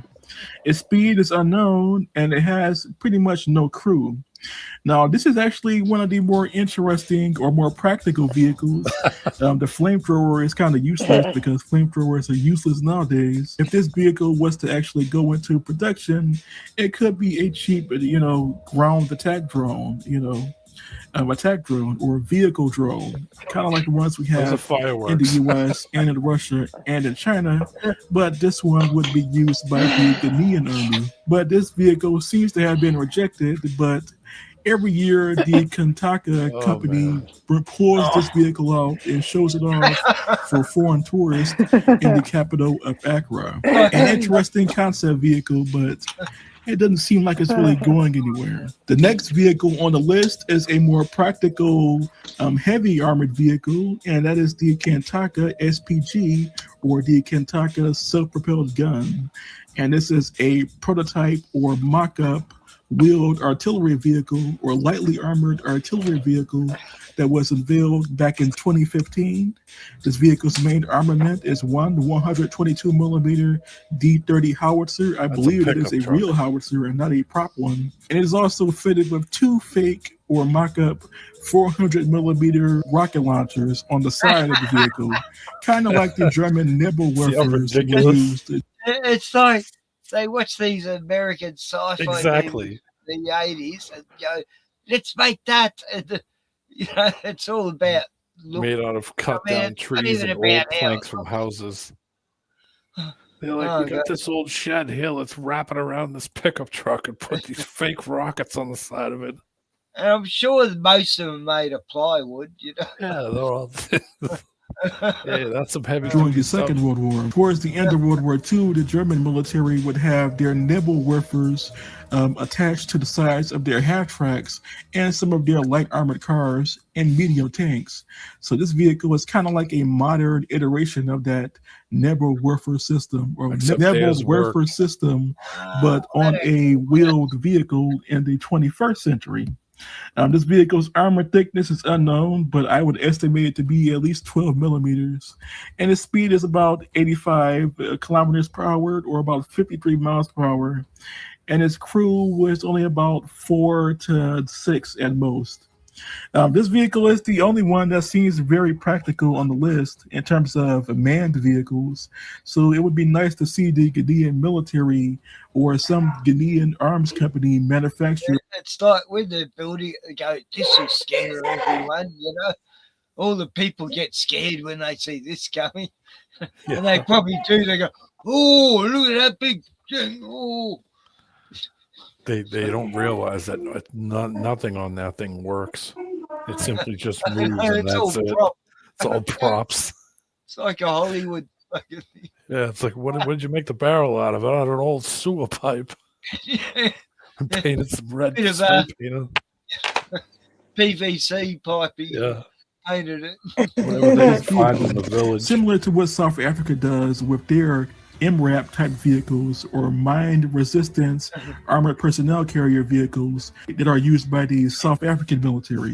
The next one is the Kantaka Akara APC, and this is actually a armored personnel carrier concept vehicle that was unveiled during the same time as the last vehicle in 2015. This vehicle has a main armament of what seems like 2 50 caliber machine guns, but it also has a number of what looks like either grenade launchers, smoke launchers, or could be some kind of a small rocket launching system. The vehicle's armor is unknown, most likely about 5 to 10 millimeters, maybe 12 millimeters, or it could have some kind of armor / Kevlar fusion. The speed is unknown, and it has a crew of at least 3 operators, plus the ability to carry at least 8 to 12 additional combat troops in the crew compartment. This vehicle also never made it past the prototype stage, as I don't see any updates on this vehicle. But like the last vehicle, this vehicle is actually a practical concept. And if you look closely,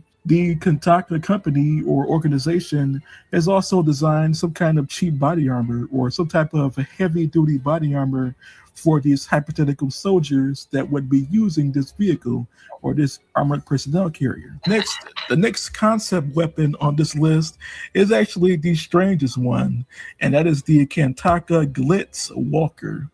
And this is actually a walking tank or walking armored fighting vehicle that was unveiled sometime between 2015 and 2016.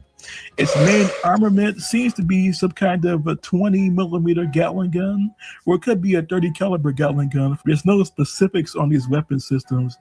This vehicle's armor thickness is unknown. It could be anywhere from 3 to 20 millimeters, and the speed is however fast this vehicle can move. It has cool off, buddy.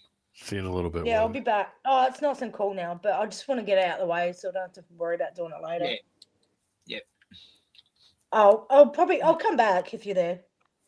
Yeah, I'll be gone a little while. I don't have much to do tomorrow. Oh, Notice cool. none of What do you think of that? Notice that, hey, the Ghana military. Watch out, world. Yeah, they got it happening. Like, notice none of the barrels on the side of that were even. They were all screwed up, like they just glued them in there. Look at that. They're all in perfect order.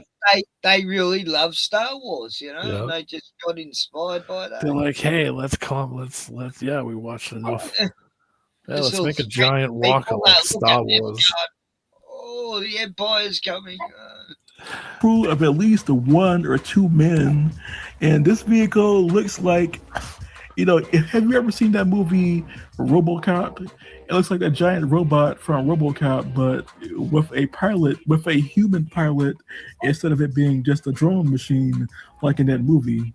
But this is another strange concept from the Kentucky company, the Kentucky Glitz Walker. It also looks like Metal Gear. If you played the Metal Gear Solid games back in the day, it looks like the early Metal Gear concept vehicle, but as like an actual military vehicle instead of just a video game antagonist. And that's basically it. These were some of the strange weapons from Ghana that I've come across while doing research on various military weapons and equipment from Africa. If I had to choose, my favorites would be the Kentucky SPG with the 122 millimeter gun, and look how proud the guy is, he got out, he's hey. Feel like Top Gun, Obviously, this Kentucky Glitz Walker, because it's like the Terminator or the RoboCop or something, it as a practical or semi-practical military vehicle. Just imagine if this was actually mass-produced by the Ghanaian military. It would be like, RoboCop or Evangelion, or Neon Genesis Evangelion. But what are your thoughts on these rare Ghanaian weapons or rare weapons from Ghana? Please tell me in the comments section below. And until next time, this was a J-Man Time signing off. Yeah, watch out, world. Ghana's coming up. They got this high-tech shit going on down there. Or over there, or whichever way, sideways, upside down. Fuck, Harley. No, that was funny. Like that thing that looked like, a walker or a RoboCop. Those Ed 209. Yeah. But it So didn't move. They watched RoboCop and Star Trek. I mean, they watched RoboCop and Star Wars and said, "Well, that's a great idea." Yeah, it's like they make these things because they think it'll scare the people they're driving towards. And well, the people there probably think that shit's real because they don't know any different. Anybody with a trained eye is like, okay, yeah, this is crap. That's not real military. Yeah, this is just justifying how much money it costs them to put all that cardboard and fridge boxes and banana boxes, enough that they could put the parts together and say, "Look at what we made." Yeah, No, I've seen some funny ones where the hang gliding off a 3-story building and just plummet to the ground. Yeah, yeah. Helicopters, Defy gravity, whatever that is. Helicopters are the big things. There's tons of helicopter videos. Yeah, Oh my god, dangerous as fuck. they take like a go-kart motor and put it on some kind of old pipe frame from an old fence. I've never seen one get off the ground. Nope, and you never will. It's not. It looks like it's going to cut his head off, but yeah.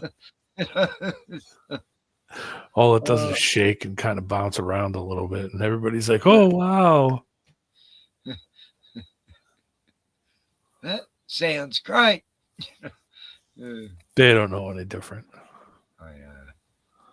It's sad, like it's the world we're living in. Let's look at some fatiguers. Chip, I am back. Look, I'm struggling. The only thing with SC, he's all for ice, so you just got to excuse that part of him. Loves Trump and all that, so. Oh my God. Yeah, how beautiful he is. And this is a guy. Oof. Yeah, oh, Jesus. My eyes. Thinks they're a woman. Anyway. She's a real looker. Yeah, I thought it was a woman, actually. But it's a dude. It's like, whatever it is, it's not very nice looking. Anyway. She's a looker. I don't judge a book by its cover, but yeah, those eyes says it all. So we're here to talk about leftist chicks getting absolutely wrecked. We've got lots of great examples here. Got some protesters getting taken out by the cops. One in Germany, which is particularly sweet. We've got a couple of anti-ICE protesters in the United States getting wrecked.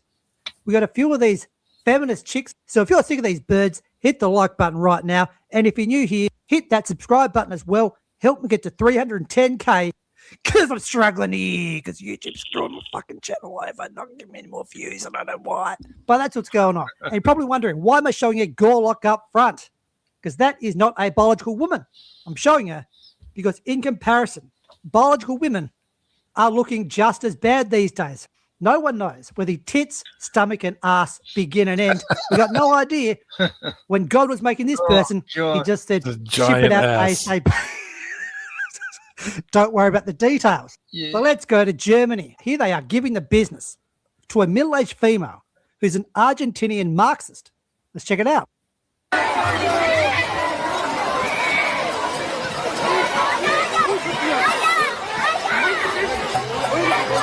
She looks like a little kid. I thought it was a little kid when I saw this. I go, what the hell? That's...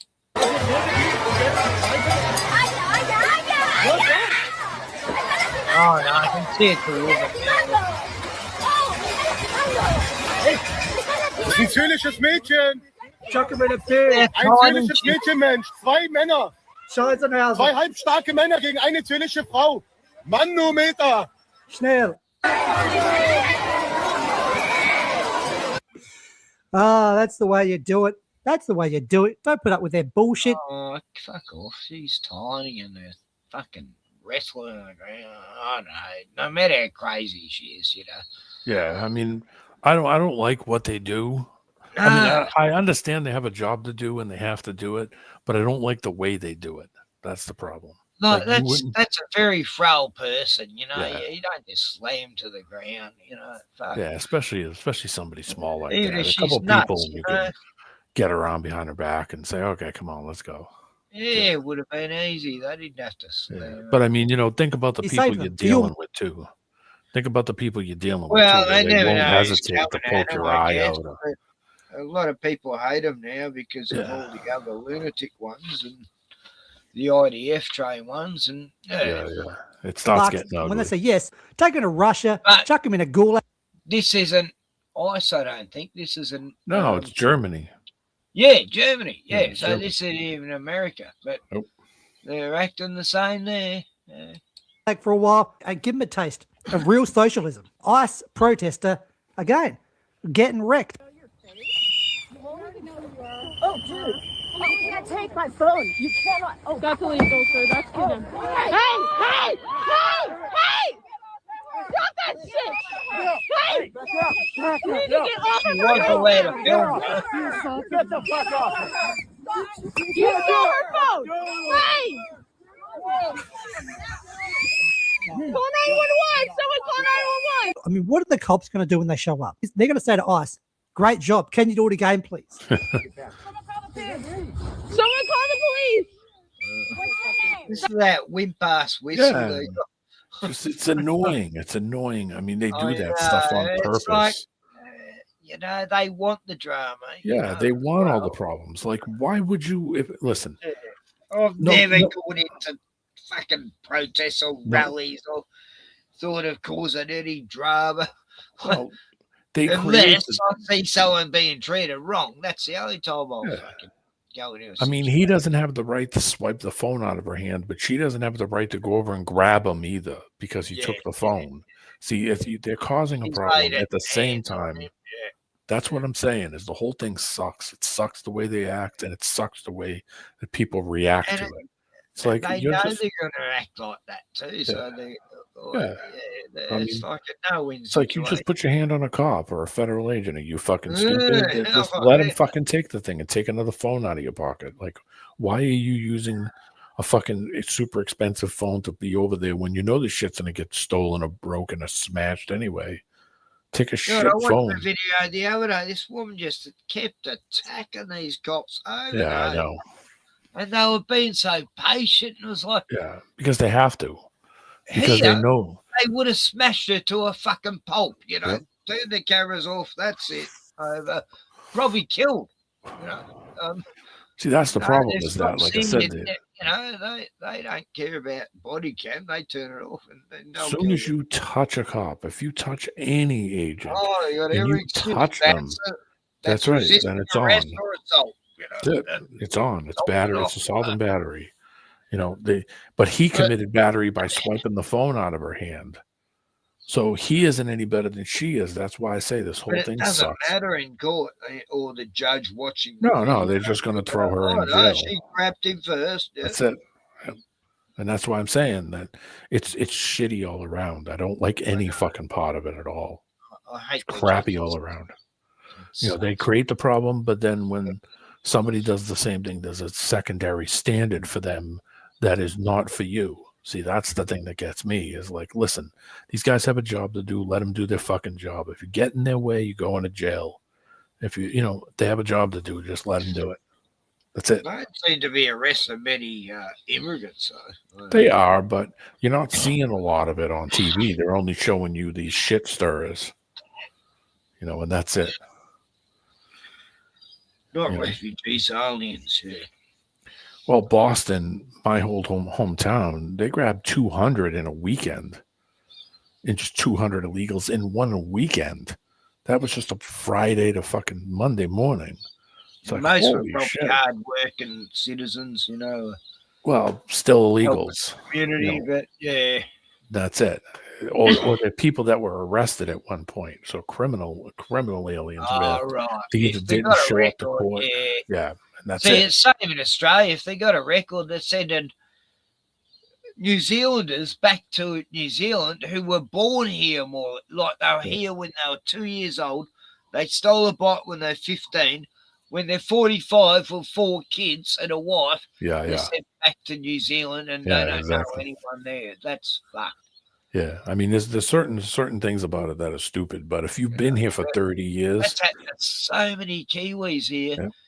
And then the Kiwi government thought, okay, we'll do the same. So they're doing the same to Aussies there. Any Aussie who commit a crime in there, no matter what age, they're sent back to Australia. So, yeah.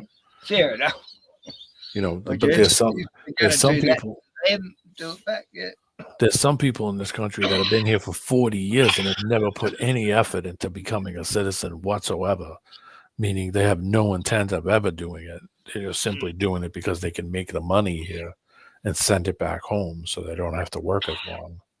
Yeah. And that's kind of like they used to have these scams going on in the city where people would somebody would load a car full of illegals or whatever you want to call them, aliens, and load the car up with aliens, and then they'd smash into you in traffic, and everybody would claim that their neck was hurt or their back was hurt, or You know, they had kids and the kids were crying and they would fucking, it was insurance fraud, insurance scams, you know, and they would go and smash into somebody on purpose or be staged. And then they would all put claims in for the insurance.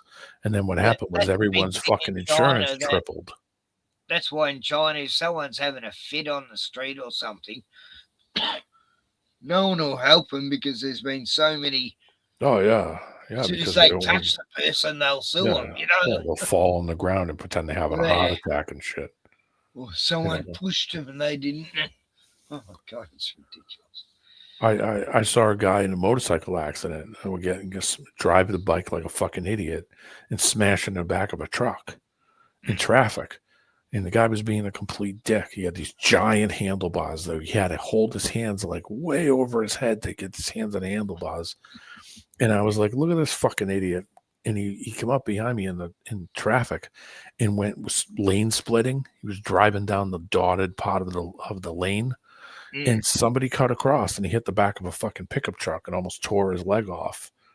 And the guy with me, he's like, what are you doing? Pull over. I'm like, pull over? What the fuck are we going to do? What are we going to do? I said, you don't know this guy. You go over and touch him. He could have fucking AIDS. Or the guy could, you go over and touch him and he fucking dies. His family's going to fucking sue you. Are you crazy? We're working. Like, don't do anything. Just pick your phone up and call 911, tell him where he is, and that's it. I said, what am I going to do? What am I going to do? The guy just slammed into a pickup truck. I'm not a doctor. I don't know what the fuck to do.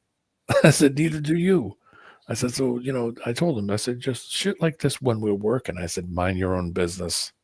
Make a phone call the authorities, say, hey, you know, this guy just hit a thing and there's people already pulled over anyway. I'm like, what are we going to do? Stand around and look at him as he's screaming? People already there on the scene. Yeah, I'm like, you know, but it's a liability when too many people can be a hassle. Yeah, but it's a liability if you go over and touch him. And let's say he loses one fucking toe. Well, you went over and touched him. Well, shit, he could fucking sue you.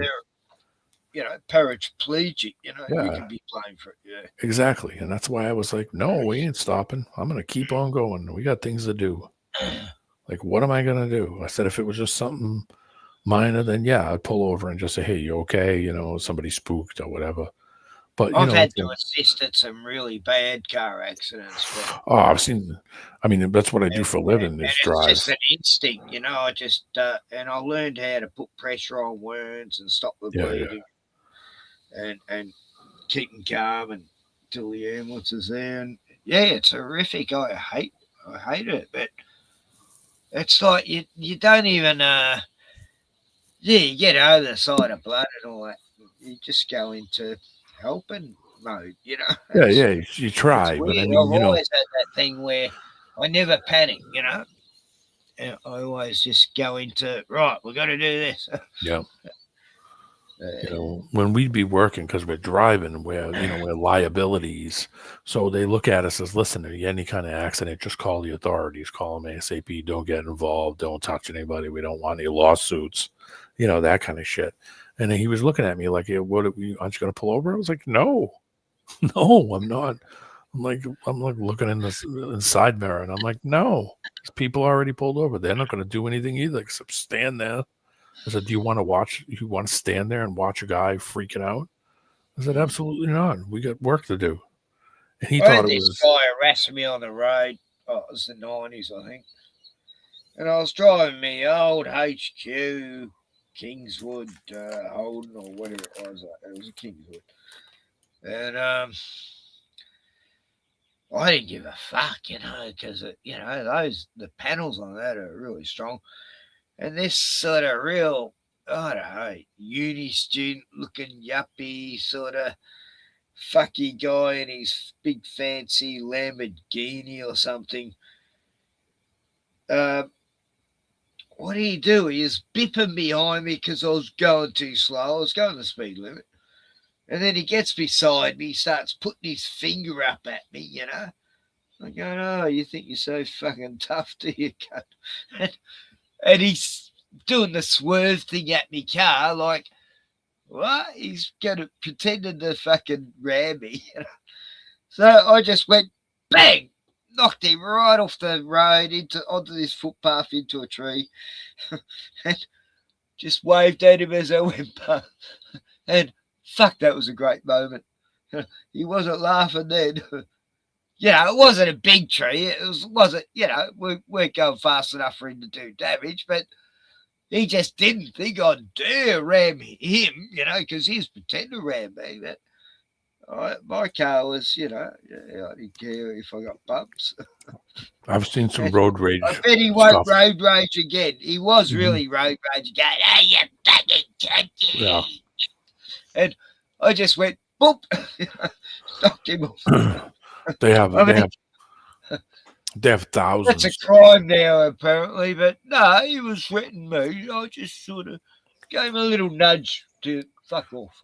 They have like thousands of motorcycle accidents up here with people just driving like dicks, and there's the bikes have no exhaust, and everybody looks like a biker, and they're really a lawyer on Friday. That kind of shit. I hate that kind of crap. I see too much shit because I'm on the road all the time. I see all kinds of weird shit. People fighting and all kinds of crap. People throwing shit out their windows. People reading newspapers as they're going 80 down the highway. Putting makeup on. Falling asleep with the light. Fucking around on the phone. I mean, just everything you could imagine. Naked people. I saw a naked lady one time driving a car. Completely naked. No shirt on. Just tripping. Just people are fucked up. They're just fucked up in the head.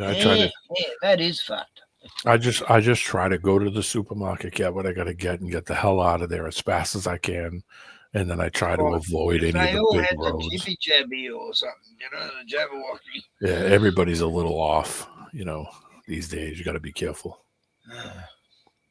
That's how I felt today. All these people I kept seeing, they all looked like really low intelligence and like just very annoying looking, and like they'd walk around, strut around like it's all about their world, and they just stop in front of you. They don't look behind you. No, I had somebody cut me off today too. They don't want to move, and it's like, are they doing this on purpose? Like there's 3 ladies wherever I tried to go, they would suddenly move along to that very spot, and I'm going, nah, they're actually doing this on purpose. Yeah, to watch people run. What a fucking boring life they must have to think it's funny to block people off from getting to certain items. Yeah, I see shit like that on the road all the time where people just cut people off and do stupid shit. No directional. They don't use the directionals. They just cut people off. They're zigzagging in through out of the lanes and driving like a dick. And then you get to a red light and everyone's sitting there anyway. It's like, what are you in a rush for? We're all stuck at the same light. They're all timed. You're going to get stuck at every one of them now. They speed past all these cars, do all this, and then you catch up to them anyway. Yeah, it's like, what the fuck are you doing? People are dicks. You just saved yourself no minutes. Yeah, you didn't save anything. You just you just pissed everybody off around you. And now you're stuck at the same light as everybody else that you just cut off, you dummy. You didn't go any further. It's like, people just dicks, and that's it. Yeah. I just let them go by me. I'm like, yeah, have fun. Go ahead, go agitate somebody else. That's why I couldn't live in the city or suburbs anymore. Well, I mean, I don't have that problem where I am, but if I go south, hated traffic. And go drive down into the big city, then, into the more populated places, and yeah, that's what it's like. You here, everything is in one place. So so the busiest place in town is like where everything is: the supermarket, the liquor store, the movie theater, the 30,000 people, and it's driving down into that shit is always jammed. It's always got tons of people around it because that's where everything is. So, and then everybody gets out of there and then drives off into the woods where it's much quieter. And then, you drive through all these little back roads and little country roads. My town, when I first shifted here 5 years ago, 800 people. Now it's 1,400. Oh, yeah. So that's a big jump. Because of the COVID, everyone just got the fuck out of Melbourne. My town has a lot of people. Their properties they own here. Hey, Leafy, g'day. Leafy's here.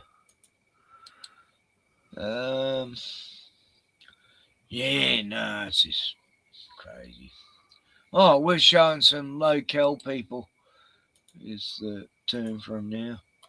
That is assault. That is kidnapping of her phone. What's your name? What's your name? Whistles. Yeah, Oh, like I said, whistles. call the police. Here we have Corey Mills putting them in their place. By the way, I just want to say this. I have one quick thing, and I'll let you disappear, leave, whatever you'd like to do now. Ice Ice Baby. Oh, fuck you. You're a piece of shit. Fuck you. Now, this leftist chick here has her beliefs challenged, probably for the first time in her entire life, and her brain cannot compute. What do you think about white men? I think it's just the term white man, just immediate turn off. What do you think of black men? Love. Do you think it's racist to, by default, not like white men? I mean, I don't think so, because Her brain hurts. I think there's a difference between like racism and that's an interesting question. It is an interesting question. Yeah, because like I mean I don't dislike, but there is like a nervous feeling. I don't know. So if you met someone who said that they get nervous around black men and that they've had bad experiences with black men, would you still consider that racist? Ooh, yeah, I see your point. Let's get back to the anti-ICE protesters.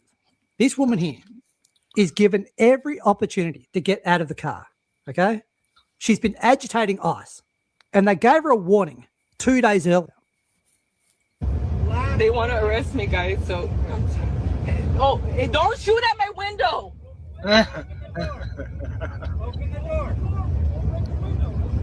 What the fuck? You guys are gonna... I didn't do nothing.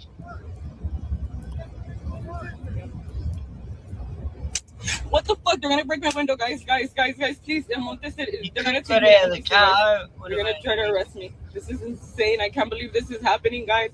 Lord, please protect me. Lord, please. Guys, I don't trust them.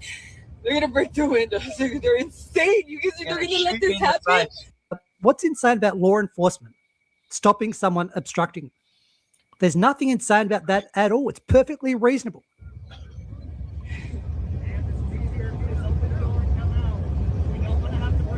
These are unbelievable. These are unbelievable. I'm trying to talk more. Guys, I'm getting out. Okay? You love. Guys, my keys are in the car, please. Oh, fuck, they already broke. They broke my window. You're breaking my window, guys. I'm a U.S. citizen. It's insane. Insane. This guy's breaking my window, guys. Go to the Wreckers. A window costs about $40.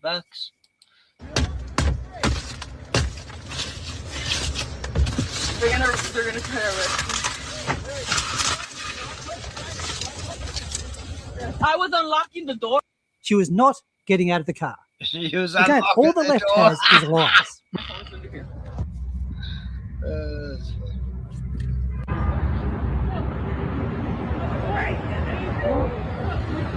You immigrant, get in that car, you immigrant. Now let's go back a few years for this classic. I would never in a million years teach my girls that they have to grow up to be reliant on a man, as you can well imagine. I would never teach my son that he should be attracted. But Tracy, you're the same one. You're the same one who bragged that she's so strong and so tough and doesn't need a man's money. Yet you're taking alimony. I have 3 children. Okay, Mark. You know what? So, but you don't need a man's money. That was a classic. Now, here's one of those gym chicks who's upset that people don't want to help them out.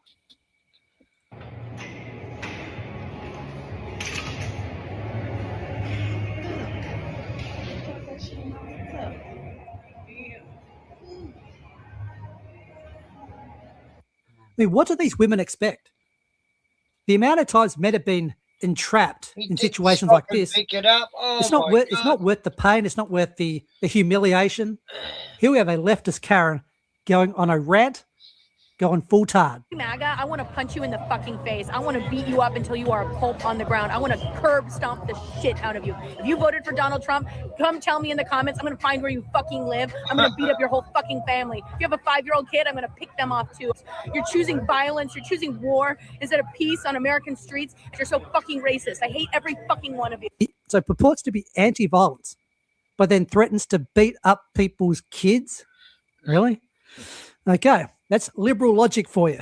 Like I said, doesn't make any sense. You just have a bunch of low IQ nut jobs, typically women who don't have kids, and they look at these like migrants and stuff as sort of their de facto kids. I know it's strange, but I think that's what's going on. Now, this wokie here is decolonizing her table manners by going from eating civilized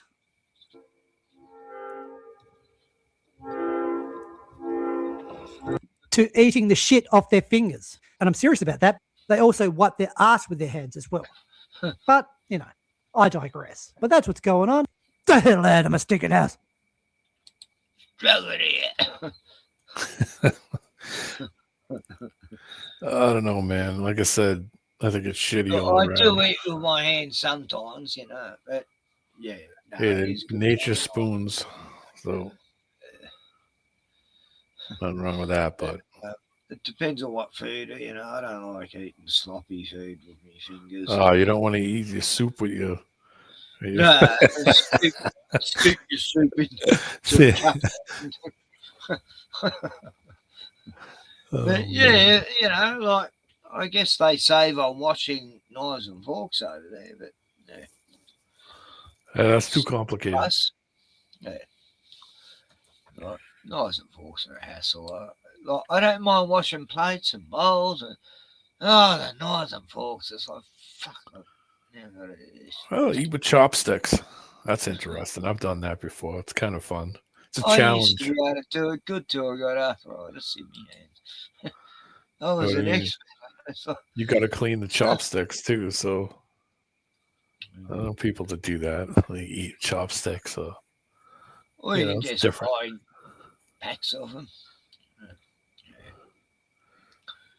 I don't know. I always try to drink my water with chopsticks. That's interesting.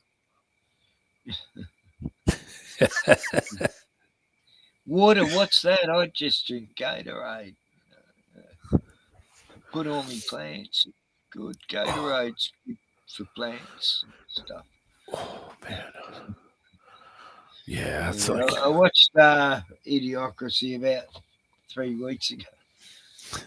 It's on my computer. I just thought, I just felt like having a laugh again. It never ages, that film. It's so fucking funny.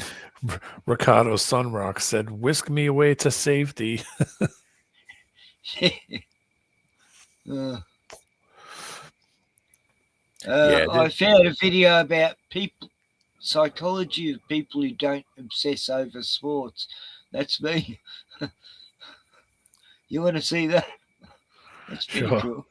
I used to know a guy that would literally he'd watch every sport on TV, no matter what it was: soccer, football, hockey, anything, just anything. It's all he would talk about for 3 days. Like would an be just nothing but OCD. sports. That's it. I'd say, dude, what kind of music did you listen to? Oh, I haven't listened to any. I just watch sports. That's all he does is just watch sports. Oh, I know. I've met people like that. Badminton and fucking soccer and every other thing you could think little of. tick. Ping pong, every sport possible. That's all he would talk about all week. It was, oh, did you see the game? Like, no, I didn't see any of it. Hey, what do you think of that new film that just come out, Star Wars? What? What's that? Yeah. It's While like, millions of people are look, it used to fascinate me from a psychological point of people who love sports. Like I was surrounded by them. And I could watch car racing. I even went to football matches, but I always took a book because I'd get bored and I'd be Baseball. reading a book, you know. Baseball. I would do it in baseball. Yeah. Read a Baseball book. tickets were cheap. They were $3 a piece. You would get the worst seat for $3, but it was interesting because sometimes I'd have a long lunch and I'd be like, screw it, I got a couple hours to blow. So I'd buy the cheapest ticket you could get at the ballpark and then go and eat my lunch and read the newspaper as I sat inside the ballpark. Yeah. That's kind of, you know, that's so I that's kind of remember reading Lord of the Rings, and my mates go, "What are you doing, Ken? Like Wacko or Bongo just scored a goal." Oh, did he? Oh, right. Amazing. Nah, like I mock sports in front of all my sports loving mates. Like I used to send them nuts when we watching a grand final of the year. You know, the whole time I'd be just making fun of the whole match. You know? they have the soup. Didn't I enjoyed football when I was with people who loved it, and I'd make it just a mockery. I couldn't help it. And, yeah, we have the Super Bowl. They find it funny, but you know, it was like they couldn't take things serious in the end because Ken, in 4 days we have the Super Bowl football game. Oh, the satanic the Super halftime Bowl ritual. Yeah, the Seattle Seahawks versus the New England Patriots. Who's going to be in the halftime? You think? You know, probably more satanic, ritual. Crazy people. I'm sure they'll. What celebrity? I mean, maybe they'll have some people come out and dance to try to get recruitments for the U.S. Army. Two mums. Look, I had a mate who had two mums, and then when he was 12 years old, his mum said, "Oh, you can go live with your dad." And his dad was a tough, bogan military guy. And then he'd shuffle him back to his mum, and like, the guy didn't know what the fuck he was in it. Oh, yeah. fuck, Steve. We'll bring up the recruitment numbers. Barney Rubble. He looked a lot like Barney Rubble, but we'll bring up the recruitment. Nothing jacks up the recruitment numbers like interpretive dance. That'll definitely bring more people into the U.S. Army. Oh yeah, expressive interpretive dancing. Yeah, on ropes and read a poem around and doing little puppet sort of pirouettes. Oh God, yeah, I never liked. What do they call it? Expressive art. Yeah. So what the fuck's going on here? I like a story to art, you know, like at least, you know, when I'm watching a stage play or, you know, at least Shakespeare had stories. Shakespeare for the army. What's that? I said Shakespeare for the army. Yeah. Anyway, here's a documentary about sports and people who like them and people who don't, and why us people who don't give a fuck are pretty intelligent and shit. Anyway, I don't know this guy. Yeah, I sped it up, didn't I? Yeah. God, I just forgot that I sped it up in second, like 2.3 seconds. Screaming at their TVs, painting their faces, and emotionally destroyed because 11 strangers lost a game, there's a massive group of people who just don't care. And according to neuroscience, their brains might actually be wired differently. Stay with me, because what I'm about to tell you will completely change how you see the sports-obsessed people in your life. Here's the thing nobody talks about. Not caring about sports doesn't make you boring. It doesn't mean you lack passion, and it definitely doesn't mean something's wrong with you. But there is something fascinating happening in your brain that's completely different from the 60% of Americans who follow sports religiously. Let's start with the obvious question. Why do so many people care so much? Humans are tribal creatures. For thousands of years, being part of a group meant survival. I think that's why I got along with so many women, is because I wasn't into sports and talking about boring shit to them, you know. Talking about art and music and you know, stuff they would like, you know. Simping. Survival. Your tribe protected you from predators, helped you hunt, kept you alive. And sports, they're basically modern tribes with better merchandise. When someone watches their team, their brain releases oxytocin, the bonding hormone, the same chemical that makes you love your family. Wild, right? Their brain literally tricks them into thinking these millionaire athletes are part of their clan. But here's where it gets interesting. People who don't obsess over sports often have what psychologists call lower tribal instincts. Their identity isn't as strongly tied to being part of a group. They're more individualistic. They're more likely to say, I don't need to belong to something bigger to feel complete. And there's actually great film from the 80s called Hooligans. And it was all about these soccer fanatics, you know, and it got that bad because they were doing so much violence back then. They send this guy in as a undercover cop who joins them, and he's joined them. And he actually likes them, you know. He's getting on well, and they're a bit, you know, neo-Nazi-ish. And yeah, he gets sprung when he goes, you know, they're having a fight, and then he goes to a guy, "You're nicked." And then this retarded guy's trying to tell everyone, no, he's a fucking cop. And anyway, yeah.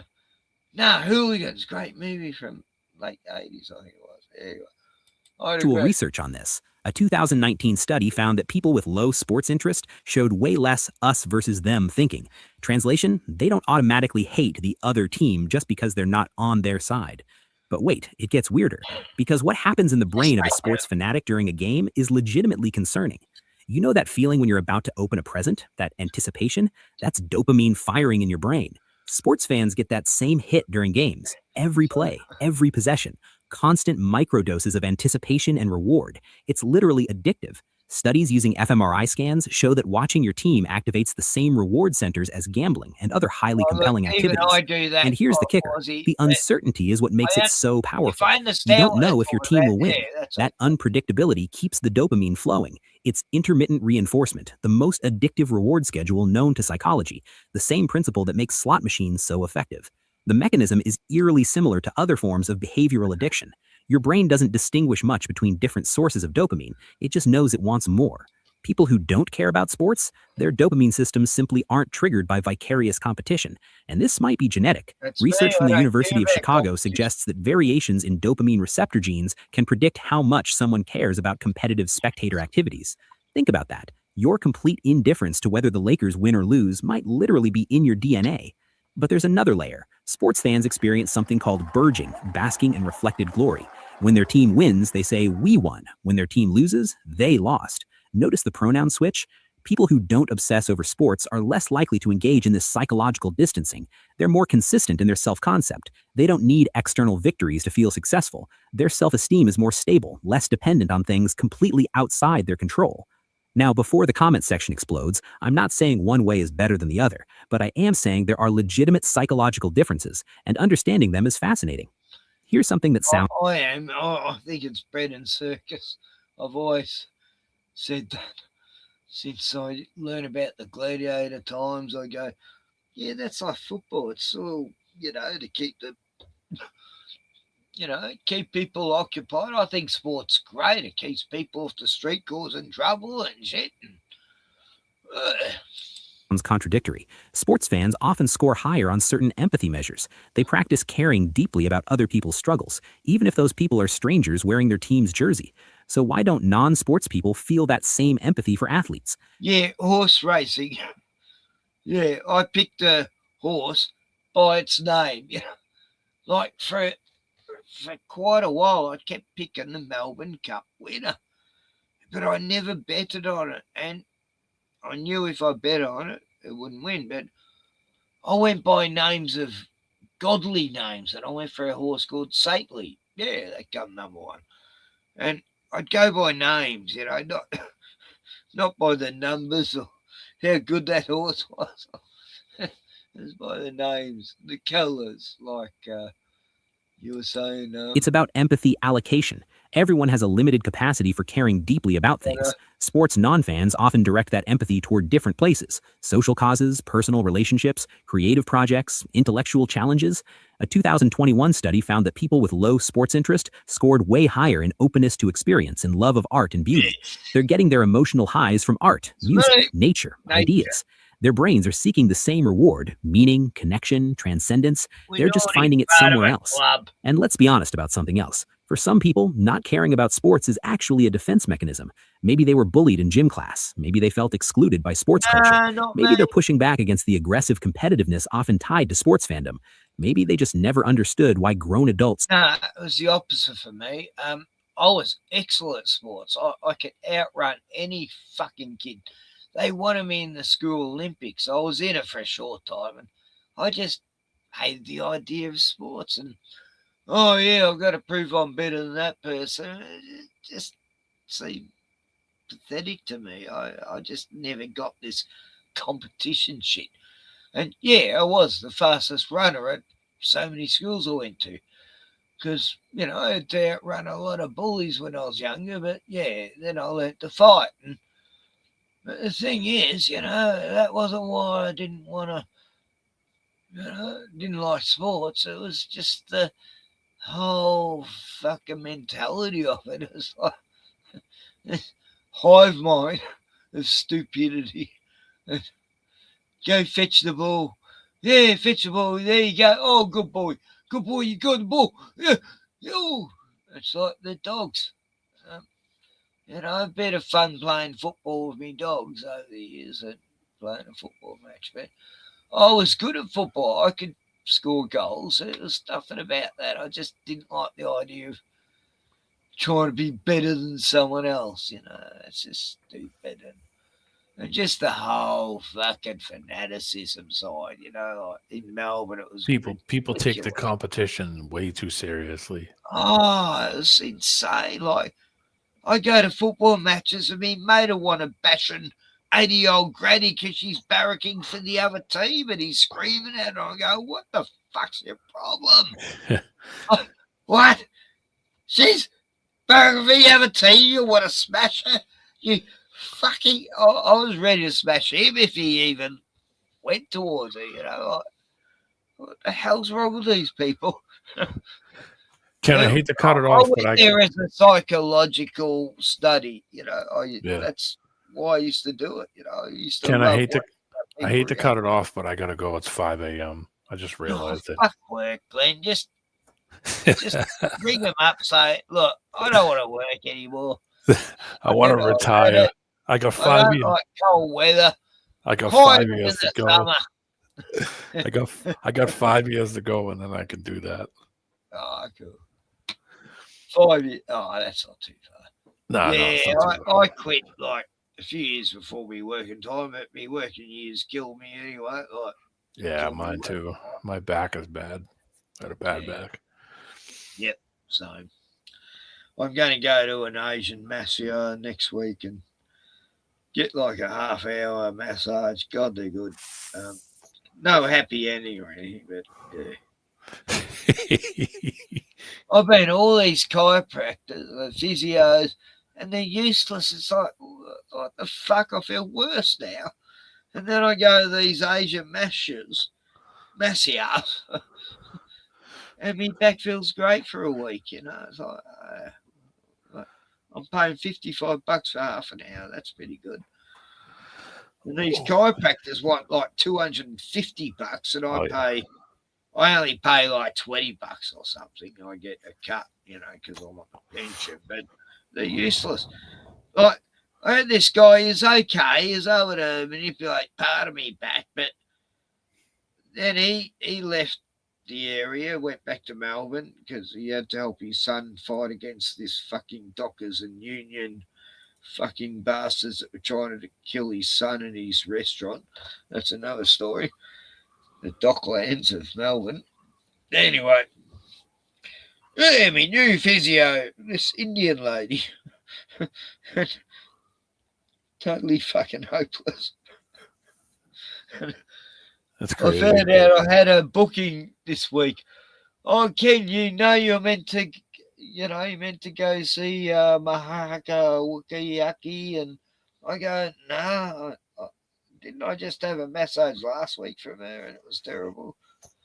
No, that was 3 weeks ago. You booked in today and you haven't turned up. And I go, oh, look, yeah, sorry, I forgot. Okay, can we book you in again next week? And I go, nah, look, I'll get back to you about that. And it's not because she's Indian. She just doesn't know how to do it. I used to go to a Turkish place, like a Turkish bath, where you do the steam shower and then they give you the massage and then you go back into the steam and they're like, oh man, I used to walk out of that place feeling so good. Yeah. Until the next day, and then I'd be like, "Oh God, I feel horrible again." Yeah. It's like 3 days later, me lower back's feeling bad, me middle back, me. Today I was feeling it. I'm going, oh fuck! I wish I could get a massage today, but I didn't have enough time. I feel it more in the cold, just because it makes you stiff. It makes all your joints stiff, and that's the biggest thing with me. Is like the cold's killing me. Oh, The cold kills me. The winter gets worse and worse every year. I go through winter. It's just worse every year. Never gets better. I never say, "Oh, I feel great," and walk outside. I always feel like somebody nailed me together. Back's out, but it's not as bad as when it happens in winter because it takes a lot longer for it to go back in. But yeah, you just got to keep walking when your back's out. That's what I find. Yeah, just keep moving. Keep moving a little bit, but be careful. Don't sit around too much. Yeah. That's the big thing with me is that I can't, I can't fall. I got to dress up nice and warm to keep my body warm. And that's the only way I can get through it. Just keep my body, keep my muscles moving. Otherwise, that cold gets you. Jackets, Glenn, over there, like jackets that have batteries in them and they heat. Oh, yeah. I got one.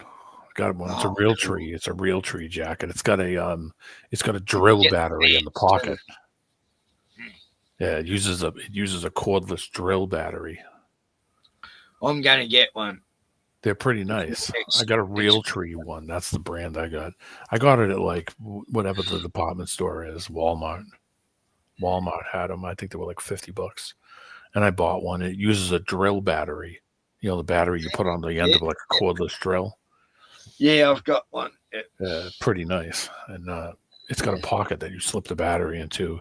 It's like a camo jacket. It's like a hunting jacket. It's got a hood. They're pretty nice. Yeah. No, I'm getting one this winter. Yeah, they're pretty nice. I've worn it a few times at work, and yeah, it's definitely nice. Find them online. The battery I have is an older battery, so it doesn't last as long. I think when you put if I bought a new battery, it lasts a lot longer. Yeah, I find the same even with the drill batteries. They die after a while.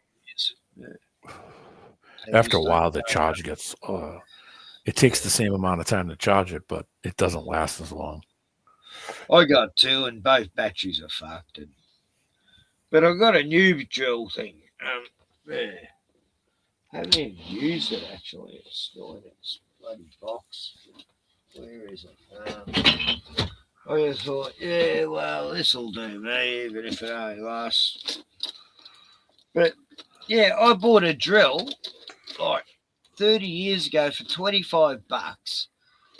Real cheap ass brand, and it's still going. It's like, what? Chinese made good shit back then.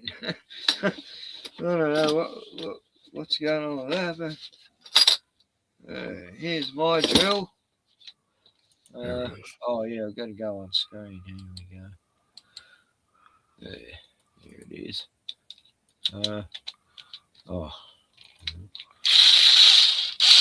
It's got a light on it. Look.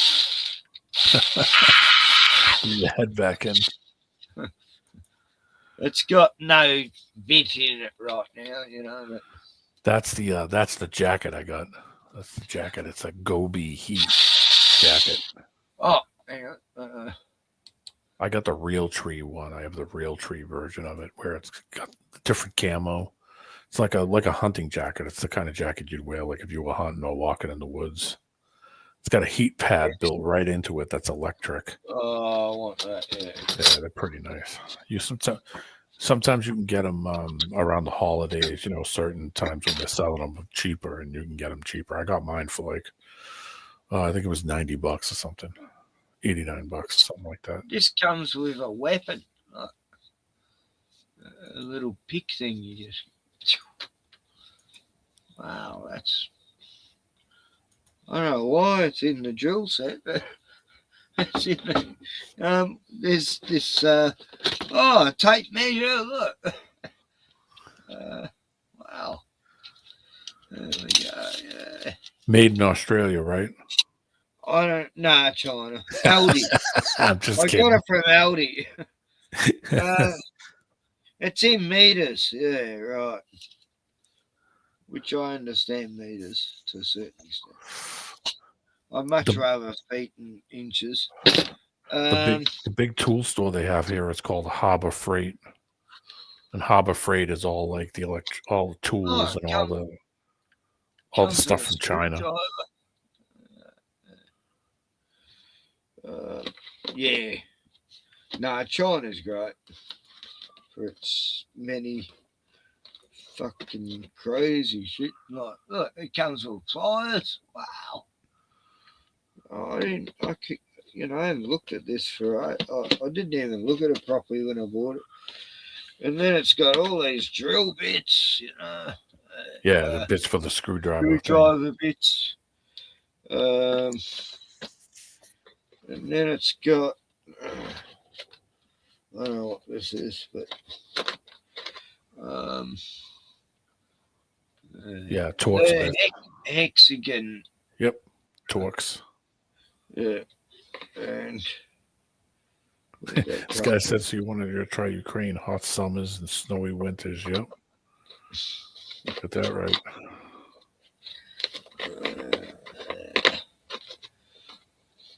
Yeah, that's the thing with these Chinese packaging. You can never get it back in the same way.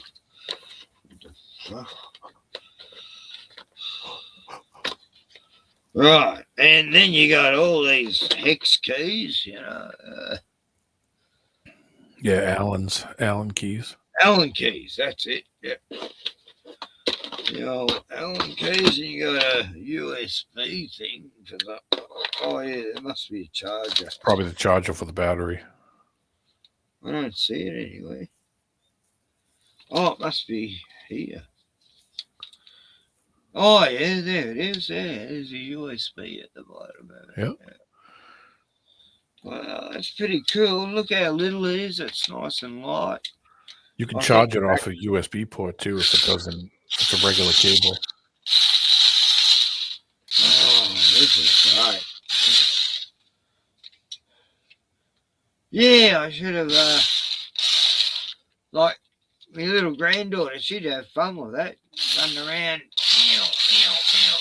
I want to teach her to shoot and things, when she gets older, how to shoot a gun. And anyway.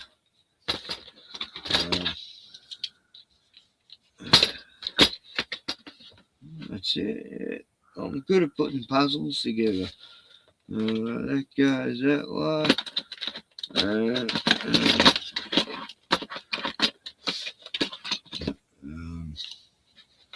There. Right now. That's it. Yep.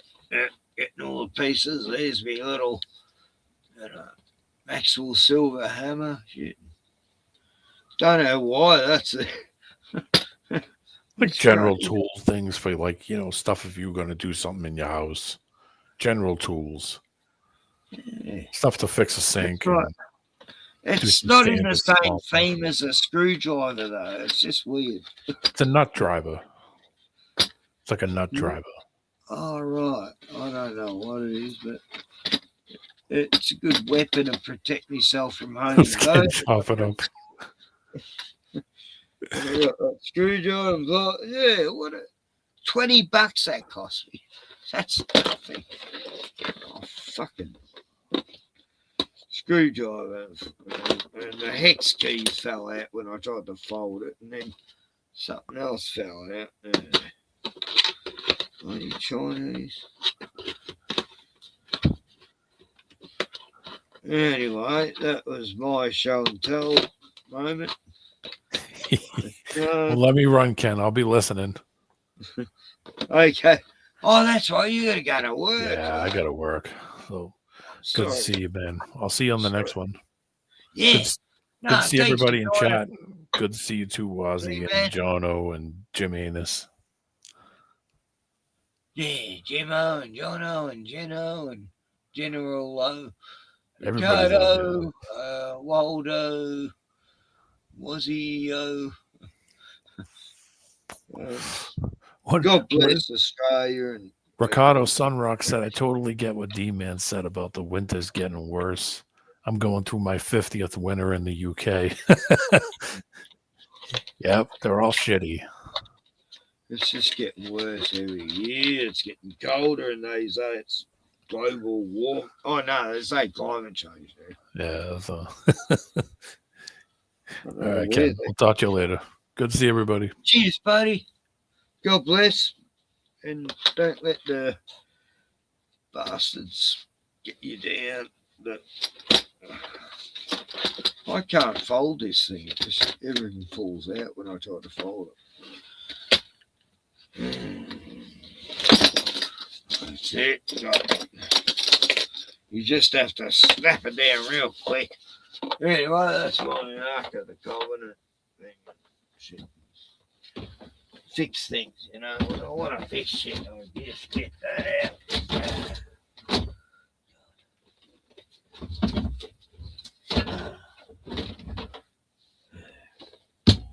Also hide me bong in that cupboard when people are coming around. Anyway, then there was one. Oh, Wazzy's here. Hey. Wazzy, how long have you been backstage? Sorry.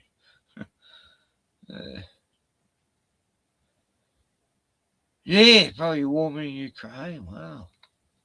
General. Yeah.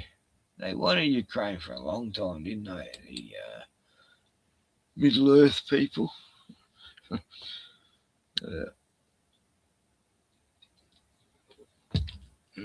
Yeah, they got it more or less. That and whatever other country they want. Venezuela, Iran. They already got Afghanistan. They already got Iraq. And it'll be Yemen and Turkey and Syria and what's the other ones? Anyway, systematically, they're all being taken over. Slowly but surely, the Middle East is dying. Well, because Hello. certain... Hey, yeah, I'm Hey. just talking myself here. Sorry, I was just because cutting my nails. I ran away. I'm like, oh, you're not letting me up, so I fucked off. No, fair enough.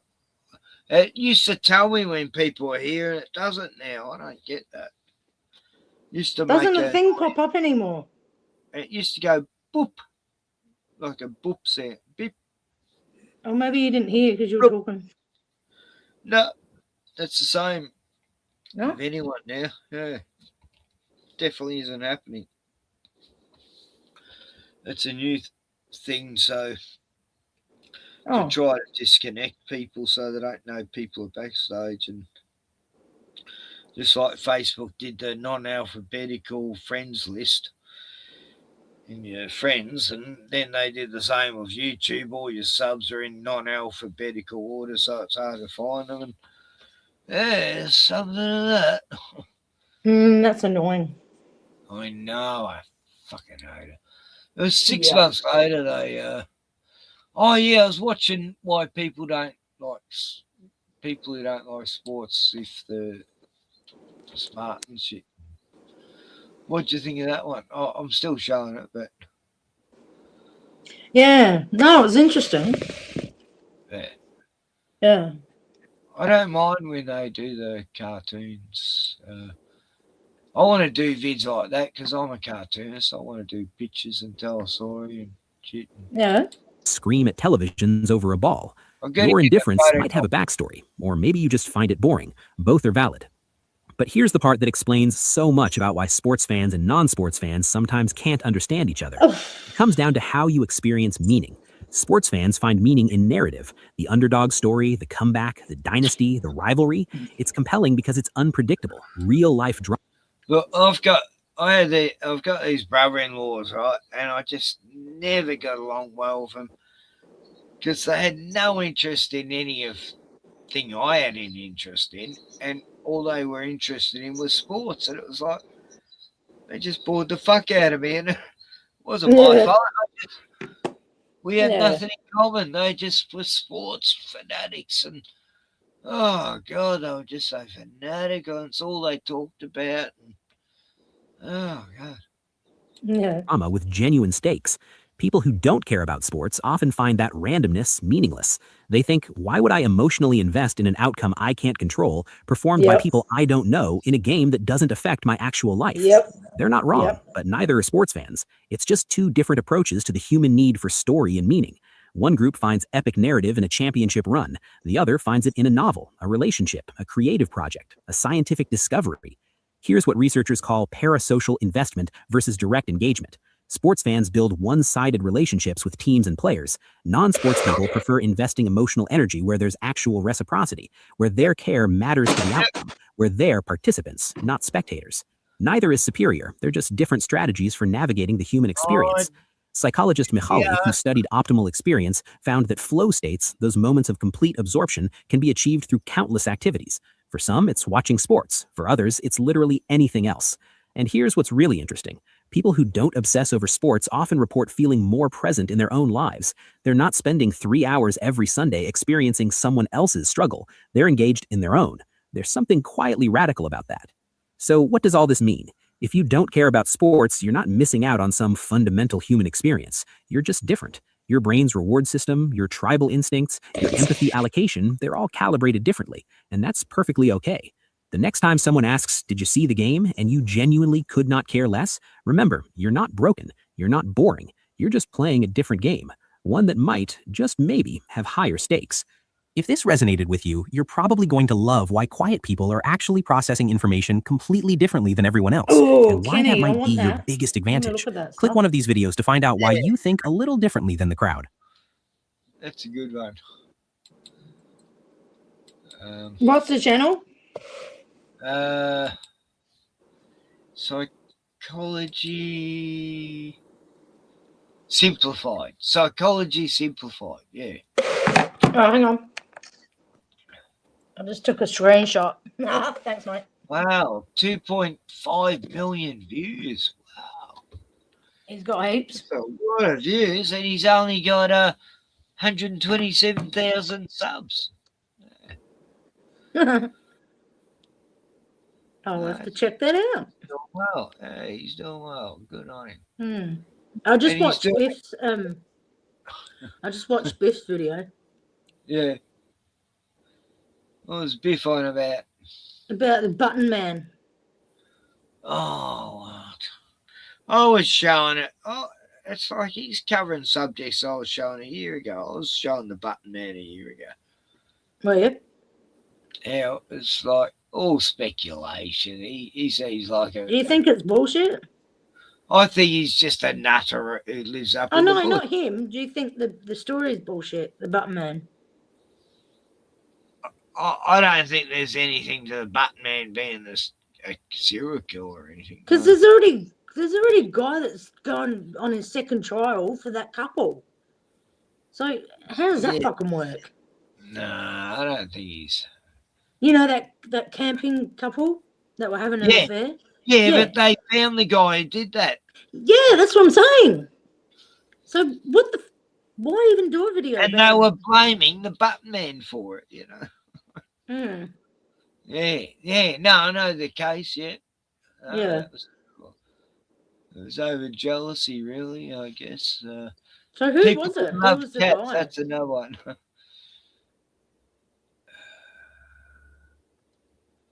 Yeah, interesting channel. Anyway, but yeah, the button man. I don't think he's sort of a killer or anything.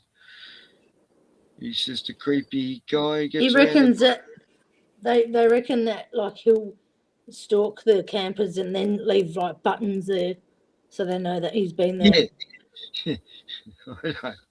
Anyone could just put buttons there and go, oh, it was the button. Oh my god, fuck. Well, I know nutters, and they end up being totally harmless. They just got this weird CD thing. You know, what do you call it? CDC. OCD. OCD. I don't think that's it. But like, everyone sort of knows him, and he's too well profiled. Who? There is no proof. The Button Man. Yeah. Yeah.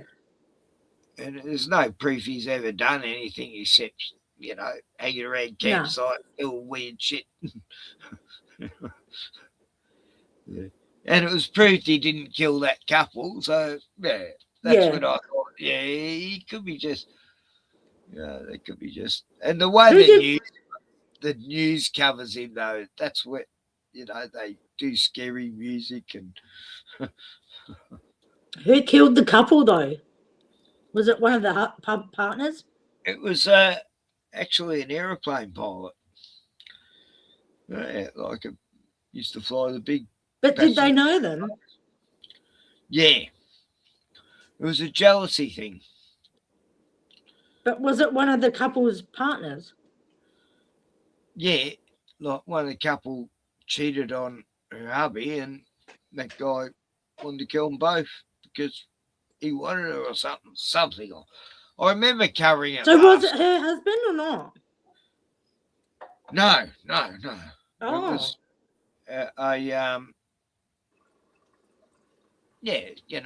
he had an affair with her, and then she wouldn't leave the other guy, so he went and, without the other guy even knowing they had an affair, something like that, and then he just killed them, set the camp on fire half-assedly, and Oh, yeah.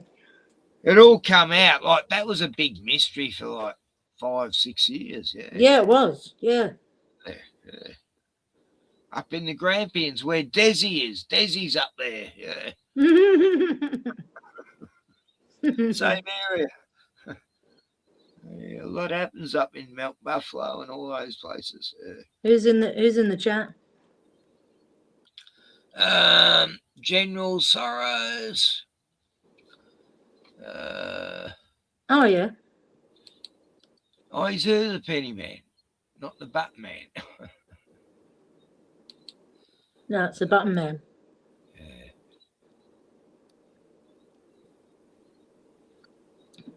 Not Pennywise. Not that weird one. Yeah. I've been watching a series called Fallout. It's pretty good. It's based on. What is it on? Prime. Oh, no, I haven't got Prime.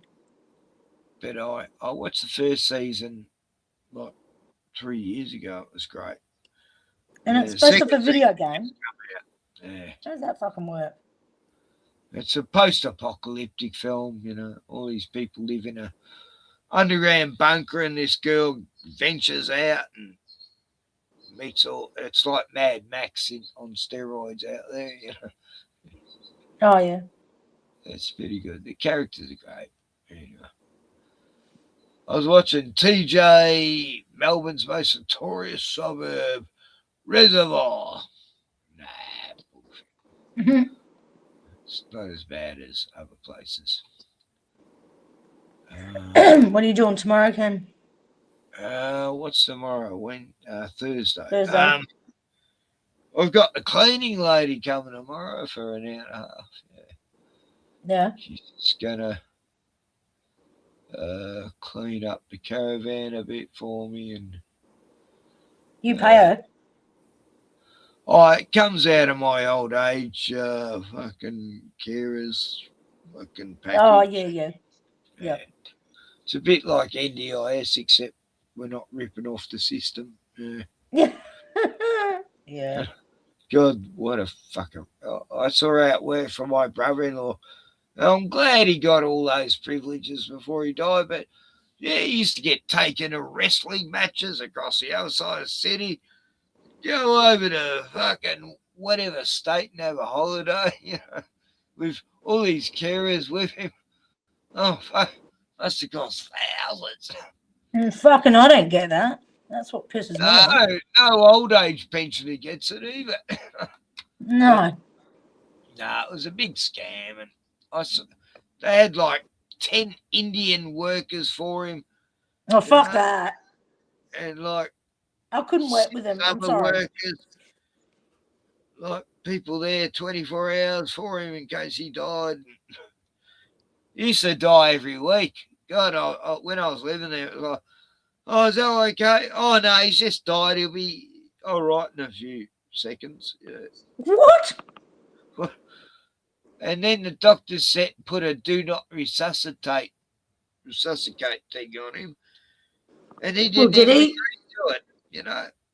And I'm going, oh, that's wrong. You don't agree to do not resuscitate. They decide that. Like, no. Yeah, but was he sick? Was he sick? Yeah, he had, like, kidney dialysis and all that stuff. Oh, okay. He used to pass out all the time. Yeah, but he didn't fucking put that on there. That's wrong. I know. He should have had a Bloody choice. illegal. And then last time he had a stroke, heart attack, or whatever it was, they didn't resuscitate him. That's pretty fucked.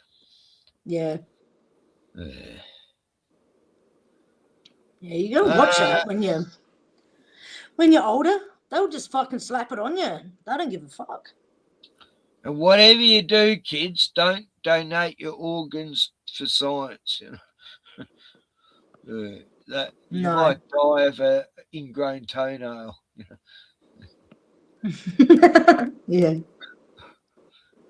Now, did you know Israel is made the Guinness Book of Records as being the biggest, highest donors of organ transplants? Like, they've got them all there. Heaps of them, you know, buy them online, you know. You got organs everywhere coming from Israel.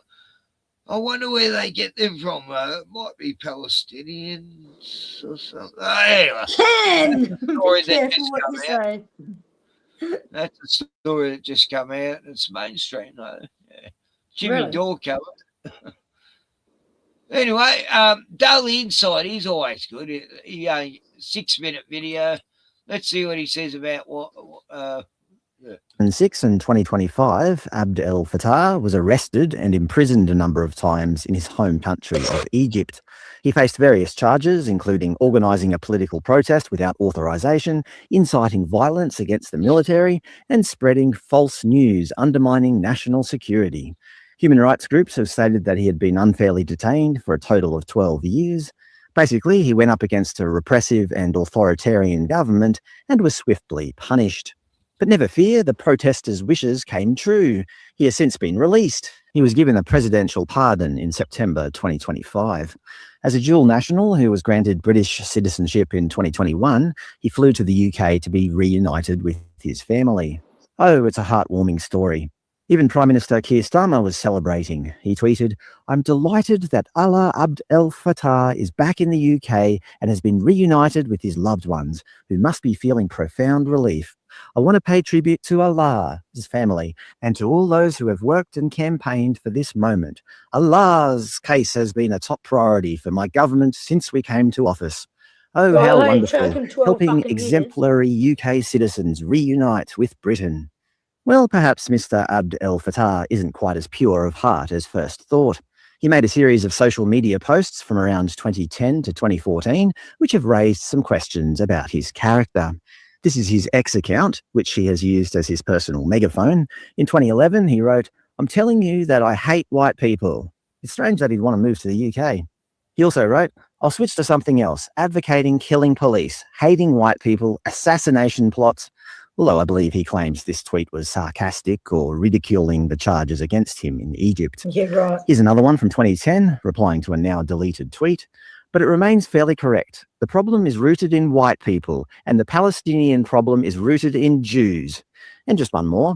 "Only white people would think castrating your pets is the humane way of treating them. Am I allowed to say that in South Africa now?"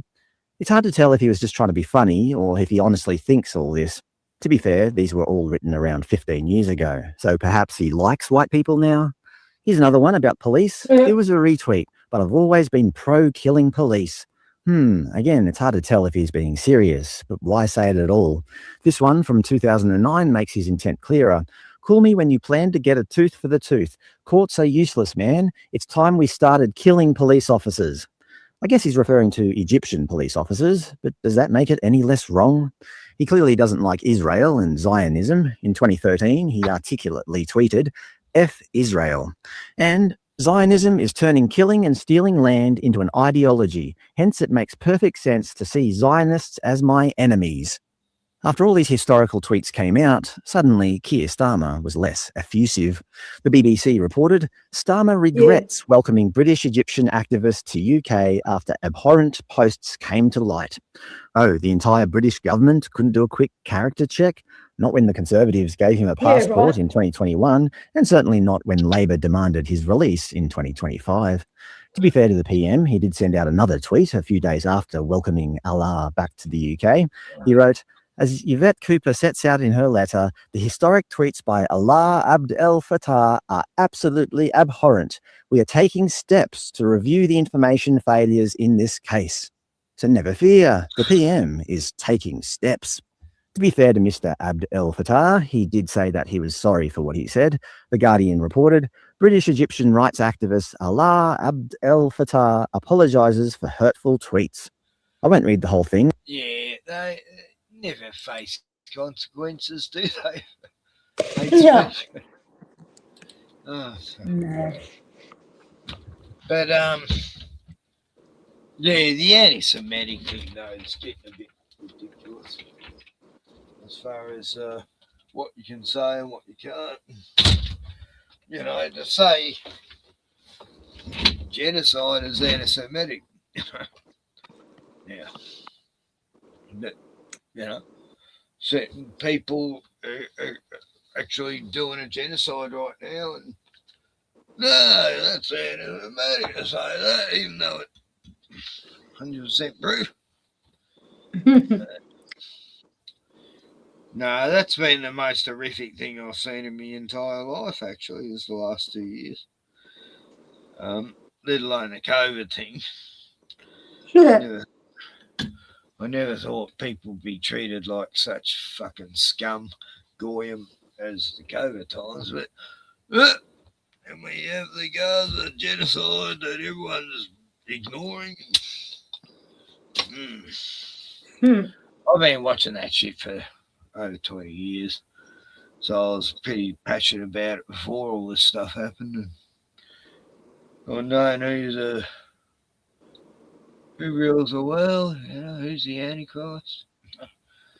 It's a lot of people. There is no one Antichrist, you know. Even Jesus said that there's many Antichrists. There's not just one Antichrist. Yeah. And they all serve the same agenda: depopulation, war, evil. Yeah, you go. All this shit with the Epstein files lately, it's like sickening. The stuff that's coming out. It's like, what do you make of all that? You know? Oh, sorry. I was just grabbing something outside. Oh, yeah. I just got a load of washing on. Good drying weather. I'll put my washing. Yeah. Won't take long. I got Still, a lot of laundry washed and dried. It's still a bit warm out there. Yeah, it's pretty average. It's not as cold as it was earlier, actually.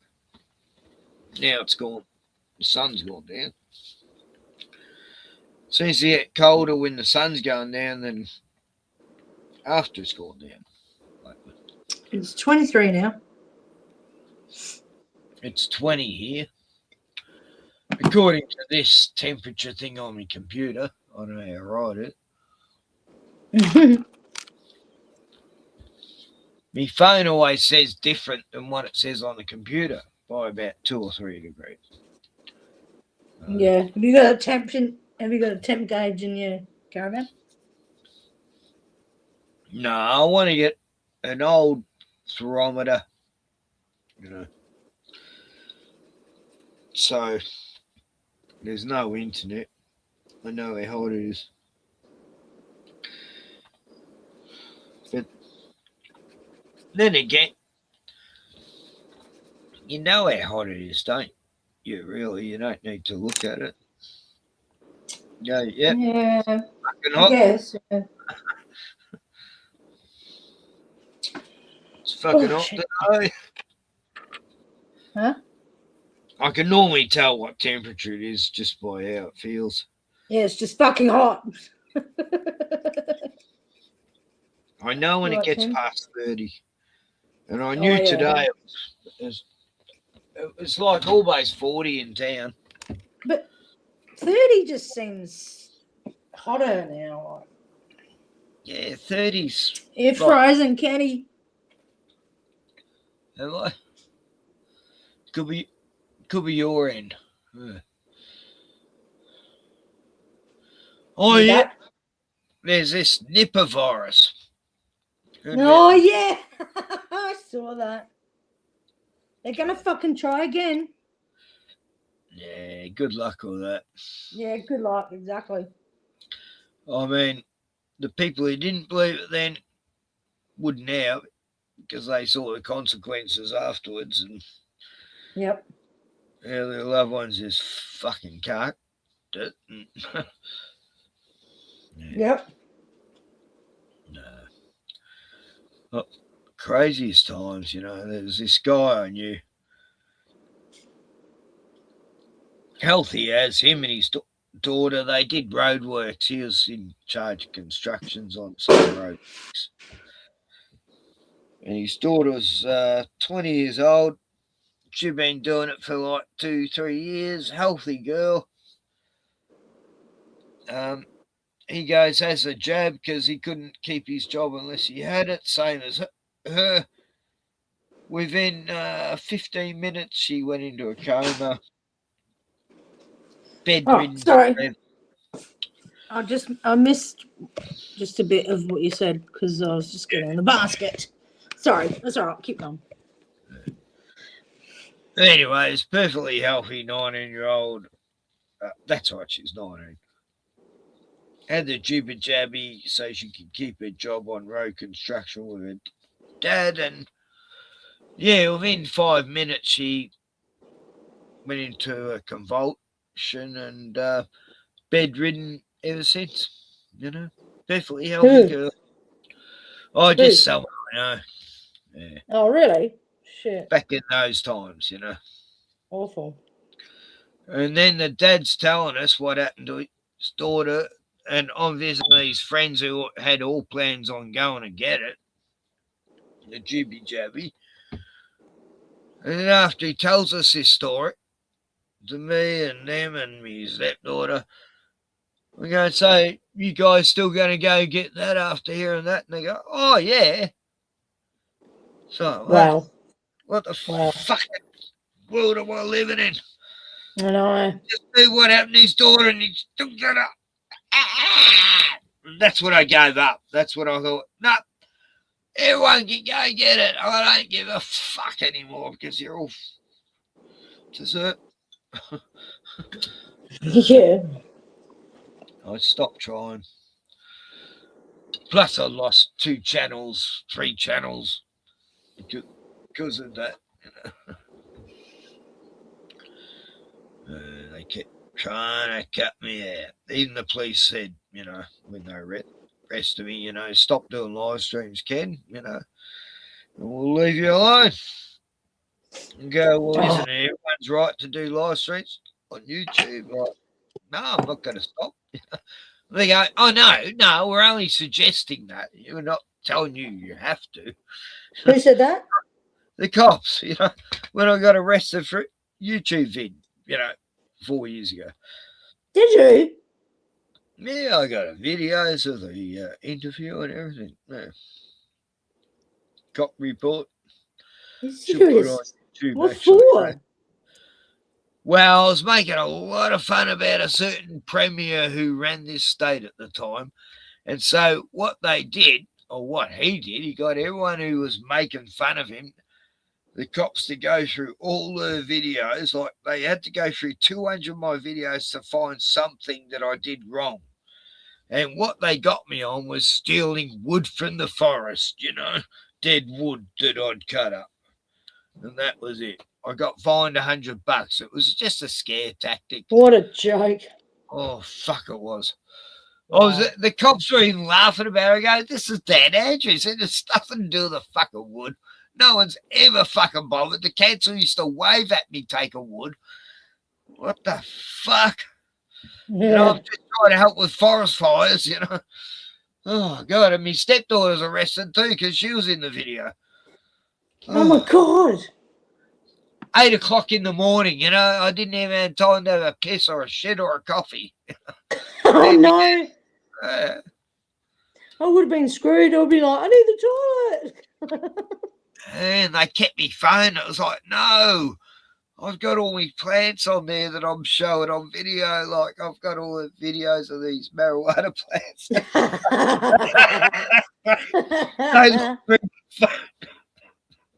That's they funny. did. Because when they turned up, I had like 7 plants growing next to me caravan. And they didn't see it. Oh, fuck, it was a nightmare. Anyway. Oh, I've got an inspection tomorrow. Oh, fucking inspections. I bet you don't miss them. Nah, look, I have an inspector tomorrow. She's coming to clean me caravan and say she's inspecting it, you know. The cleaner. I've got a chauffeur, a cleaner, and a gardener. Not the fucking same. Not the same as it can, is it? Got it. I'm wealthy. Sorry. Yeah. And then, well, fuck. Yeah.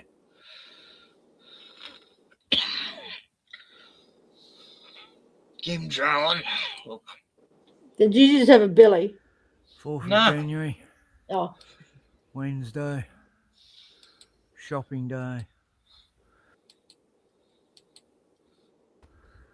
And look at No, I it. didn't. It's been covering us since I got up. 8 a.m. 33 degrees today, I'm meant to be. I don't know. Oh, well. Getting picked up soon. Hope Bruni's alright with the heat. Look at this. No cloud in the sky, of course. Just wispy, chemical. That's not normal clouds, man, is it? Not clouds at all. No.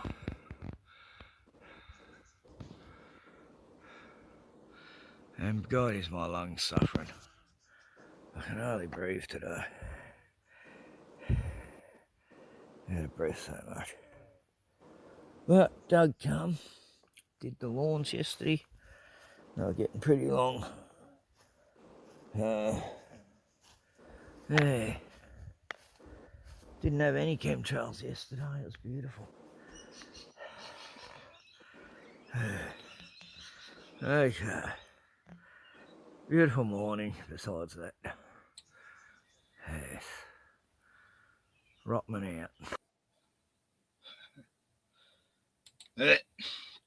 Just reporting from my local undisclosed area. It's pretty disclosed, really. Everyone knows where I fucking live. I've showed enough videos over the last few years. They want to come and get me, cunts. I've got my machete sharpened and ready, and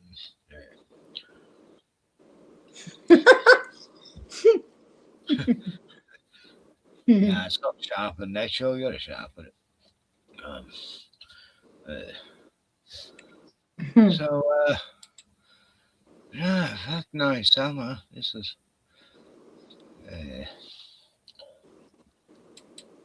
Anyway, that last story's a bit boring. You know, that I showed on YouTube. So you doing anything tomorrow or not? I'll be just sort of. Yeah, I'll probably do some laundry. Actually, I reckon it'll be a good day for drying. Hopefully. Where do you do your washing? Yeah. Yeah. I go down the there. beach. Yeah. What? I go down the beach and wash it in the ocean. And, You do not. I know. Sometimes you get me. This time you're not. No, you no. No, I got a washing machine in the shed, and I've got a clothesline out there. Oh, you have got a washer. Oh, that's good. 2 washing machines. One in the house, one out there. Yeah. But yeah, I love hanging the clothes out all right. It's very. I like doing washing too. I don't know why. Therapeutic. I do. Yeah. Yeah. Like the cleaner says, asked me if I need her to hang me washing out. And I go, no, I don't need you to. I can, that's part of my, therapeutic moment, And Yeah. Yeah. All the other chores I hate. I hate. Pick up the dog shit though. No worries. Actually, yeah, I forgot to tell you. Yeah, you can go pick up Bruno's poo. Yeah, that's good. Yuck. Nah, I don't expect people to. No. No. Yeah. So Bruno's still got a few years left, I think. As long as, how old is he again? He'll be 10 and a half in May. Yeah. Yeah, he's got a few years yet. Yeah. Hopefully. My Roddies, none of them lasted more than 10. I don't know why. No. No. German Shepherds are the same too. Yeah, my girl was 12. Yeah, this German Shepherd just died not long ago. She was 15 though, but she used to go to all the schools and she's a therapy dog, for Oh, kids beautiful. and that. Oh, You the got kids loved her. You got a photo? And they still kept it going. They got 3 other German Shepherds that do the exact same thing, that by the same owner. And so here in my town, Have you got any photos? Once a week, the dogs come to the school. On my Facebook, yeah, I could probably find it, but I'd have to look her up and that because that was a while back. Last year. I think dogs should be part of school. Oh, it's the best. Any school, not just specialty schools. All schools. Needs where some kids have been through trauma, and she used to take her dogs to meet them, and it really helped them. Yeah, what a legend! The dog just died last year. God, I cried. Even though I only met the dog like twice. But yeah. Just a real part of the community, Yeah. I would have been crying too. Oh, the kids loved him. I mean, her. Yeah. Yeah. Oh God. Yeah. Forgotten that name, but anyway. A big part of the community, our dogs, and so many people bitch about, this dog's getting around, help us. And it's just the most harmless dog. Everyone knows in the town knows the dog. It's like, settle down. No. That dog wouldn't hurt your cat or... People are just uneducated they with overreact. animals. Yeah. And a lot of our Muslims who have shifted in, actually, but they don't like fucking...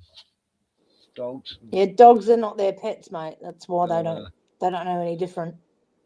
I'm not blaming them, but get a grip. Get a grip. Yeah. Tough it up, you weeps. That's what I've said. It's not. It's not as if you've got you scaredy cats. It's not as if they're fucking lions. Jesus. Yeah, big giant bulls and buffalo or moose. Yeah, what was this? What's I looking for? What was it? I was going to show you something. Forgotten. The shepherd. Yeah, okay. Oh, did you see Josh? He was on ABC. He did an interview. I don't know why he wants to go to ABC. Real or not for real, Josh? Wildlife, Josh. Nah. Wildlife, Josh. Yeah, you know him. Dreddy, fucking blondie dreadlocks. I know about 4 Joshes on. Yeah. The one that looks after wildlife. Like who? Oh, Josh Neil. Yeah. Yeah. Oh, well, sorry. people were... No, that's all right. He was saying on the interview, like people were criticizing him about with his daughter and that. And I'm like, whoever's saying that has got fucking no brains. Oh. He's teaching his daughter fucking the legacy she's he's in gonna... danger. Yeah, those wombats could kill her. Oh, yeah. And the your non-venomous child in snakes. Yeah, the non-venomous snakes she's handling. Wow, they could bite her. Like, fuck off. God. Oh, with the pythons. Yeah, I've seen them ones. Yeah. Oh, God. Pythons are fine, Like, no, he's not a dumbass. No, He knows what he's doing. He's not just some idiot who's exactly kids in amongst wild animals and yeah. they're learning the ropes like he, Oh, God. Was that recent? Yeah, that was today, I think. 13 hours ago, there's one.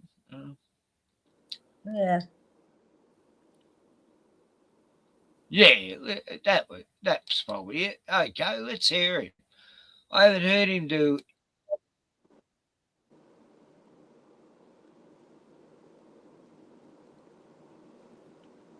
Oh, God, I have to get rid of that. He's on air. There he is. Person to spend a significant portion of their time caring for wildlife, especially for someone who used to hunt animals. Today, Josh Neal is an authorised wildlife carer using his property in Victoria's Gippsland region as a rescue and rehabilitation sanctuary. He's also amassed a huge following on social media, inspiring others to create change in their lives. And Josh Neal is my guest today on Changing Australia. G'day, Josh. Welcome.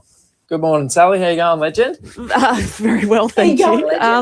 Josh, what changed for you? You used to hunt and you're now a wildlife carer. What's going on here? It's been a bit of a funny journey for me, I think. Maybe that's why I resonate so well with the Australian community. I know we've got a big farming background. It's sort of what our country's been built on, wasn't it? It's that farm and hard work. I know exactly where he lives, but I'm not going to dox it. And country lifestyle when we developed it, and it's about an hour from me. Yeah. I think what led me here was because you're only a product of your predecessors, right? So I grew up in a farm and timber work in town of Hayfield, Tanamba, that Gippsland area.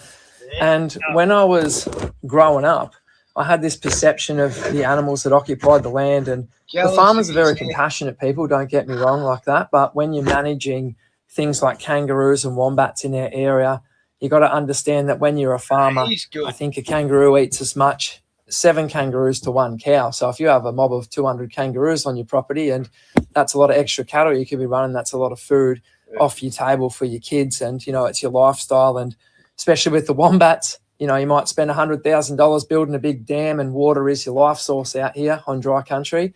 And if one of them happens to dig a hole through the back of the dam and you lose all your water and you ruin your dam, you can become quite frustrated. So I can see the need to manage these animals, and that's what I grew up doing. I grew up out there with the farmers, shooting kangaroos, shooting wombats, and I didn't have anybody to watch videos like I make on social media or to grow my own perception on these animals and how unique they are. And just, I guess, once you get educated on something, that builds compassion, and then with that comes empathy. And I think that if I had more of a chance to have these avenues when I was growing up, maybe I would have a bit of a different outlook. And then after that, I sort of got into deer hunting. So what people don't understand with the deer hunting, it's different to pest management. It's not all guns blazing and crazy business. It's sort of you sit somewhere for a period of time, and it's a lot of sitting, watching, looking and observing. And when I was doing this, I seemed to come under this understanding that when I was waiting for the deer, I'd see these little wombats walk out of their holes and they'd be rolling down the hills and playing with each other. And that's what gives me that empathy. I'm like, geez, they're actually real characters, these little fellas. They got some quite unique attributes, and maybe they're not as bad as what I thought, because all I used to hear was, shoot that bugger before it gets down the hole, would you? That's the only perception I got of wombats, and you didn't get to see them interact as they normally do, because they're obviously a nocturnal species and they're very secretive and they live on their own.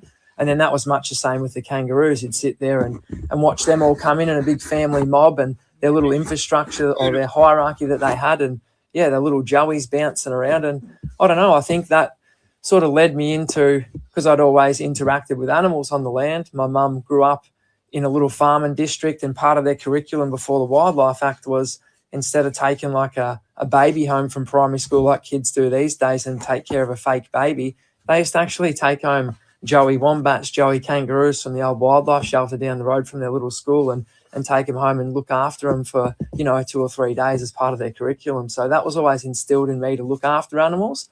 And then after the hunting and come the compassion. And then I started, branching out when I started my own job career and got some money behind me and brought my own property, and then started setting it up to rear these little animals. And now I look back at it and, I'm trying to inspire a bit of change and work with these landholders and farmers just to have a little bit different opinion on these critters. When your thoughts first started to shift on some of these issues, Josh, what was the reaction from some of your friends and neighbours when you started talking about some of these ideas of looking after animals? Yeah, they're actually pretty accepting. As I said, it's a common misconception that a lot of the farmers and that out there don't care about the animals, and that they just sometimes don't understand as much, as I said, because they haven't been exposed to this different style. And don't get me wrong, I think I approach it with a very common sense approach. Like Nah, look, I know a lot of farmers in my area for the last 25 years, and they haven't got a problem with wombats or the kangaroos. Hey, Ken, I just got to do my washing. What's that? I just got to do my washing. Yeah, go for it, mate. And I'll have to. I have to do a bit of tidying up as well. So I'll keep it playing and that. So yeah, just listen. Yeah. No worries, buddy.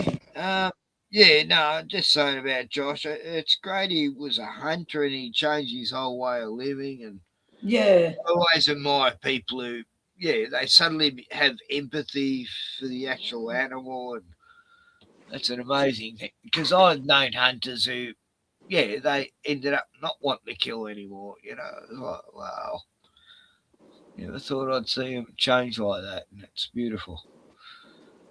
Because they don't know it. They're brought up by their dads to shoot and kill and shit like that. When I was 12 years old, my dad gave me a 22 and me 2 older brothers go shoot rabbits, and I just couldn't do it. I just couldn't shoot the rabbits. I'd see them playing on a hill. I go, oh, it's so beautiful. I can't kill them. And then my brother go, oh, look at them, they're so cute. And he go, boom, and shoot the head off. And I go, what the I was horrified by it. Like I was good at target practice. Clay pigeons, target shooting, but I never really wanted to kill anything. But I'm still a good shot with a gun. Like, you just never lose that skill. But rifles, pistols, and Shotguns. I love shotguns. It's probably like the old Colt 35 was my favourite hand pistol. Fuck, I love that. That's so beautiful, light, and easy to shoot. No kickback hardly. You get your target every time, but nah, never killed anything with a gun. Not on purpose.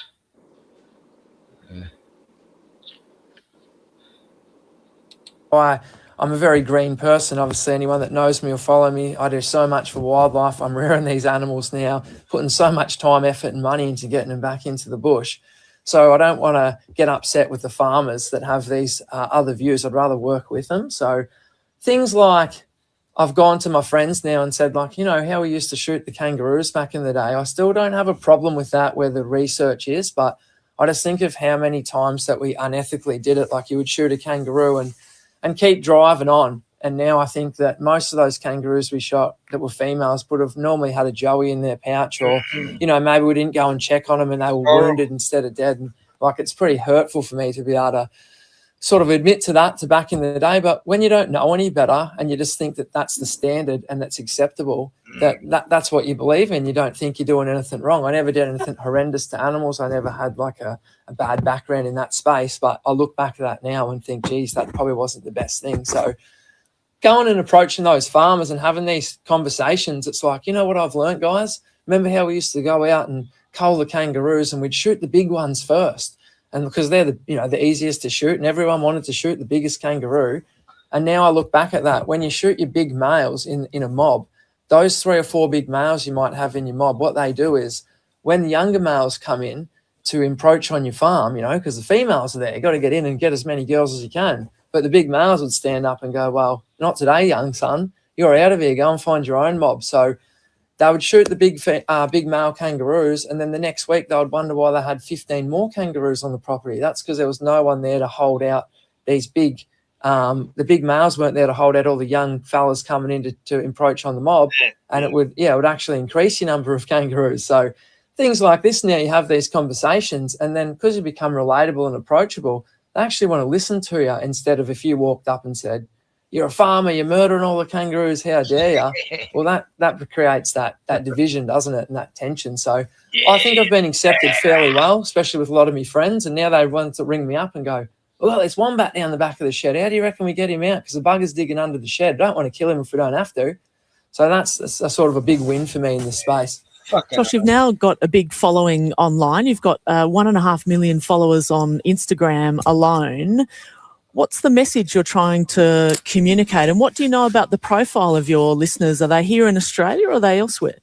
I've got about 50-50 split, massive in America, because you've got to understand that our wildlife is super unique, and because we deal with it on day-to-day basis, especially if you're out there in the farmland, you'll just drive past a kangaroo and go, oh, bloody kangaroo, or a wombat. But until you step out of that space and you start to see just how unique and lucky we are to have these animals here. I've grown a big following overseas, so Americans love us Aussies, mainly because of the accent and the cute critters, and the same in the UK. They don't have as much unique wildlife over there. They're a lot more used to like cows and domesticated sort of critters. And about another 50% of the following is right here in Australia. So, yeah, I've got a bit of a spread. Ashley. He just won a TikTok award, actually. Because he's big on TikTok. Much bigger than YouTube. But, yeah, fuck TikTok. X. They're infiltrated. But nah, good on this dude. Like, you know, I'm proud of him. You know, good on you, lad. Doing the right thing. And he's raising his kids right. You know, his little daughter and his nephew. Yeah, you tell everybody. Your daughter has been helping to care for some of the animals. There has been some criticism levelled online about that. How have you approached that, Josh? Oh, you know what it's like? I guess there's no rule book on being a parent, is there? It's acceptable risk. Those people don't live in my shoes. I've been around these animals for a long time. Let's put it in perspective. I get a lot of criticism. I'm a big believer in like I'm trying to change the perception of snakes, right? They have a similar thing. Like when you grew up as a kid, maybe 60 years ago, your parents had to put the absolute fear of God in you about snakes because there was no antivenin.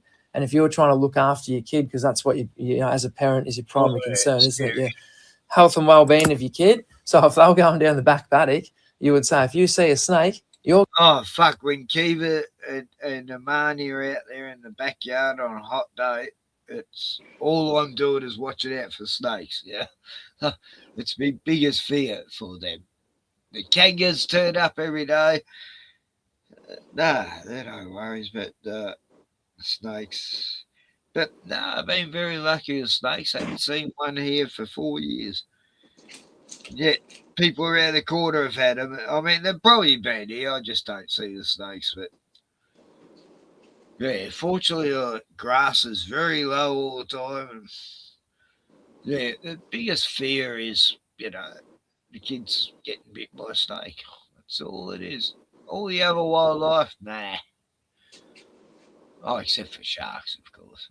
going to die if you go near it. So you had to instill that absolute fear in them to keep them safe. And I think that generational trauma stepped through, and now, even with more education and that, still a lot of those people are absolutely terrified of snakes. So with that, when like I have Ashley handling pythons and snakes like that, some people just can't fathom that I would even put my child in this position. But in my perception, if you had like a daughter with a python, I'd rather her get bitten by a python than be mauled by my family dog, if you know what I mean. There's risk tolerance there based on an animal. So let's say you have a staffy, it's your, you know, a nice family dog. One day it just flips out and decides to attack your child.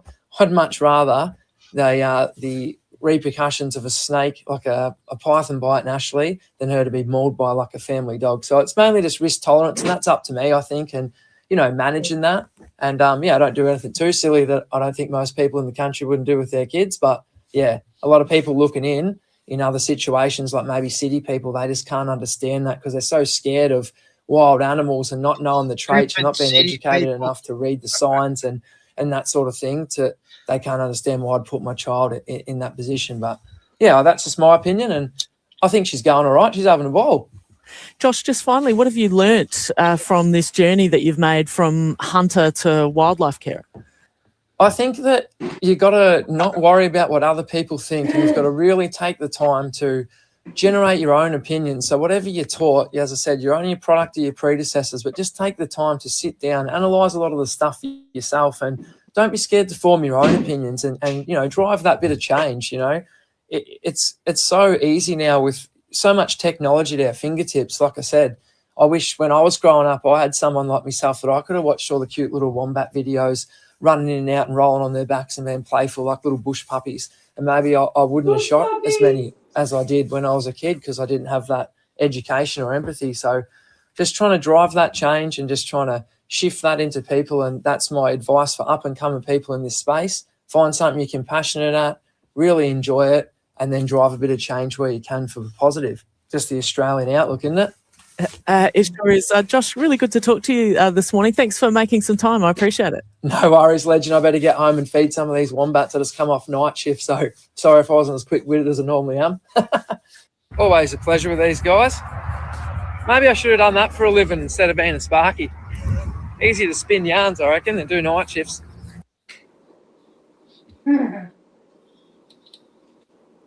Oh, he's a sparky, electrician. Oh, well, he knows how to set up his sheds with electricity and shit, yeah. No, he's good, you know. There's these people in my area and they need much more support. I might even try to connect him with them so he can sort of help them maybe, you know. Like,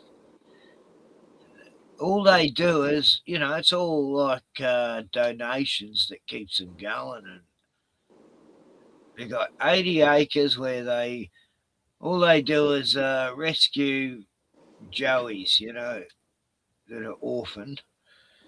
And I've taken an orphan joey to them and... yeah, they do great work and they just don't get enough support and it pisses me off. And they're saving koalas and wallabies and yeah, people like that, you know, I love them. for their dedication. And that's Josh. Neil, yeah, Nelly. Yeah. I don't know how you say his name. Anyway, Nelly. Anyway, sub to Josh Neely. As he's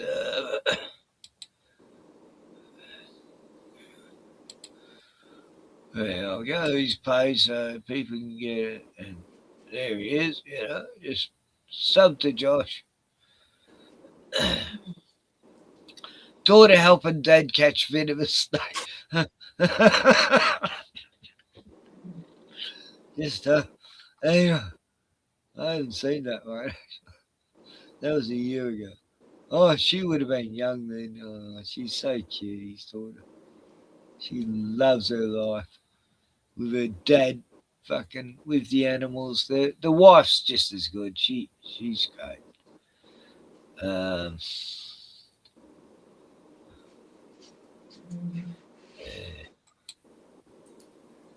So you. Oh, crikey Moses!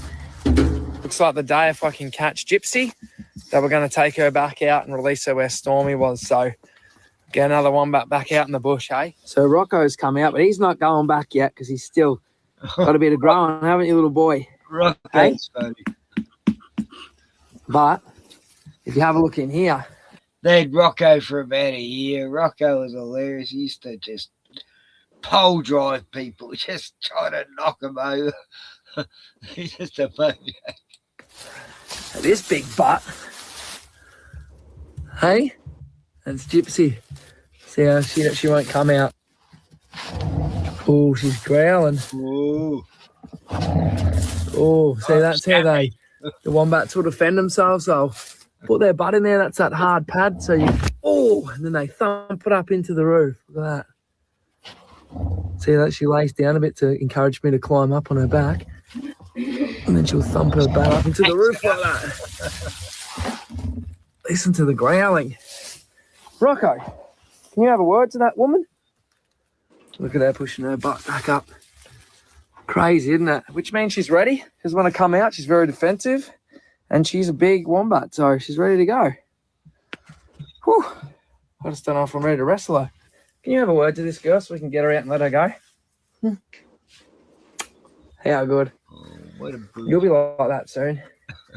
What do you want anything to do with it? Ashley, we're going to need you to climb in the hole and push the wombat out. You got it? Not really, but I like your commitment. Oh, crikey Moses! Oh, I'm not going to hurt you. Guess what? Is that Rocco? It's time to go. This is They Gypsy. weigh as much as my beagle did. That wasn't too bad. Now I just got to try and get her into there. How am I going to get out there? Excuse me, Rocco, coming through. Oh, Ashley, watch out. I'm fine. Oh, here you go, big girl. Oh. Don't get scared. I promise we're going to go to a great space. Hey, you look so good. Say goodbye, Moose. And we're here. Yeah. All right, let's see how she travelled.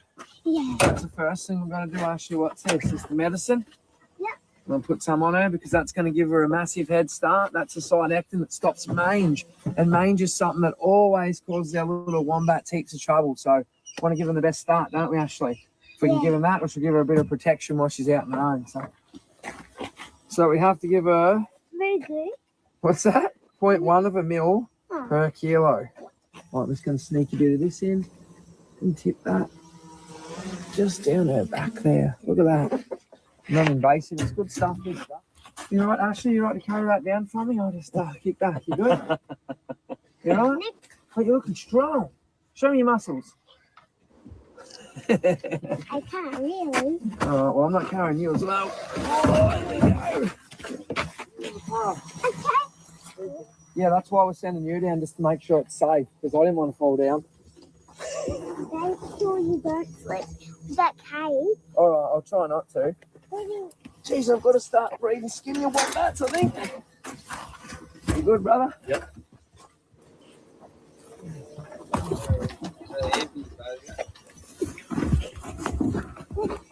This is an old burrow. This is sort of like what will be perfect I found it. for letting her go in. We sort of picked out last time we were here. Yeah. So it's not used. It looks like a nice new home. What do you reckon, Ashley? Yeah, and I found it. And that's a big wombat poo at the front of it, but it is a little bit fresh. So we know there's wombats around here, but it's not living in this burrow. You can see there's no track marks through there. So got some food to give her a head start. We'll scatter this around.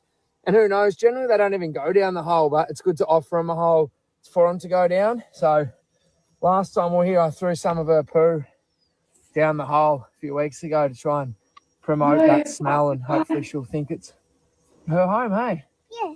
All right, let's go. Jump! Tricking! All right, let's go and get this wombo. We'll scatter a bit of food around here for her. Oh, can I eat that? No, you cannot eat that. Well, you probably could. It's not going to kill you, but there's better things to eat. Where are we, Ashley? In the bush. And what are we doing today? We're going to let Gypsy go.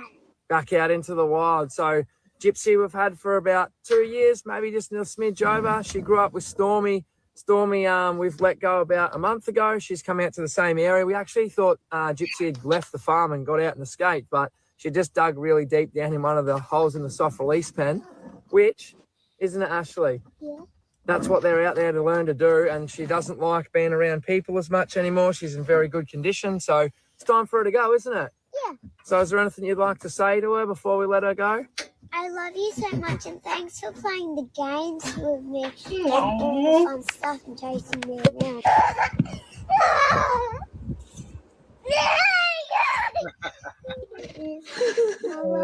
His daughter's beautiful, isn't she?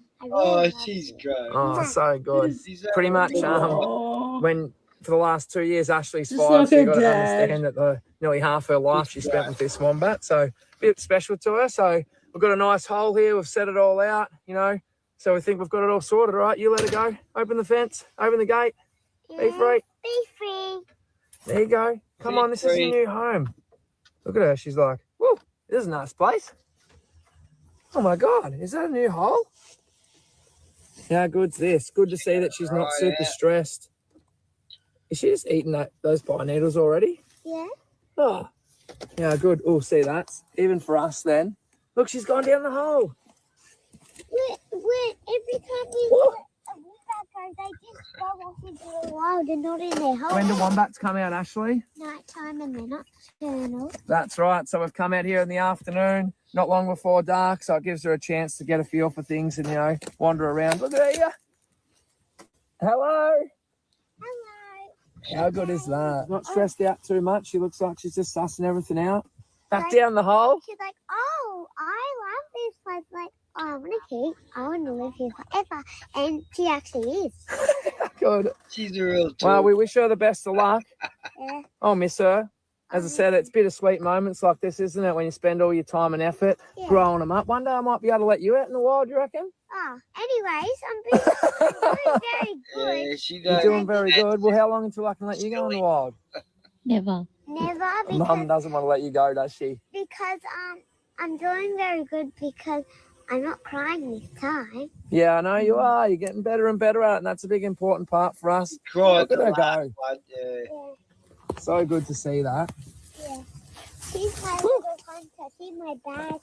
She's my bag. Oh, I'm we'll gonna just let jump her- off, mate. Let's let her get a feel for it. A new little Oh, place. okay.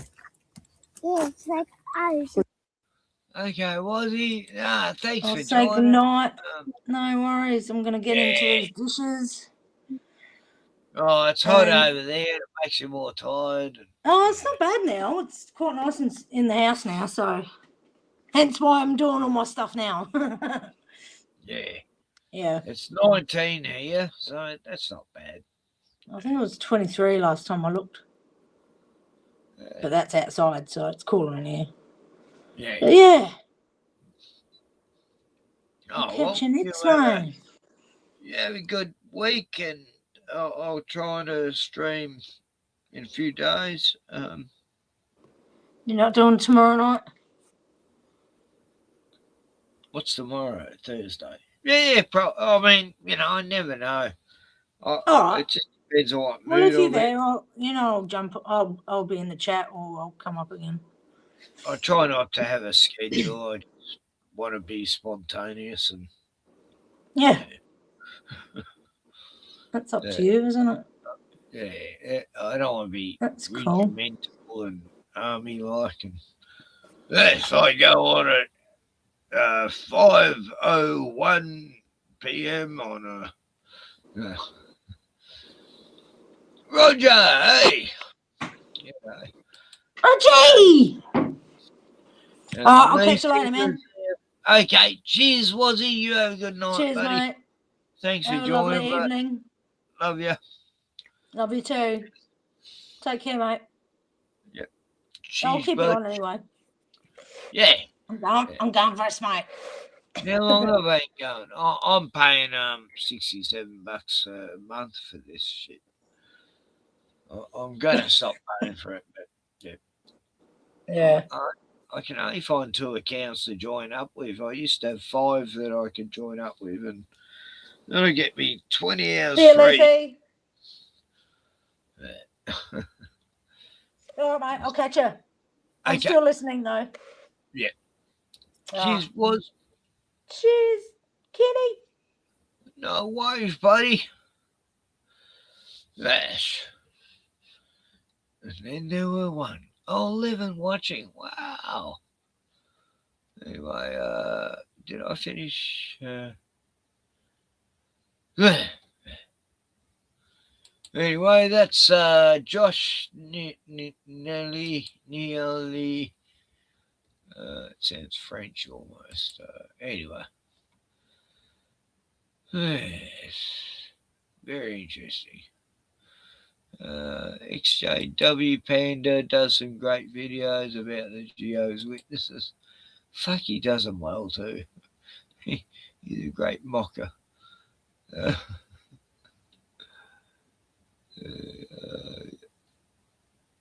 was watching one the other day. Did Jesus die on a cross or a stake upright? That was funny. I watched 7 hours off. 7 hours of every Jehovah's Witness cartoon that's come out last. Oh, that would have been horrific. Oh, fuck. God. Yeah, I might show one of his vids because he's really good at exposing J-dubs and he splices his vid so well. He's so good at editing. This J-dub cartoon gave me nightmares. Heaven is now full. 144,000. I don't know. There's so many good ones. I don't know which one to show. Good. Yeah. When you're in a cult and someone's doing great videos about the shit.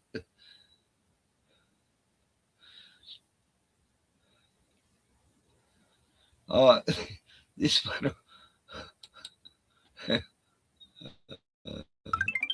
Jehovah. If you grew up as a Jehovah's Witness or watched my channel for some time, you probably heard this name thousands of times. According to Jehovah's Witnesses, Jehovah is the personal name of God, the same God who was worshipped by Abraham, Moses, Jesus, and the first century Christians. We've talked about Jehovah an awful lot in this channel, but we haven't actually done a deep dive character study on him. So, who is Jehovah exactly? What is his personality like? What are his limitations? And what can we learn about this religion from the way they interpret God? This is the Panda Tower channel, and thank you for joining me. Jehovah. So first, we need to talk about the name itself. This is the name of God as found in the Old Testament, the Hebrew Bible. It's known as the Tetragrammaton because it's composed of 4 letters, YHWH. We don't know the exact pronunciation of the name, since Hebrew writing is usually written without vowels, and the historical vocalization was lost because around the time of the Second Temple, Jews stopped pronouncing the divine name out loud, considering it too sacred. Instead, they chose to substitute the divine name with the term Adonai, which means my Lord. But scholarly consensus says that it was most likely pronounced something like. Anyway, there's a funnier one he did. Recent. I watched it just recently. It was hilarious.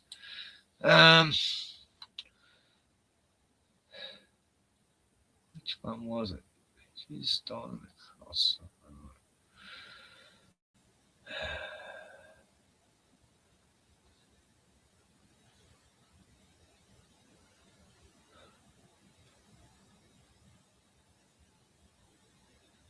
Yeah, you got it.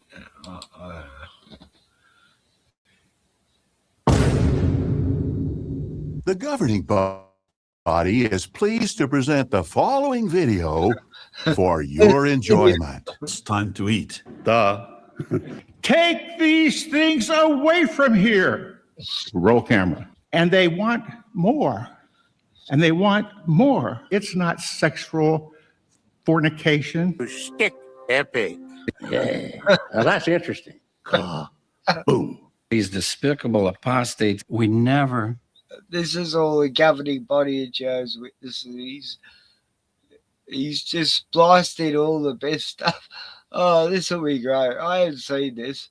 Oh, fuck. Look at these lunatics that run an organization. And Stop being one of Jehovah's Witnesses. Give me a drink. Real simple. Give me a drink. I just don't feel like it. I'm tired. My, what a he moment. loves these The drinks. angels are the real reapers. They're apostates, enemies of God. They're extreme enemies of Jehovah God. You're full of baloney, malarkey. The video is sobering by nature. I recently found out that he's gay.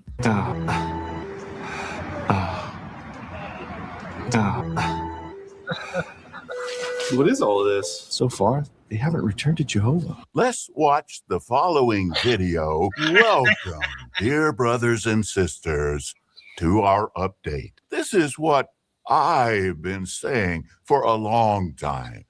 In conclusion, are we not grateful? Affirmative. A dilemma.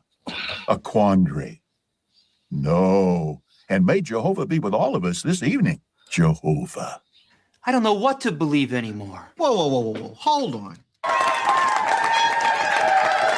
The next thing I know, she's inviting me to see this aquarium in her apartment. Man, what's happening to me? How friendly were you? Were you like boyfriend and girlfriend?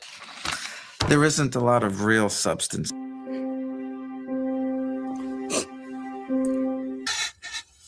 Yes. I couldn't stop it. Manipulative, worldly woman.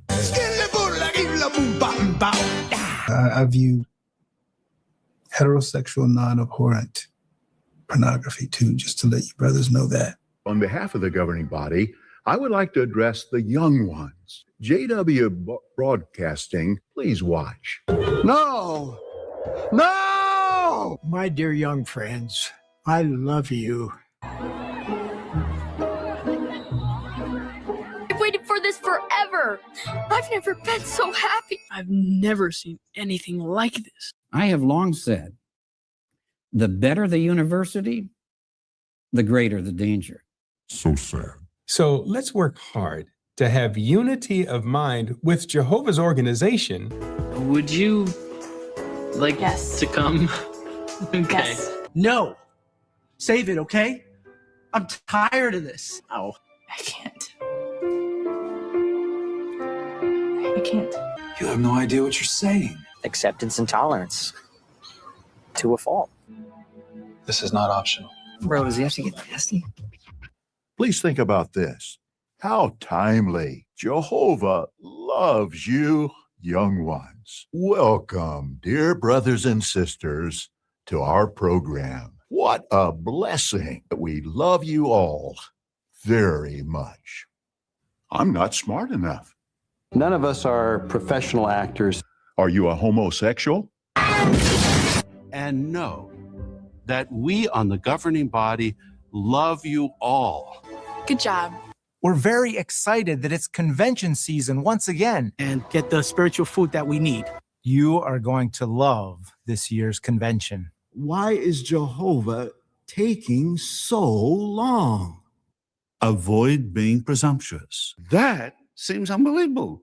And if you've been in the truth for a while, sometimes it's a bit hard to remember, was that what we used to believe, or is this what we believe now? Last minute repentance. We simply don't know.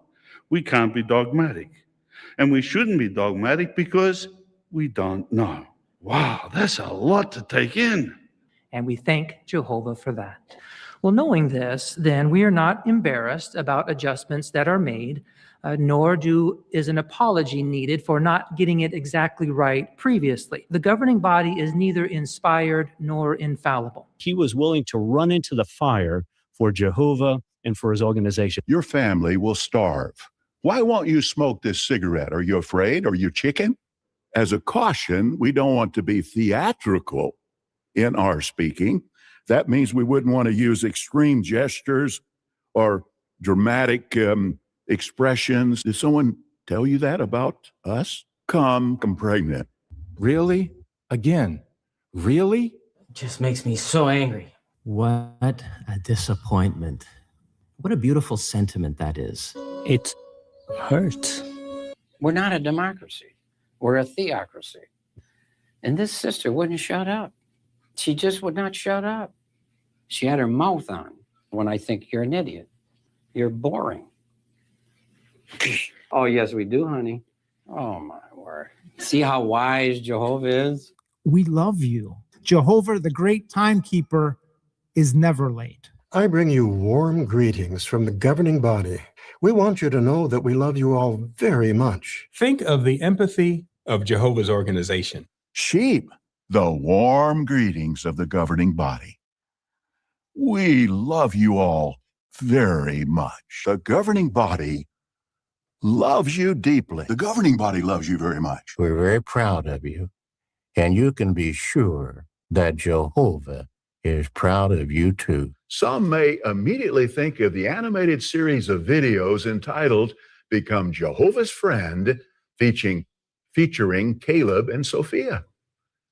And that has indeed been evidence of Jehovah's and the governing body's love for little children. Please accept this virtual hug. Sometimes you'll hear people say of a little baby, look at that little angel. But more accurate would be to say, look at that little enemy of God. And cougars are not allowed. I don't care how cute you think they are, they're not allowed. Paper clips. We are going to have a wonderful buffet of rich spiritual food of many varieties and types. You trust in Jehovah. And you need to do it now. There's no forgiveness possible. Jehovah discards the person like a piece of garbage. Get out! Brothers and sisters, we love and respect you very much. That's a stretch. And ugly. And I mean ugly baby. I have an inkhorn here. Well, what do you think? Was it worthwhile attending this annual meeting? Jesus Christ. So that's it, right? Now, you ponder that too deeply, you'll have a headache for sure. Good answer. I feel dead inside. Coach, the way you got me playing the field, so baby, give me that. And let me give you that. Running her head. I hope you don't think I'm that stupid. And that man is a goner. Here's what Jehovah's promising. Hey.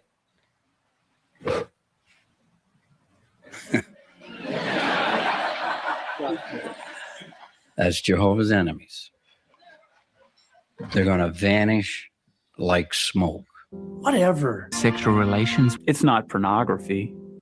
The governing body loves you. Sexy, our precious sisters. The governing body loves you. A second way you need to keep on guard is resisting the unclean habit of masturbation.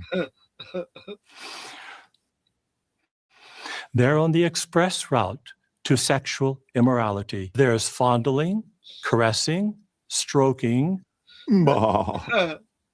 Goodbye, little sheep. Fuck, he does it well. Oh, God. Nah, kudos to XJ Panda watched it. Oh, fuck, that was great. He really spices videos well. He's found so much stuff on it over the years. Like there's an hour the creepiest Joe's Witness videos ever made. Okay, let's just watch a little. Oh my God, bro. Oh, hell no, man. What the Suppose a brother starts rubbing his genitals against a pillow. He gets an erection, but stops before having an orgasm. Is he masturbating? This video was brought to you by my beautiful Patreon community and my YouTube channel members. Thank you so much. Jehovah's Witnesses have very strict rules when it comes to sex. You probably know that by now. But for the few lucky volunteers who are chosen to serve at headquarters, also known as Bethel, the rules of chastity are completely blown out of proportion. Yes, boys and girls, today we are finally going to cover Pillowgate, a video lesson that is shown to all new volunteers that arrive at Bethel. This video was never meant to be seen by the general public, but some whistleblower managed to leak it a few years ago, and it has become, in my opinion, the most ridiculous piece of Watchtower propaganda ever produced.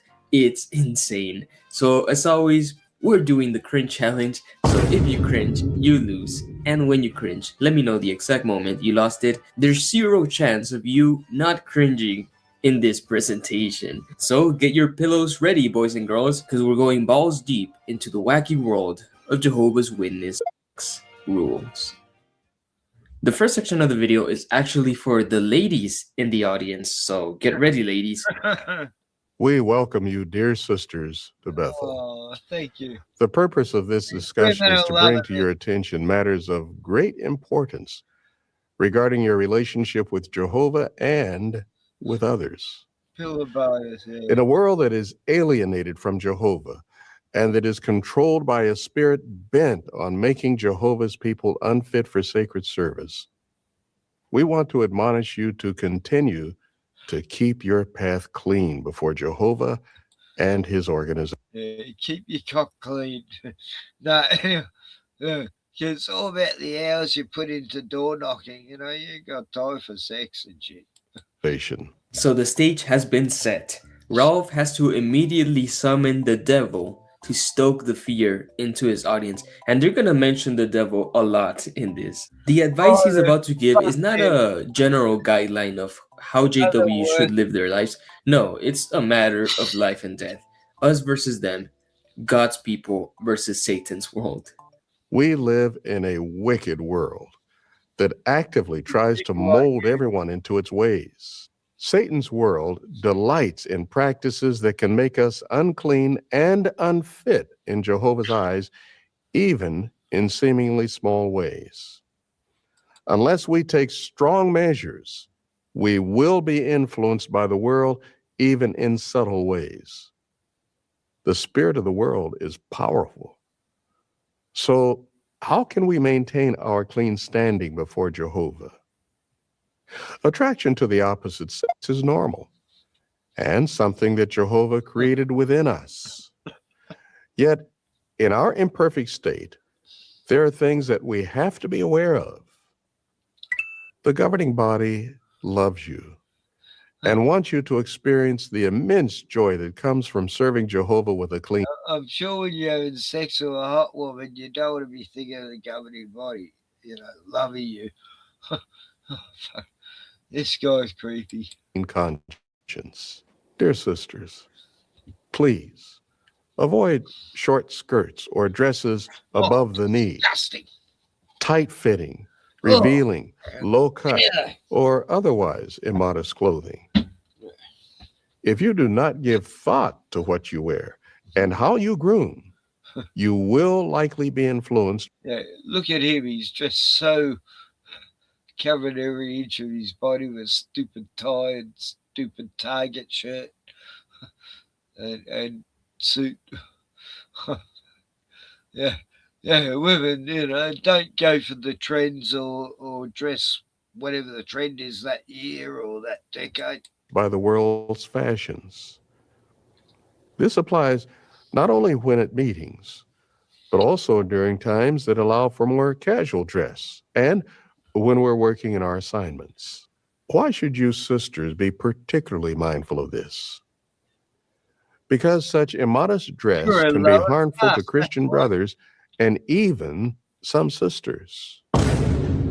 Clothes today are designed to sexually excite others, to make the wearer sexy. We're certain that none of you would intentionally desire to make it more difficult for brothers to resist unclean thoughts. You heard that right, ladies. You are responsible for the thoughts of men. You wouldn't want a bit of cleavage, or worse, a short skirt, cause your spiritual brother to stumble, would you? It gets worse, though. Realistically, you must recognize that generally, men are more affected by the desire of the eyes as respects physical attraction. Is that true, ladies? One young man said, I personally find it rather hard to think only pure thoughts about younger women when I see the way they dress. You know why that happens, Rolf? It happens when you keep your men sexually repressed so that everything becomes a temptation to them. Is a woman wearing something a little too revealing? Oh, that must be the devil at work. She must be on the prowl for some poor man to seduce. Manipulative, worldly woman. The Watchtower, back in December 1961, had a question from readers that asked, how can girls guard against temptation in this sex-crazy world? The Watchtower said this, it is interesting to note that the male animal has no season in which he is not willing to engage in the breeding act. If we humans would take a lesson from these creatures, Look out, women. There's us male animals on the prowl. Yeah. The second you show cleavage, we're just gonna pounce on you. That's just how this guy thinks. Oh, fuck. All these elders, they're just such creeps. That's all they think about, Oh, fuck. Why they wives pleasing them, I used to think that about the elders I knew. I go, God, these guys are desperate. I was like, why aren't they wives giving them sex or something? we would learn something of importance in matters of sex as to its purpose and the results of its operation. End of quote. Men are generally more easily aroused. The August 1st, 1969 Watchtower said, yeah, women Christian women have the obligation not to dress provocatively, not to tempt men to keep looking at them, and so reap a prideful pleasure in noting how they're able to play upon the emotions of men. This is so much to unpack here, so let's break it down. Here Rolf quotes from a 1961 article, which is still available on the website, by the way, and the article is way more bizarre than I imagined. Let's read just a portion. How can girls guard against temptation in this sex-crazy world? When a girl reaches the age of puberty or physical maturity, her body has developed in the matter of sex more than in the mind. Okay. Young folks like to be together, first in groups, later in twos. If they have not been instructed by their parents in regard to the matter of sex, a boy and a girl are likely to become too familiar and to engage in what is popularly called petting or necking. They may practice this for a time and see no bad results. However, the time will come when there will be great danger in such actions. Why? In answer to this question, we can learn about nature and sex from the bovine family of mammals, both wild and tame. Okay, so we're going to learn about human sexuality by learning about cows, because cows are totally the same as humans, right? The article continues. As with a cow, when a young girl who has reached her puberty is in physical condition to conceive and become pregnant, her sex emotions are greatly aroused. If she has association with a boy, she is inclined to think that it's the sweetness of the boyfriend that causes this delightful and new feeling, and so she becomes infatuated with him. If the boyfriend should become sexually aroused and lets her know, and then she yields her body to the advances of the amorous boyfriend, she is likely to become pregnant as a result of just one sex experience of this kind. Um, what? Have you not heard of condoms before? You know they already existed by the 1960s, right? It's such a crazy article, and Rolf cherry picks this article to tell us what we all already know, that men and women are not the same in their reproductive cycles. You don't need cows to prove that. Men have a stronger sex drive, and women are more cyclical. Their sex drive is influenced by their menstrual cycle. I know, mind blowing, right? And I have a lot of young people in my audience. I know this because they come watch the Caleb and Sophia cartoon rebutals. So, dear viewer, I hope you're not learning about the birds and the bees from a red panda on the internet. Sexy. Anyways, Ralph is basically arguing that women should always dress modestly because men are always horny, and it seems men just have zero self-control over our emotions. Well, news alert for you, Ralph. We are not cows. So instead of placing all the burden of purity on a woman, how about you instead teach your men to regulate their emotions instead? Wouldn't that save you a whole lot of trouble, Ralph? Sexy. You must realize that Satan's system molds the fashion industry so that the clothing worn by women will excite men. Please, be mindful of the need to be modest in what you wear at all times. This wacko also claims that Satan molds the fashion industry in order to tempt men. You know that the fashion industry... In the Jehovah's Witness world, it's always a woman's fault, you know. She was wearing too much cleavage showing, and that's why I raped her, you know. Oh, yeah, okay, son, yeah, you're okay. No, it was her fault. She was being a slut, yeah. That's fucking how it works, you know. It's fucked. I knew a lot of girls who come to me with shit that like that, and it happened, and the elders swept it on the carpet. Fucking cunts. Produces modest clothing too, right? So is Satan behind all fashion or only the immodest fashion? This all might seem very crazy to an outsider, but this man really believes there's a spirit creature called Satan who is controlling the entire world, and all with the purpose of tempting the men. How narcissistic is this worldview? The next area of concern is a more sensitive matter. That is to resist the unclean habit of self-abuse or masturbation. This involves the deliberate stimulation of the genital organs. No, it doesn't. Don't let yourself become contaminated by this unclean habit. About that. Masturbation is self-abuse. You heard that right, folks. I've heard of masturbation being a sin or an unclean habit, but self-abuse? Abuse. I don't know what kind of masturbation you're doing. Here's a situation that might arise. A sister views a list of recommended pictures and videos displayed by a social media application. Maybe it's installed on her phone. She comes across some provocative pictures.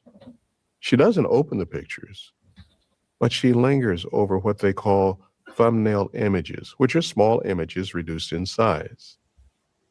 As she studies them, she becomes aroused to the point of engaging in self-abuse. These scenarios are just way too specific to be coincidences. You just know there was some sister at Bethel who confessed to the elders about their self-abuse, which happened after studying some provocative thumbnails. I'm telling you, these people are so repressed that any little thing becomes a massive temptation to them. Anyone can happen upon pornography accidentally. This world has made it easy for that to happen. But if one intentionally practices exposing oneself to such harmful images, that may lead to such uncleanness. Yeah, and when you keep talking about all the time, it's inevitable that your young members will get curious and seek it out for themselves. You're just asking for it. Up until now, we've discussed personal matters. But let's talk about conduct with others. First, we will discuss something that is very common in the world with single and married persons alike: flirting. Oh no! In some instances, individuals may not realize what flirting involves. It can involve using flattering speech or provocative body language towards someone with no intention of pursuing an honorable, romantic relationship, or not being in a circumstance to pursue a romantic relationship. For example, a sister compliments a brother on the way he is dressed for work. On another occasion, she mentions his new haircut. And from time to time, she sends him a text message to check to see that he's arrived home safely. Now, such actions on the part of a married sister or a single sister towards a married man are totally inappropriate and lead to disastrous consequences. Yep, because complimenting the looks of a married person or shooting them a text to make sure they didn't fucking die on their way home will lead directly to a one-night stand. Makes complete sense. If the sister and brother are single, what should she consider? That this brother would be justified in concluding that she has a romantic interest in him. Oh, And if she is not interested in pursuing the courtship, she's flirting. big flirt. And that's damaging. Flirting is cruel and dangerous. It is a form of lying that disregards Jehovah's counsel. The Bible is very plain in its expressions on lying. Proverbs 12:22 says, lying lips are Imagine the poor kids this guy has. Those poor kids run up with a father like this. Oh, fuck. Anyway, I don't know how much more I can take of that. It's great, but you know, it goes for an hour. And we just watched half an hour of another one. Hey, Bruno, here's my beautiful boy. Here's my best friend in the world. Best dog in the world. Last dog standing. He survived all of the other 3 dogs. Buddy. Got a lot of history, haven't we?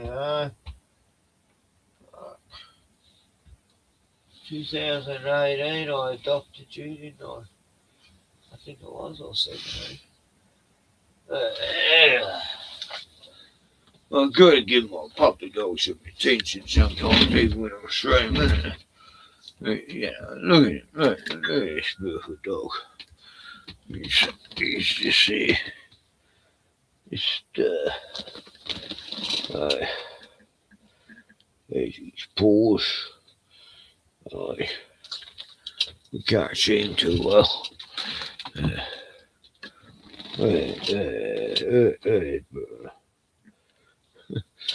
He's got a black face. We can't see his face because he's got his teeth showing. He's got a black face. Hang on, I've got a torch here.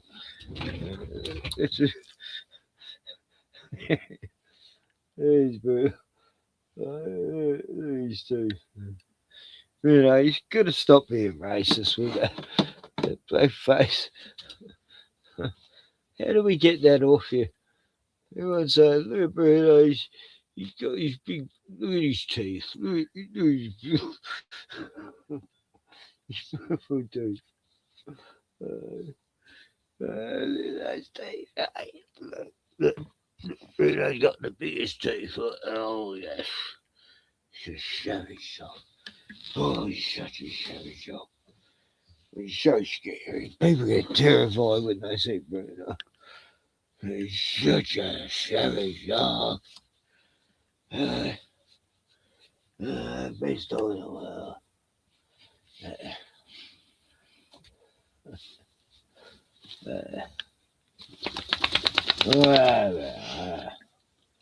What's the time, Bruno? It's 10:58 p.m. almost Thursday. Yeah, it was Wednesday today, wasn't it? We had a hot day. I got back just in time to put the air conditioner on for you.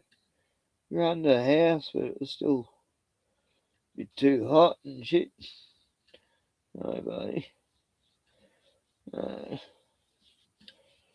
Oh, good boy. He's just like, oh, shit. He should be still. He's the best he's still. He's still. He's beautiful flush. He's flash.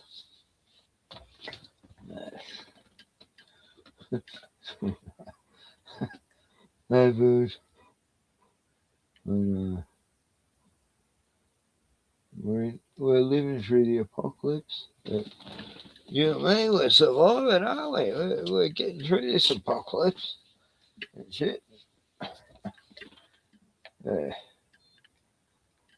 We just gotta go round up an army to stop the robots from fucking invading and shit. Lots of EMP fucking devices. Take out the cunts. Anyway, I've been going for 7 hours, but I'm trying to get me money's worth out of stream tard. I just got billed $67 and I thought I cancelled it. So, what? $67?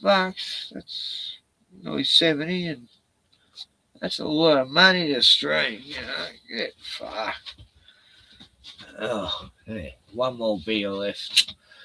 Okay, it's going to be an 8-hour stream, but because actually, I think this is my 7th beer. Yeah, I put one in the freezer and I got it out. Yeah, that's my 7th beer. I don't normally go past 6. But anyway, so I'm going to be at this next half hour or hour or so is going to be a total fucking mess. Bruno. You like this, Bruno? Oh, look, Bruno's going, fuck stream, but I'm going to sleep. I don't want to be on the stream anymore. Bruno, my golden mastiff, hey? Hey, buddy, hey. Oh, good boy. He won't even look at me. He hates me. Bruno. There he is. There's that beautiful dog. There's that beautiful dog, huh? I'll give you a neck massage. I wish someone would do that for me. Hey, buddy. You need that. All big dogs have sore backs, especially the lower back. They need a big, massage up the back. There you go, man. Hey, buddy. He's such a good boy. He's the best dog. He's the best dog in my life. And so are all the others. I'm just showing off my beautiful, beautiful dog. And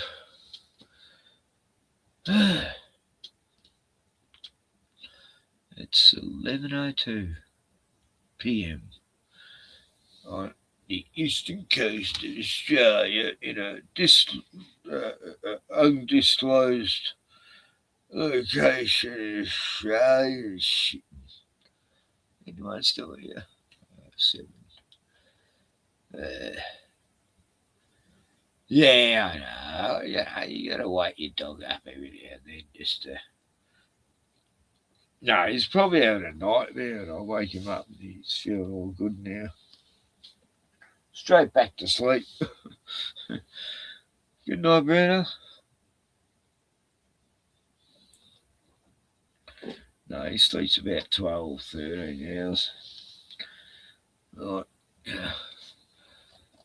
No, he's getting older. He needs more sleep. He gets up at like 11 o'clock some nights, mornings, and I've already been up for like 4 hours. And I don't wake him up. If he wants to sleep, he can sleep as long as he wants. But I do get a bit worried when it's getting to lunchtime and he's still in the caravan sleeping. And he's been very clingy lately. He doesn't want to leave my side. You know, I felt horrible leaving him today. Yeah, no, it's good here, Jono. It's, I still got a t-shirt on. Fucking, what is it? Piping hot. Yeah, piping hot. You know, I always like to surf gear. It's always been the best clothes. I've been wearing them since the 80s. Surf gear. I just love it. It's always been loose and comfortable and not fucking strangling your knackers, the pants. And I found some good pants lately. They're very surfy and not strangling your crutch and shit.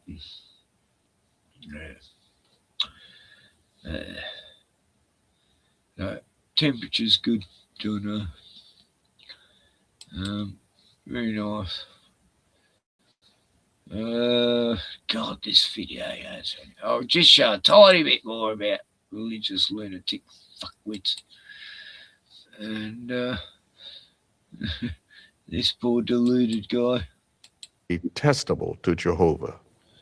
Ralph, flirting is not lying. If you flirt with someone, it's because you like something about them. It seems that this dude was never flirted on, and it shows. And since the Bible says nothing... Yeah, he's the dude who no chick ever flirted with. Yeah, what's wrong with flirting? I mean, it's sending out the signal to see if everything's okay, and yet that chick likes you back. And yeah, flirting's like part of nature. About flirting, nothing at all. Rolf must equate it to lying. He is totally grasping at straws. Is it possible that a sister could let her guard down with a married brother? Sister. Here's a circumstance where that could happen. Harlot. A young sister is taken in or adopted by a married couple. The husband, who may be older, hugs her affectionately in public and views her as his little sister. She visits their room. What the fuck scenario is this? A couple adopt a girl and then the husband thinks it's like Woody Allen, daughter v stepdaughter. This is fucking creepy. And this is a synopsis. What do you call it? What's the word? Anyway. Often, and feels very comfortable talking to the brother about her concerns. The sister feels that they are like family. There's nothing wrong with such relationships. In fact, they can have a wholesome, nurturing effect. Expressions of affection toward others vary greatly in different cultures. However, good discernment and judgment. So this guy's talking from experience, it sounds like. Oh, God, this is creepy. Must be exercised. Please be mindful that hugging, stroking, and kissing a brother on the cheek may be intended to convey wholesome love. No, I don't But do keep that, in mind brothers. that marriage does not make the brother immune from becoming emotionally attached or sexually aroused. And if you feel a particularly strong emotional attachment to the brother, it can lead to trouble. Notice how in every one of these examples, the woman is the one portrayed as the one doing the temptation, and not the other way around. You can just tell that there was zero input from women while they're preparing this talk. Inappropriate use of electronic devices and cell phones is another area that the world promotes. Sexting in the world is common, Sexting. particularly among young people. This involves sending sexually explicit messages, images, or pictures. In my real life, I don't know anyone who does sexting. You know, what the fuck's it? Even on the internet, I don't know anyone who does sexting. You know, yeah, they seem to know a lot about it. How can this happen among Jehovah's people? A sister video chats with her boyfriend. Repressed. As they draw closer, their conversation turns to discussing sexual subjects. Yeah, they are progressively more unclean, becoming sexually explicit, perhaps even sending provocative photographs. Sounds like a fun time. Both need assistance from the elders. If they develop a practice of engaging in immoral conduct, They send the dick pics. Oh, God, these poor witness people. They're so repressed. They all see the picture of me cock. Oh, vagina. Oh, fuck, it's funny. I'll do a part 2 of this because this goes too long, but fuck, this is funny. conversations that involve obscene speech or gross uncleanness, such conduct might be a basis for judicial action.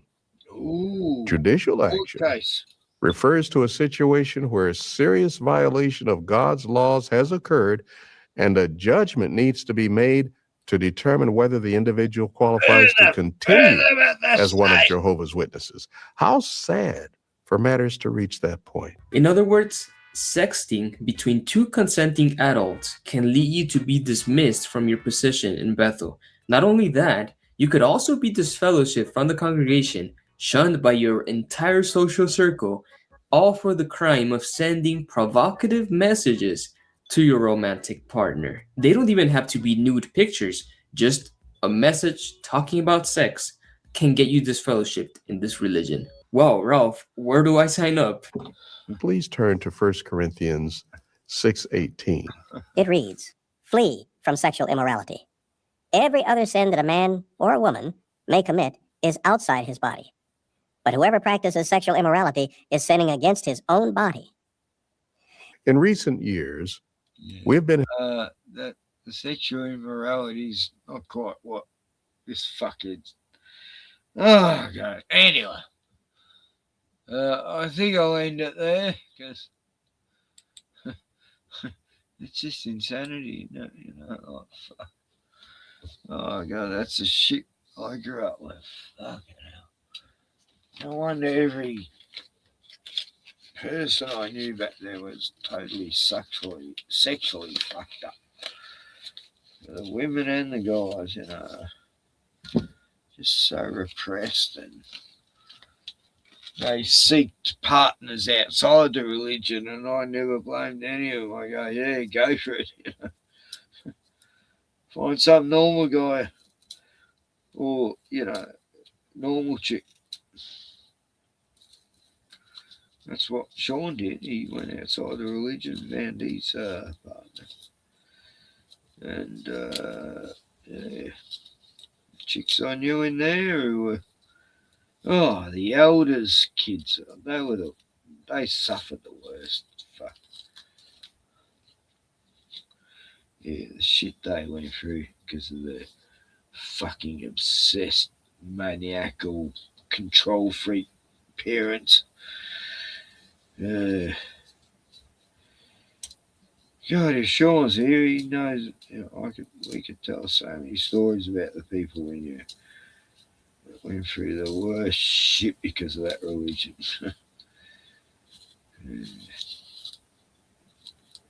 It's sad. So anyway, that's cults. I thought I'd cover cults a bit tonight. Roger, I'll put a link if you do. Oh, you're going. Oh. Okay. See you, Roger. Cheers, mate. Thanks for joining the chat.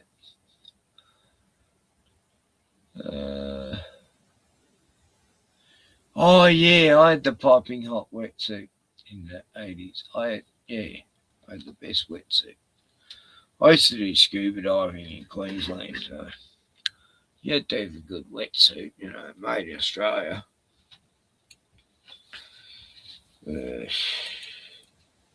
One of my relatives stole it, they always stole my shit if they liked it, they took it. That's what family does, they just steal your shit. Especially if you leave a Jehovah's Witnesses, they can take everything you fucking got because you're an apostate and you're evil and you're going to Satan, so they can take all your shit, That's what happened to me, all my stuff got stolen when I left the Witnesses. Me brothers took all my painting equipment that cost thousands. No, that was justified because I wasn't part of Jehovah's organisation, so that meant, like the Jews do with the Palestinians, they just took me shit. Wasn't part of the Chosens anymore. So, hey, Ken's not part of the Chosen. Let's grab his fucking shit and take it all. Anyway, it's only material. Who gives a fuck?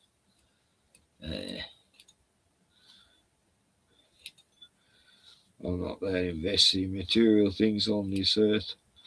Only treasures in heaven. And that's all that's important in the end is the people you love and how much you can do for them while you're alive. That's my lot in life now is not giving a fuck about myself so much as the ones I love. And there's not many of them. Puppy dog, grandchildren, my stepdaughter. My fleshly family, they all deserted me. They'll get their kitten up and fuck, I didn't cut that properly. But anyway, no more bongs tonight. I'm gonna join. I want to try to quit smoking a bit more, less diet, and because I got to look after me fuck lungs. Chemtrails this morning. I got up at 8 a.m. and the chemtrails were fucking everywhere. And the whole sky was just covered in them. And so, is that why I can't fucking get me breath this morning? Sure enough. Yeah, very hard to breathe this morning. The whole sky was covered. Nothing I can do with that. Spray some vinegar around, they used to say. Yeah, no, just get out and spray vinegar and it'll get rid of the chemtrails. I haven't tried it. I don't think it'll work.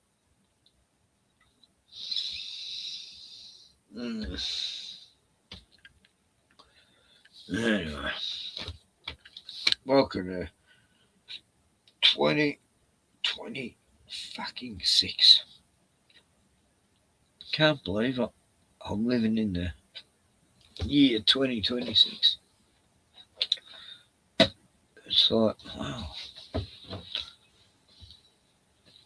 Never thought I'd live it that long. Fuck, hiccups. I did start drinking pretty early today, so yeah. About 2 o'clock. The hiccups. Fuck. Trying to have intellectual conversation on the hiccups and yawning and I guess what no, it took 7.5 hours. Anyway, I watched the whole American season of The Office until Steve Carell left. When he left, I've watched like half the next season. It's like, nah, it's just not the same. Once Steve Carell left, that was it. Yeah, not the same show. So I don't think I'll watch the next 2 seasons. Last season. Yeah. Steve Caverill, what's his... Anyway.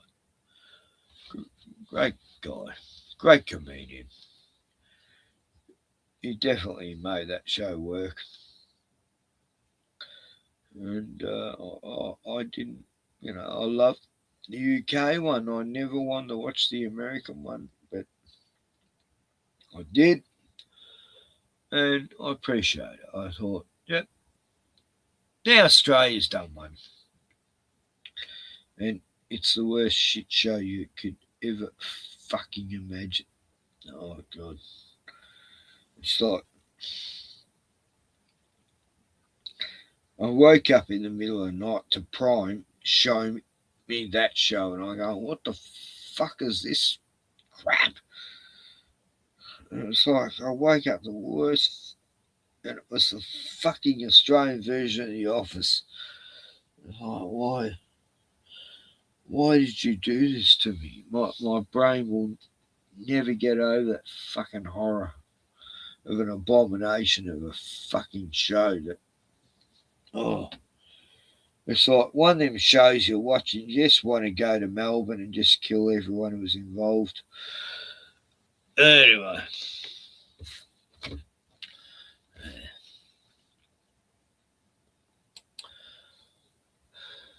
Just one of them, Australia's got this woke patrol like Kathleen Kennedy and all those who destroyed Star Wars and Star Trek, and yeah, we got the same Australia doing the exact same shit, just fucking with everything that's sacred in Australia and making it all woke and just fucking it up the arse, everything that was sacred. Cunts.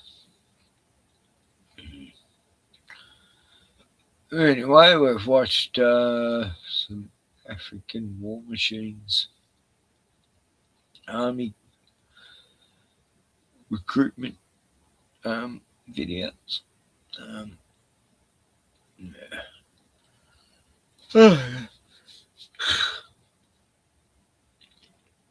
No, got to get me money's worth. I want to go to bed. I want to sleep, but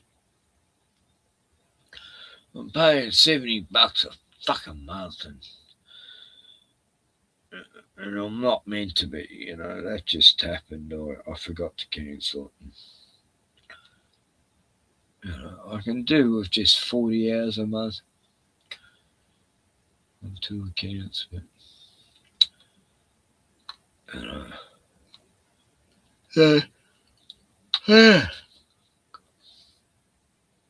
definitely got to get me stream.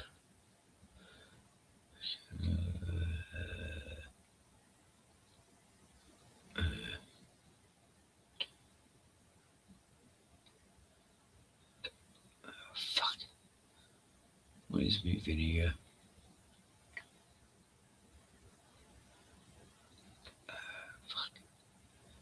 Anyway, I've been playing a game called Bioshock.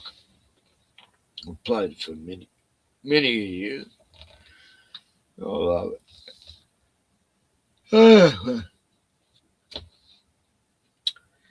One of them crazy games that are alternative history. But it was so well written. The story's brilliant. Anyway.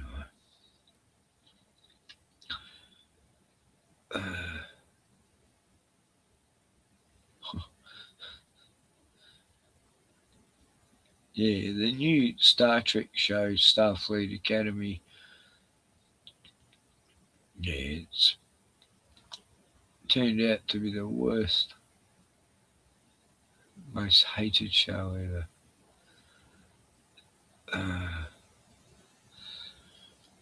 Yeah.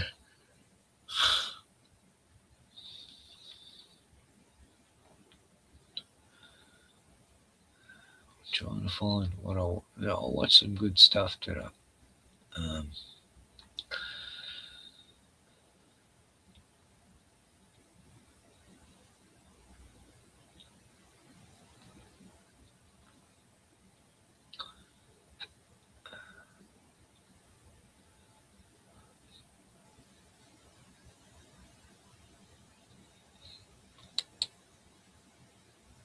Diversity drive to make Britain's countryside less white. You mean make the British countryside more like British cities? Terrible idea. The plans follow DEFRA Commission reports that claim the countryside would become irrelevant in a multicultural society, as it was a white environment principally enjoyed by the white middle class. Oh no, not the white middle class. Because how dare the native population have anywhere nice left to escape to? The Chilterns National Landscape Team has set out proposals that include community outreach schemes to attract more Muslims to the area, particularly from nearby Luton. While most white English users value the solitude and contemplative activities which the countryside affords, the tendency for ethnic minority people is to prefer social company. Social company, which apparently is a new euphemism for overcrowding, noise and fighting. He's fighting!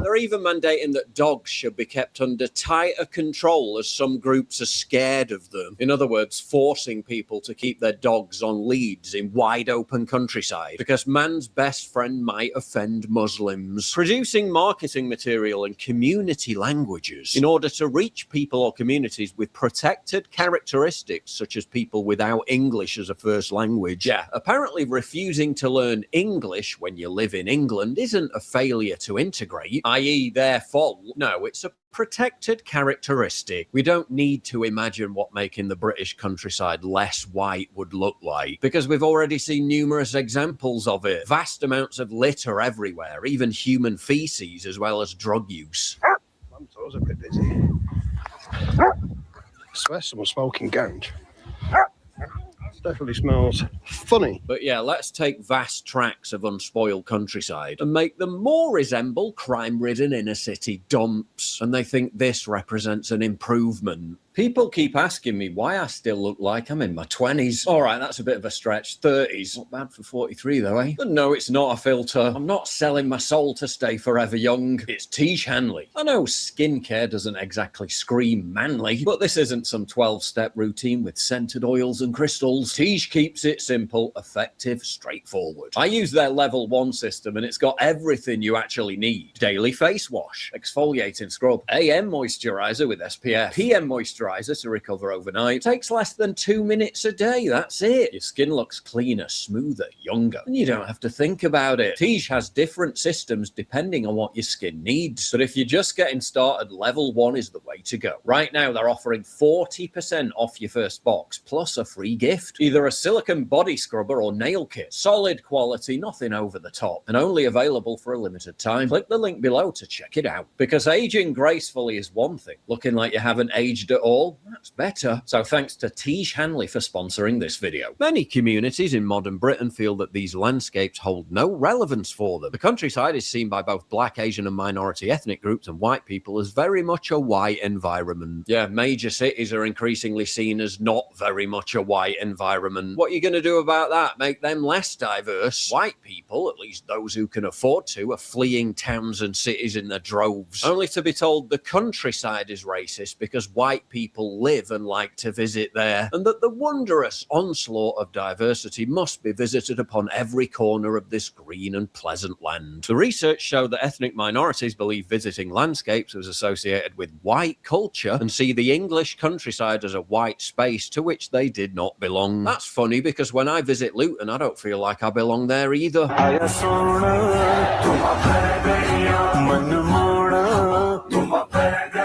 No one's demanding Luton be de-diversified, though, are they? One concern was that rural facilities cater to white English culture. Oh no, God forbid. Namely, protected landscapes were closely associated with traditional pubs, which have limited food options and cater to people who have a drinking culture. Accordingly, Muslims from the Pakistani and Bangladeshi group said this contributed to a feeling of being unwelcome. Oh no, not traditional English pubs. In England, better bulldoze the traditional countryside pub and replace it with a halal cafe. Better yet, umpteen dodgy vape shops and Turkish barbers. The national parks and getting people and making national parks for everybody. And one of the problems is dogs. And actually, this isn't just about the fact that a lot of Muslims find dogs very difficult. It is about people who do not know how to control their dogs. Why do Muslims find dogs difficult? Because a lot of they don't have dogs as pets. Yeah, why is that my fucking problem? I don't like seeing the streets covered in bright red stains from Indians chewing and spitting out porn. Are they going to ban that in Delhi because it's offensive to white people who visit? No, it's always our society, our culture that has to be forced to change. I mean, they're literally talking about banning people in Wales from walking their dogs in certain areas. This is where we're at. Walking your dog is racist. This notion that ethnic minorities are scared of visiting the country is also a complete fabrication. Go and read the TripAdvisor reviews since the turn of the decade for places like Mam Tor in the Peak District. Thanks to the scourge of TikTok virality, such places have been deluged by diversity. And in virtually every single instance, the reviews are people complaining about how such places have been completely ruined. Low crime, low litter, peaceful, bucolic, high-trust societies. Dogs roaming the fields off-lead. Traditional pubs oozing rural charm. The government, let's make these places resemble urban shitholes. They literally want to ruin everything. If you value what I do and you want to help support me, please visit pauljosephwatson.locals.com and either pledge a one-time donation or subscribe to... Yeah, sub to Paul. No, good channel. Anyway, that's fucked, isn't it? You know, want to destroy Whitey and all our culture, and Captain Cook statues are cut down everywhere and they're not put back up because they go, what, offend people? What the fuck? Who are we fucking offending, you fucking cunts?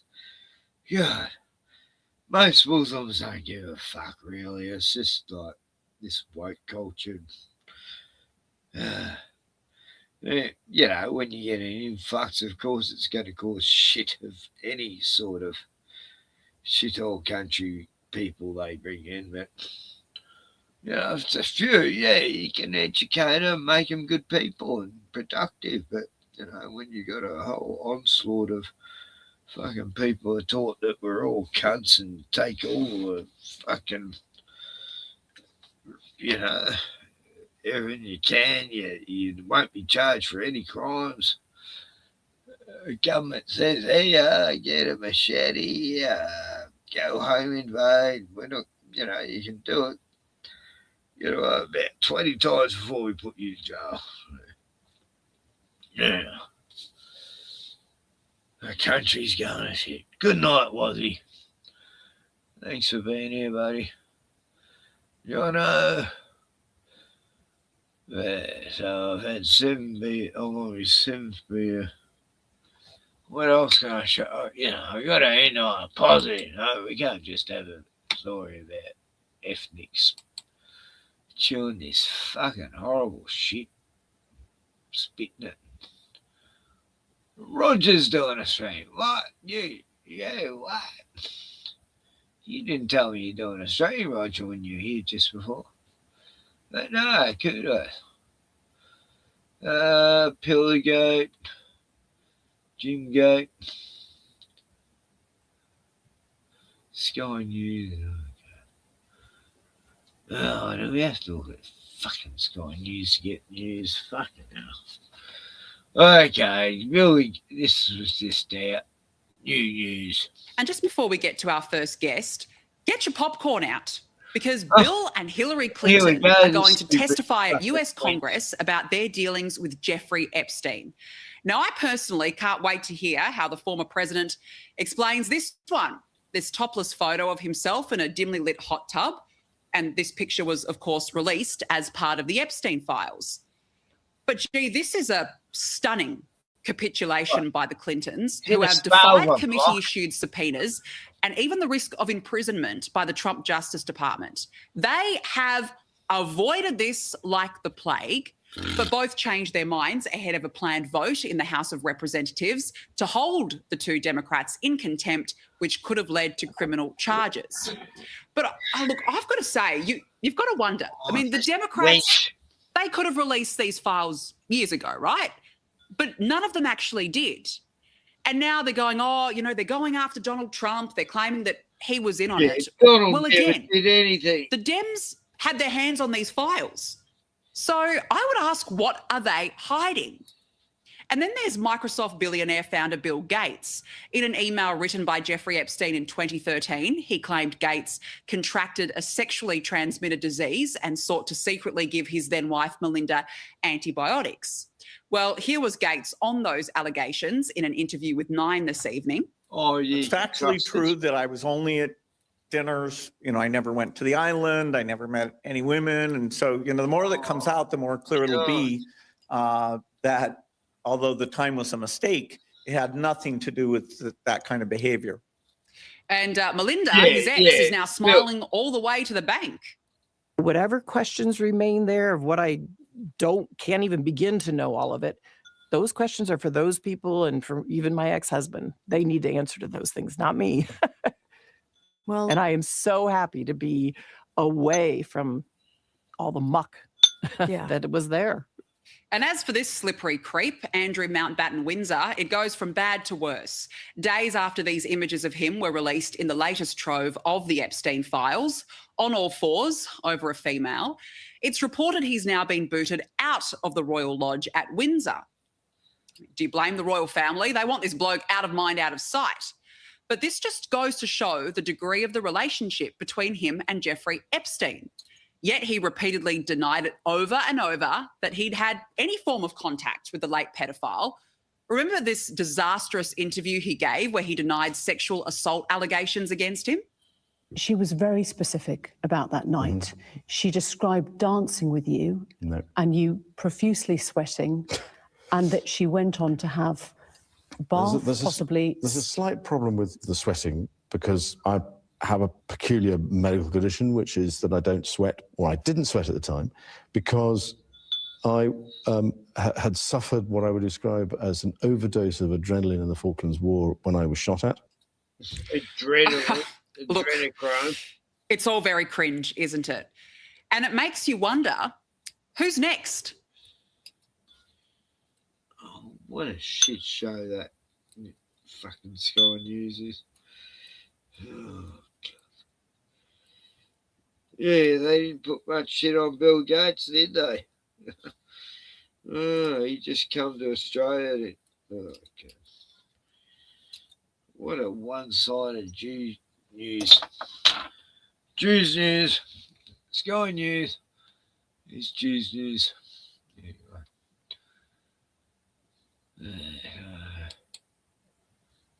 I'm sitting in the dark. Well, it's not that dark. Anyway, I'm 67. I don't plan on getting a girlfriend soon. So, I do like my last bit of freedom in my life and not answer any cunt. Zep me dog, I have to answer to him. He nudges me off a chair when it's feeding time. Really lets me know when he's hungry. At least if I get Alzheimer's, he'll never let me forget that it's food time. I will never forget to feed my dogs because they let me know. 6 people watching. Wow, hello, 6 peoples. Hello, Gordon. You been well? Where's Lee? Where's Byman? He wouldn't answer. He's drunk. It's only Wednesday night. Anyway. Oh God, that was a horrible film.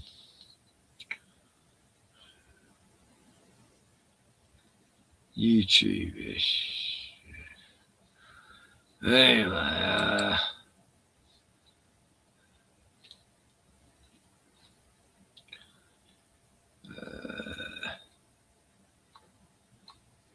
just checking what I've watched lately. Anything worth showing besides what I showed tonight?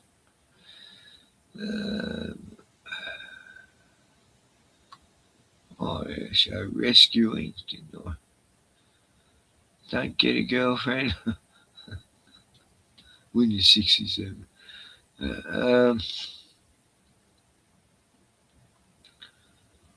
Epstein depravity seemed worse than you thought.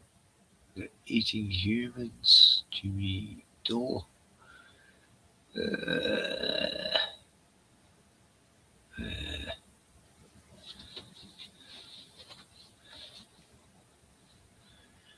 New stuff about Fergie.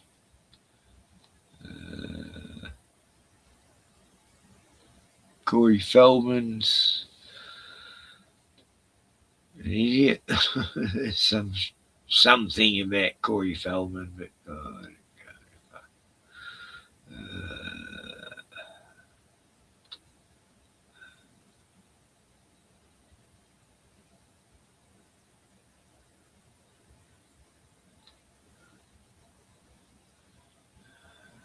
go on your glasses.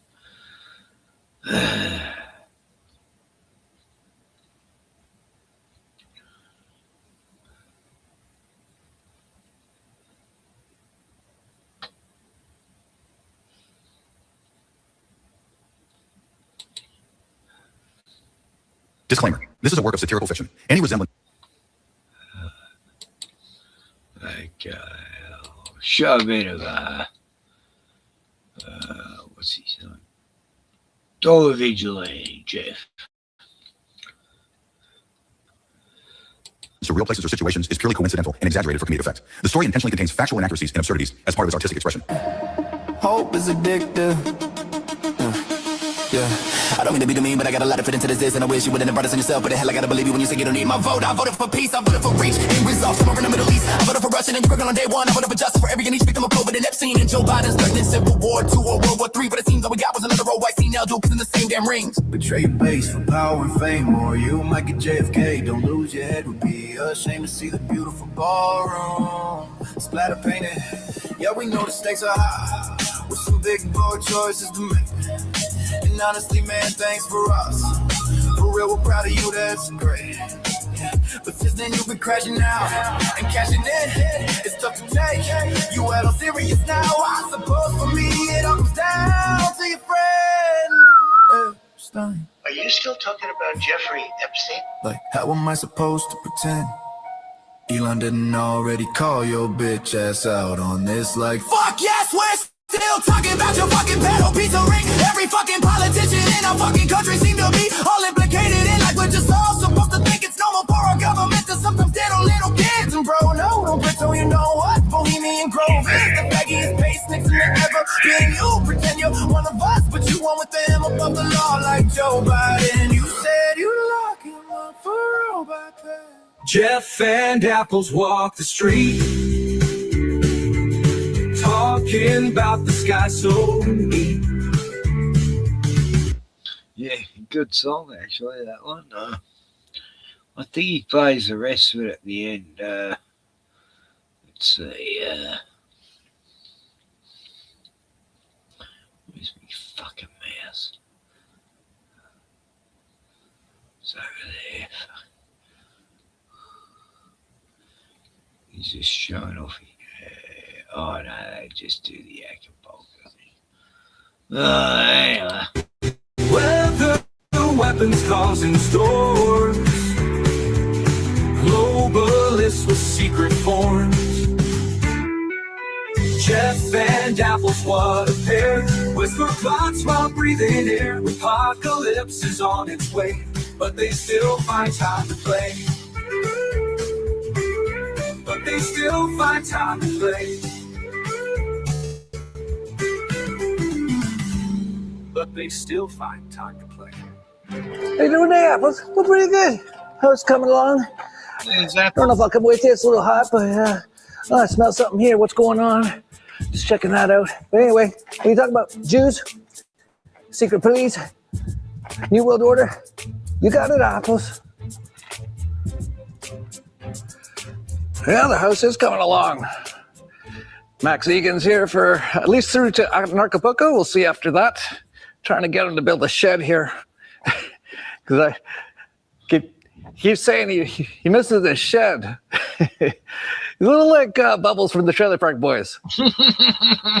This here's my new shed that Julian bought for me. It's the nicest shed I've ever owned. Take a look around if you want. I even have a friend who has like a super nice house here. He's like, Max can stay here, and Max. That's funny. They're treating Max like Bubbles. Because Max has been, scabbing off Jeff for quite a while now. He's been here a few months. But he's always here on the ranch up when he's homeless, and Jeff puts him up, and Max Egan just wants to stay in a shed, not Bubbles. Jeff, that was funny. I haven't watched this, but Looked at it, he's like, because it's really nice, like super nice. He's like, makes me uncomfortable. I like squalor in a shed. It's like, okay, Max, he should work on that programming in his head. It's actually just programming, because he doesn't have to live like that. But anyway, we're gonna just get straight into this. Holy cow! We're just 3 weeks. No, we're a month now. We're a month through. I can't even keep track of time. We're a month. Yeah, we're done with January. Oh, how many videos did I view? And this one's going to be long. I don't even want it to be long. But to even talk about half the stuff, there's some interesting Epstein stuff again. There's the new Jewish Federal Reserve guy. There's all the ICE stuff. Everyone's got clots now from the lethal injections. And there's so much more than that. We're going to get into all that. Looks like Apples isn't coming with us. We'll see her at the end, I guess. But even this... Yeah, he had a dog called Lucy that followed him everywhere, but Apples just follows him for a short time, then just goes back home. Apples isn't working out well. But there's another dog that follows Max everywhere there. Anyway. ICE stuff? Because think about this. Why are they even doing this? And why Minnesota? Well, some people will say, well, it's Tampon Tim state, and, the Republicans are fighting the Democrats. Yeah, to an extent, because that's what they do with their World Wrestling Federation type little spats to get everyone all. But Minnesota, in like the wintertime, all of a sudden, because there's like 50 states. I think it's 50, right? Well, I guess with Israel and that's a lot more actually in Greenland and Venezuela now, New World Order. But think about it. It seems to be mostly just in Minnesota, like just Minnesota. And really extreme. Like they actually made that bovine guy or whatever his name is. They actually put him in like a Nazi SS uniform.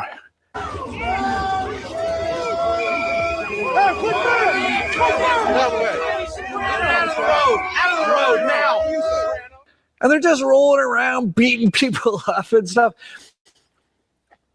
But if you kind of know how all this stuff works, it's actually all on purpose. And with numerous agendas, but really what the main agenda is to really push the gun control and get the right side people to love it. I'll get into that because they do now. See, this is what happens when you don't have principles. And when you're under mind control in a cult, and you got your little sing-along and your red elephant with a pentagram on it, that you can just fall for anything. And that's definitely part of that, and we'll get into that.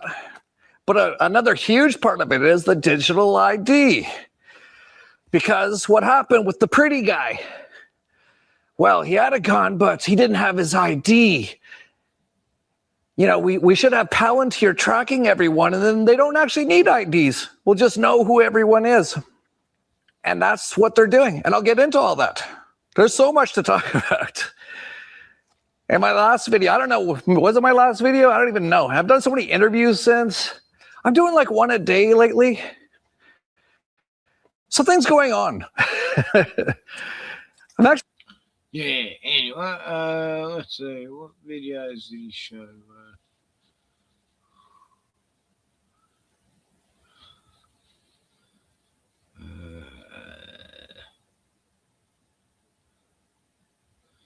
Oh, here's the, what was that show he did?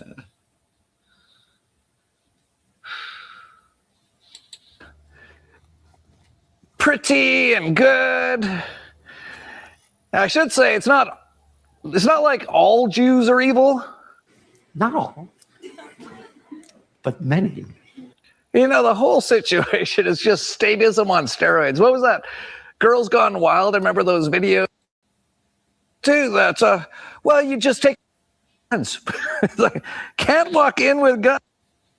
There's Kash Patel. You cannot bring a firearm to any sort of protest, says the Indian cross-eyed guy.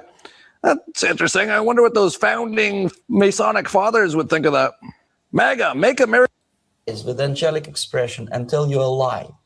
These are the most recruitable people, people who lack moral principles, who are either too greedy or too suffer from self-importance. They feel that they matter a lot. These are the people who KGB wanted very much to recruit. But to eliminate the others, to execute the others, don't they serve some purpose? Wouldn't they be the ones they rely on? They serve purpose only at the stage of destabilization of a nation. For example, your leftists in United States, all these professors and all these beautiful civil rights defenders, they are instrumental in the process of the subversion only to destabilize the nation. When their job is completed, they are not needed anymore. They know too much. Some of them, when they get disillusioned, when they see that Marxist-Leninists come to power, obviously they get offended. They think that they will come to power. That will never happen, of course. They will be lined up against the wall and shot. But like I said, I think this is all a production from... Yes. Anyway, he's showing his guts.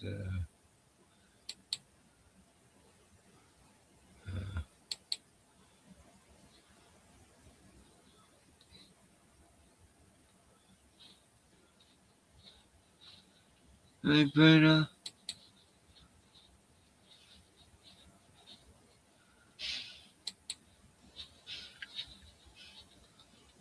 The Jews aren't taking away TikTok, but conspiracy theories that say otherwise are coming for democracy itself.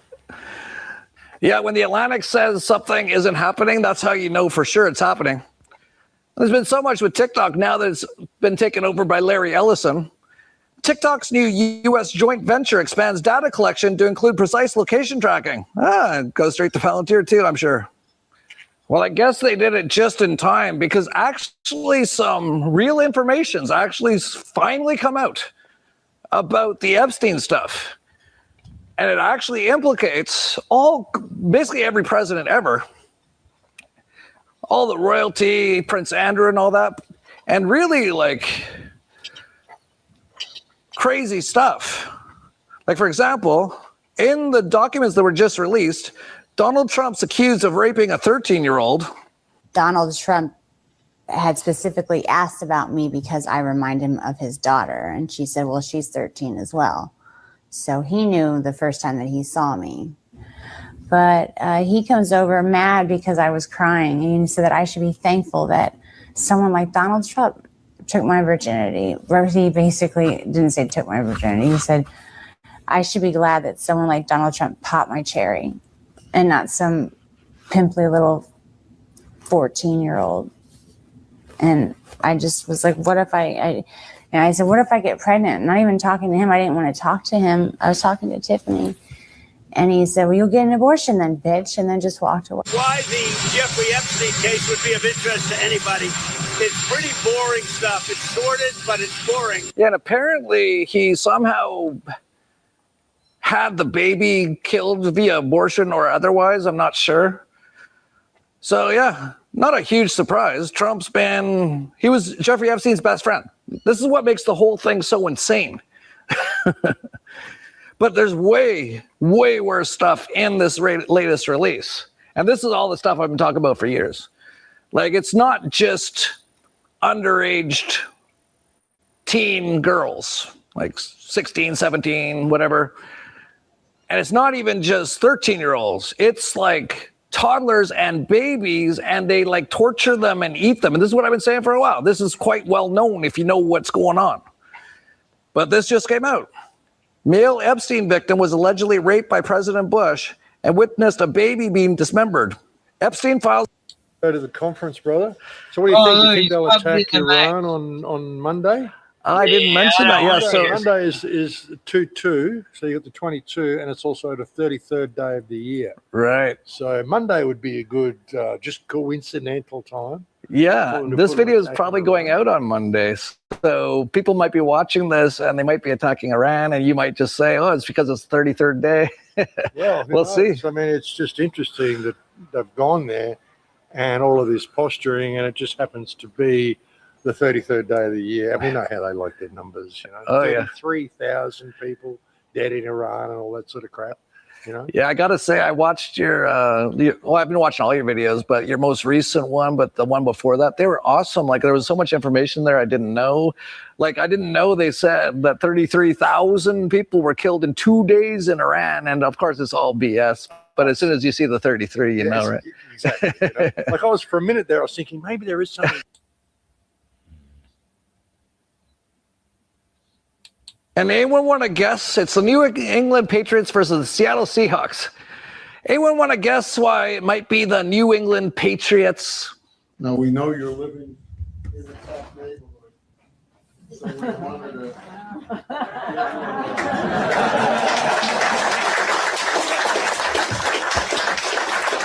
Thank you. That's great. Some of the greatest players in American football history.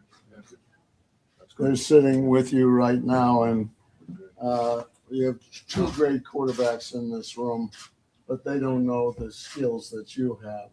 I've seen you throw a football, so it depends who runs interference for you. You need good blockers. So, any takers?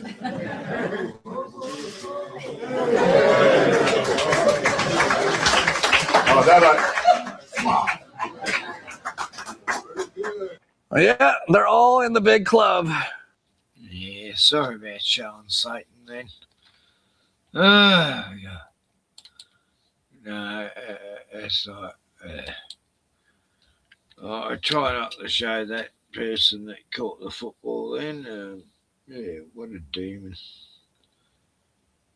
Anyway, I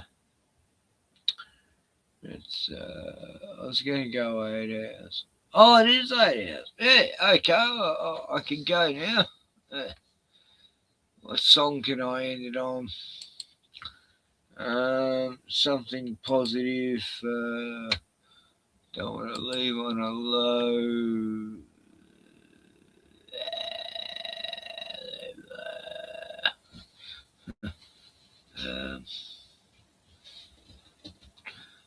Bruno. His name was Bruno, king of the dogs. The best dog in the world. His name was Bruno. God, I felt tired lately. Like it was a real effort to stream tonight. I haven't felt too great. Just, getting old and shit. Just felt so tired lately. I'm really pushing it at 12 o'clock. Wow. Burns. Yeah, I've been playing Bioshock. God, it's a good game. I get depressed if I want it too long. I was playing it last night. I realised I've been on there 3 hours. I was like, what the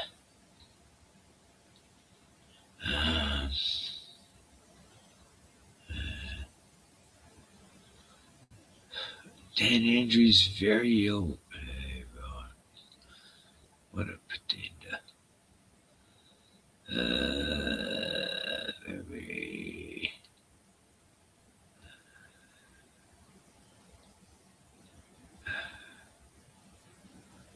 I actually forgot what I was looking for. Computer's making sounds.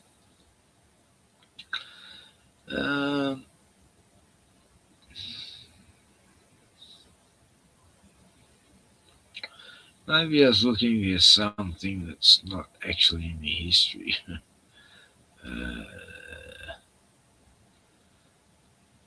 Oh, God.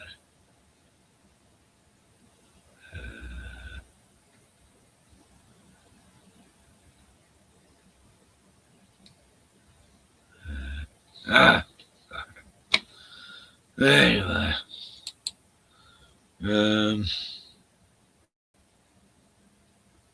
That's right, music.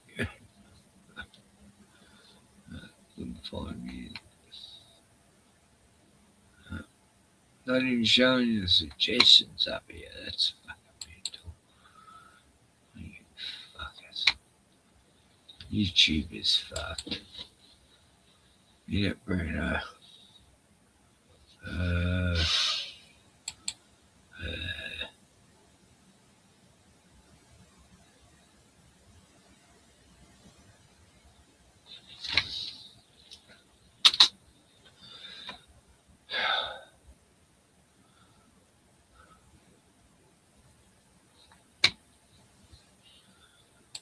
Yeah, so Bruno's tired, I'm tired. Tomorrow's another day.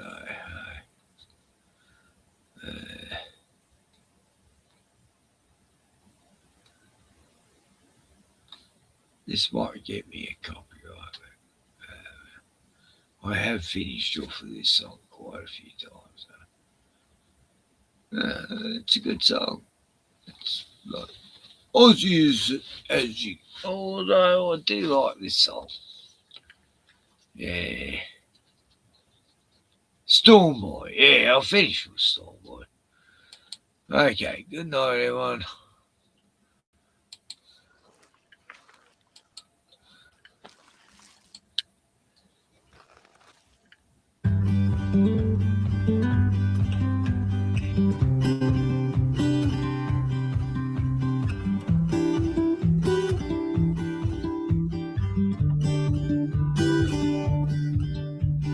When will you learn that the more you take means the less that you have at the end of the day?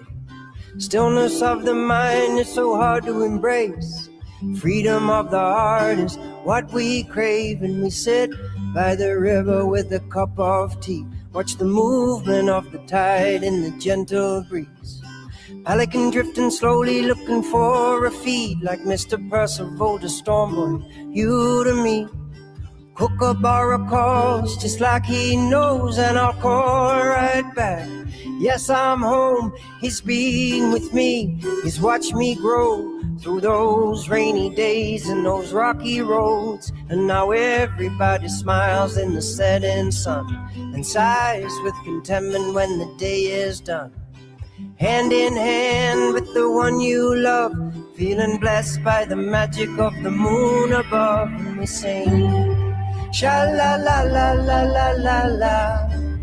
We're just living in this beautiful world. Sha la la la la la la la. We're just living in this beautiful world.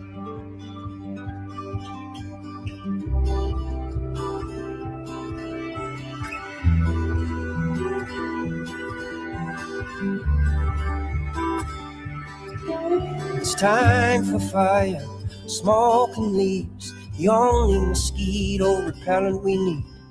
Pay respect to the north, the south, the west, and the east. Pay respect to the spirit of this old country. Freedom in the hearts of the young and brave, who know little of the journey of the diggers who gave their lives to the service and the government game, so that we could dance together on this beautiful day. And now everybody smiles in the setting sun and sighs with contentment when the day is done. Hand in hand with the one you love, feeling blessed by the magic of the moon above, and we sing sha la la la la la la la. We're just living in this beautiful world. Sha la la la la la la la. We're just living in this beautiful world. Oh, oh.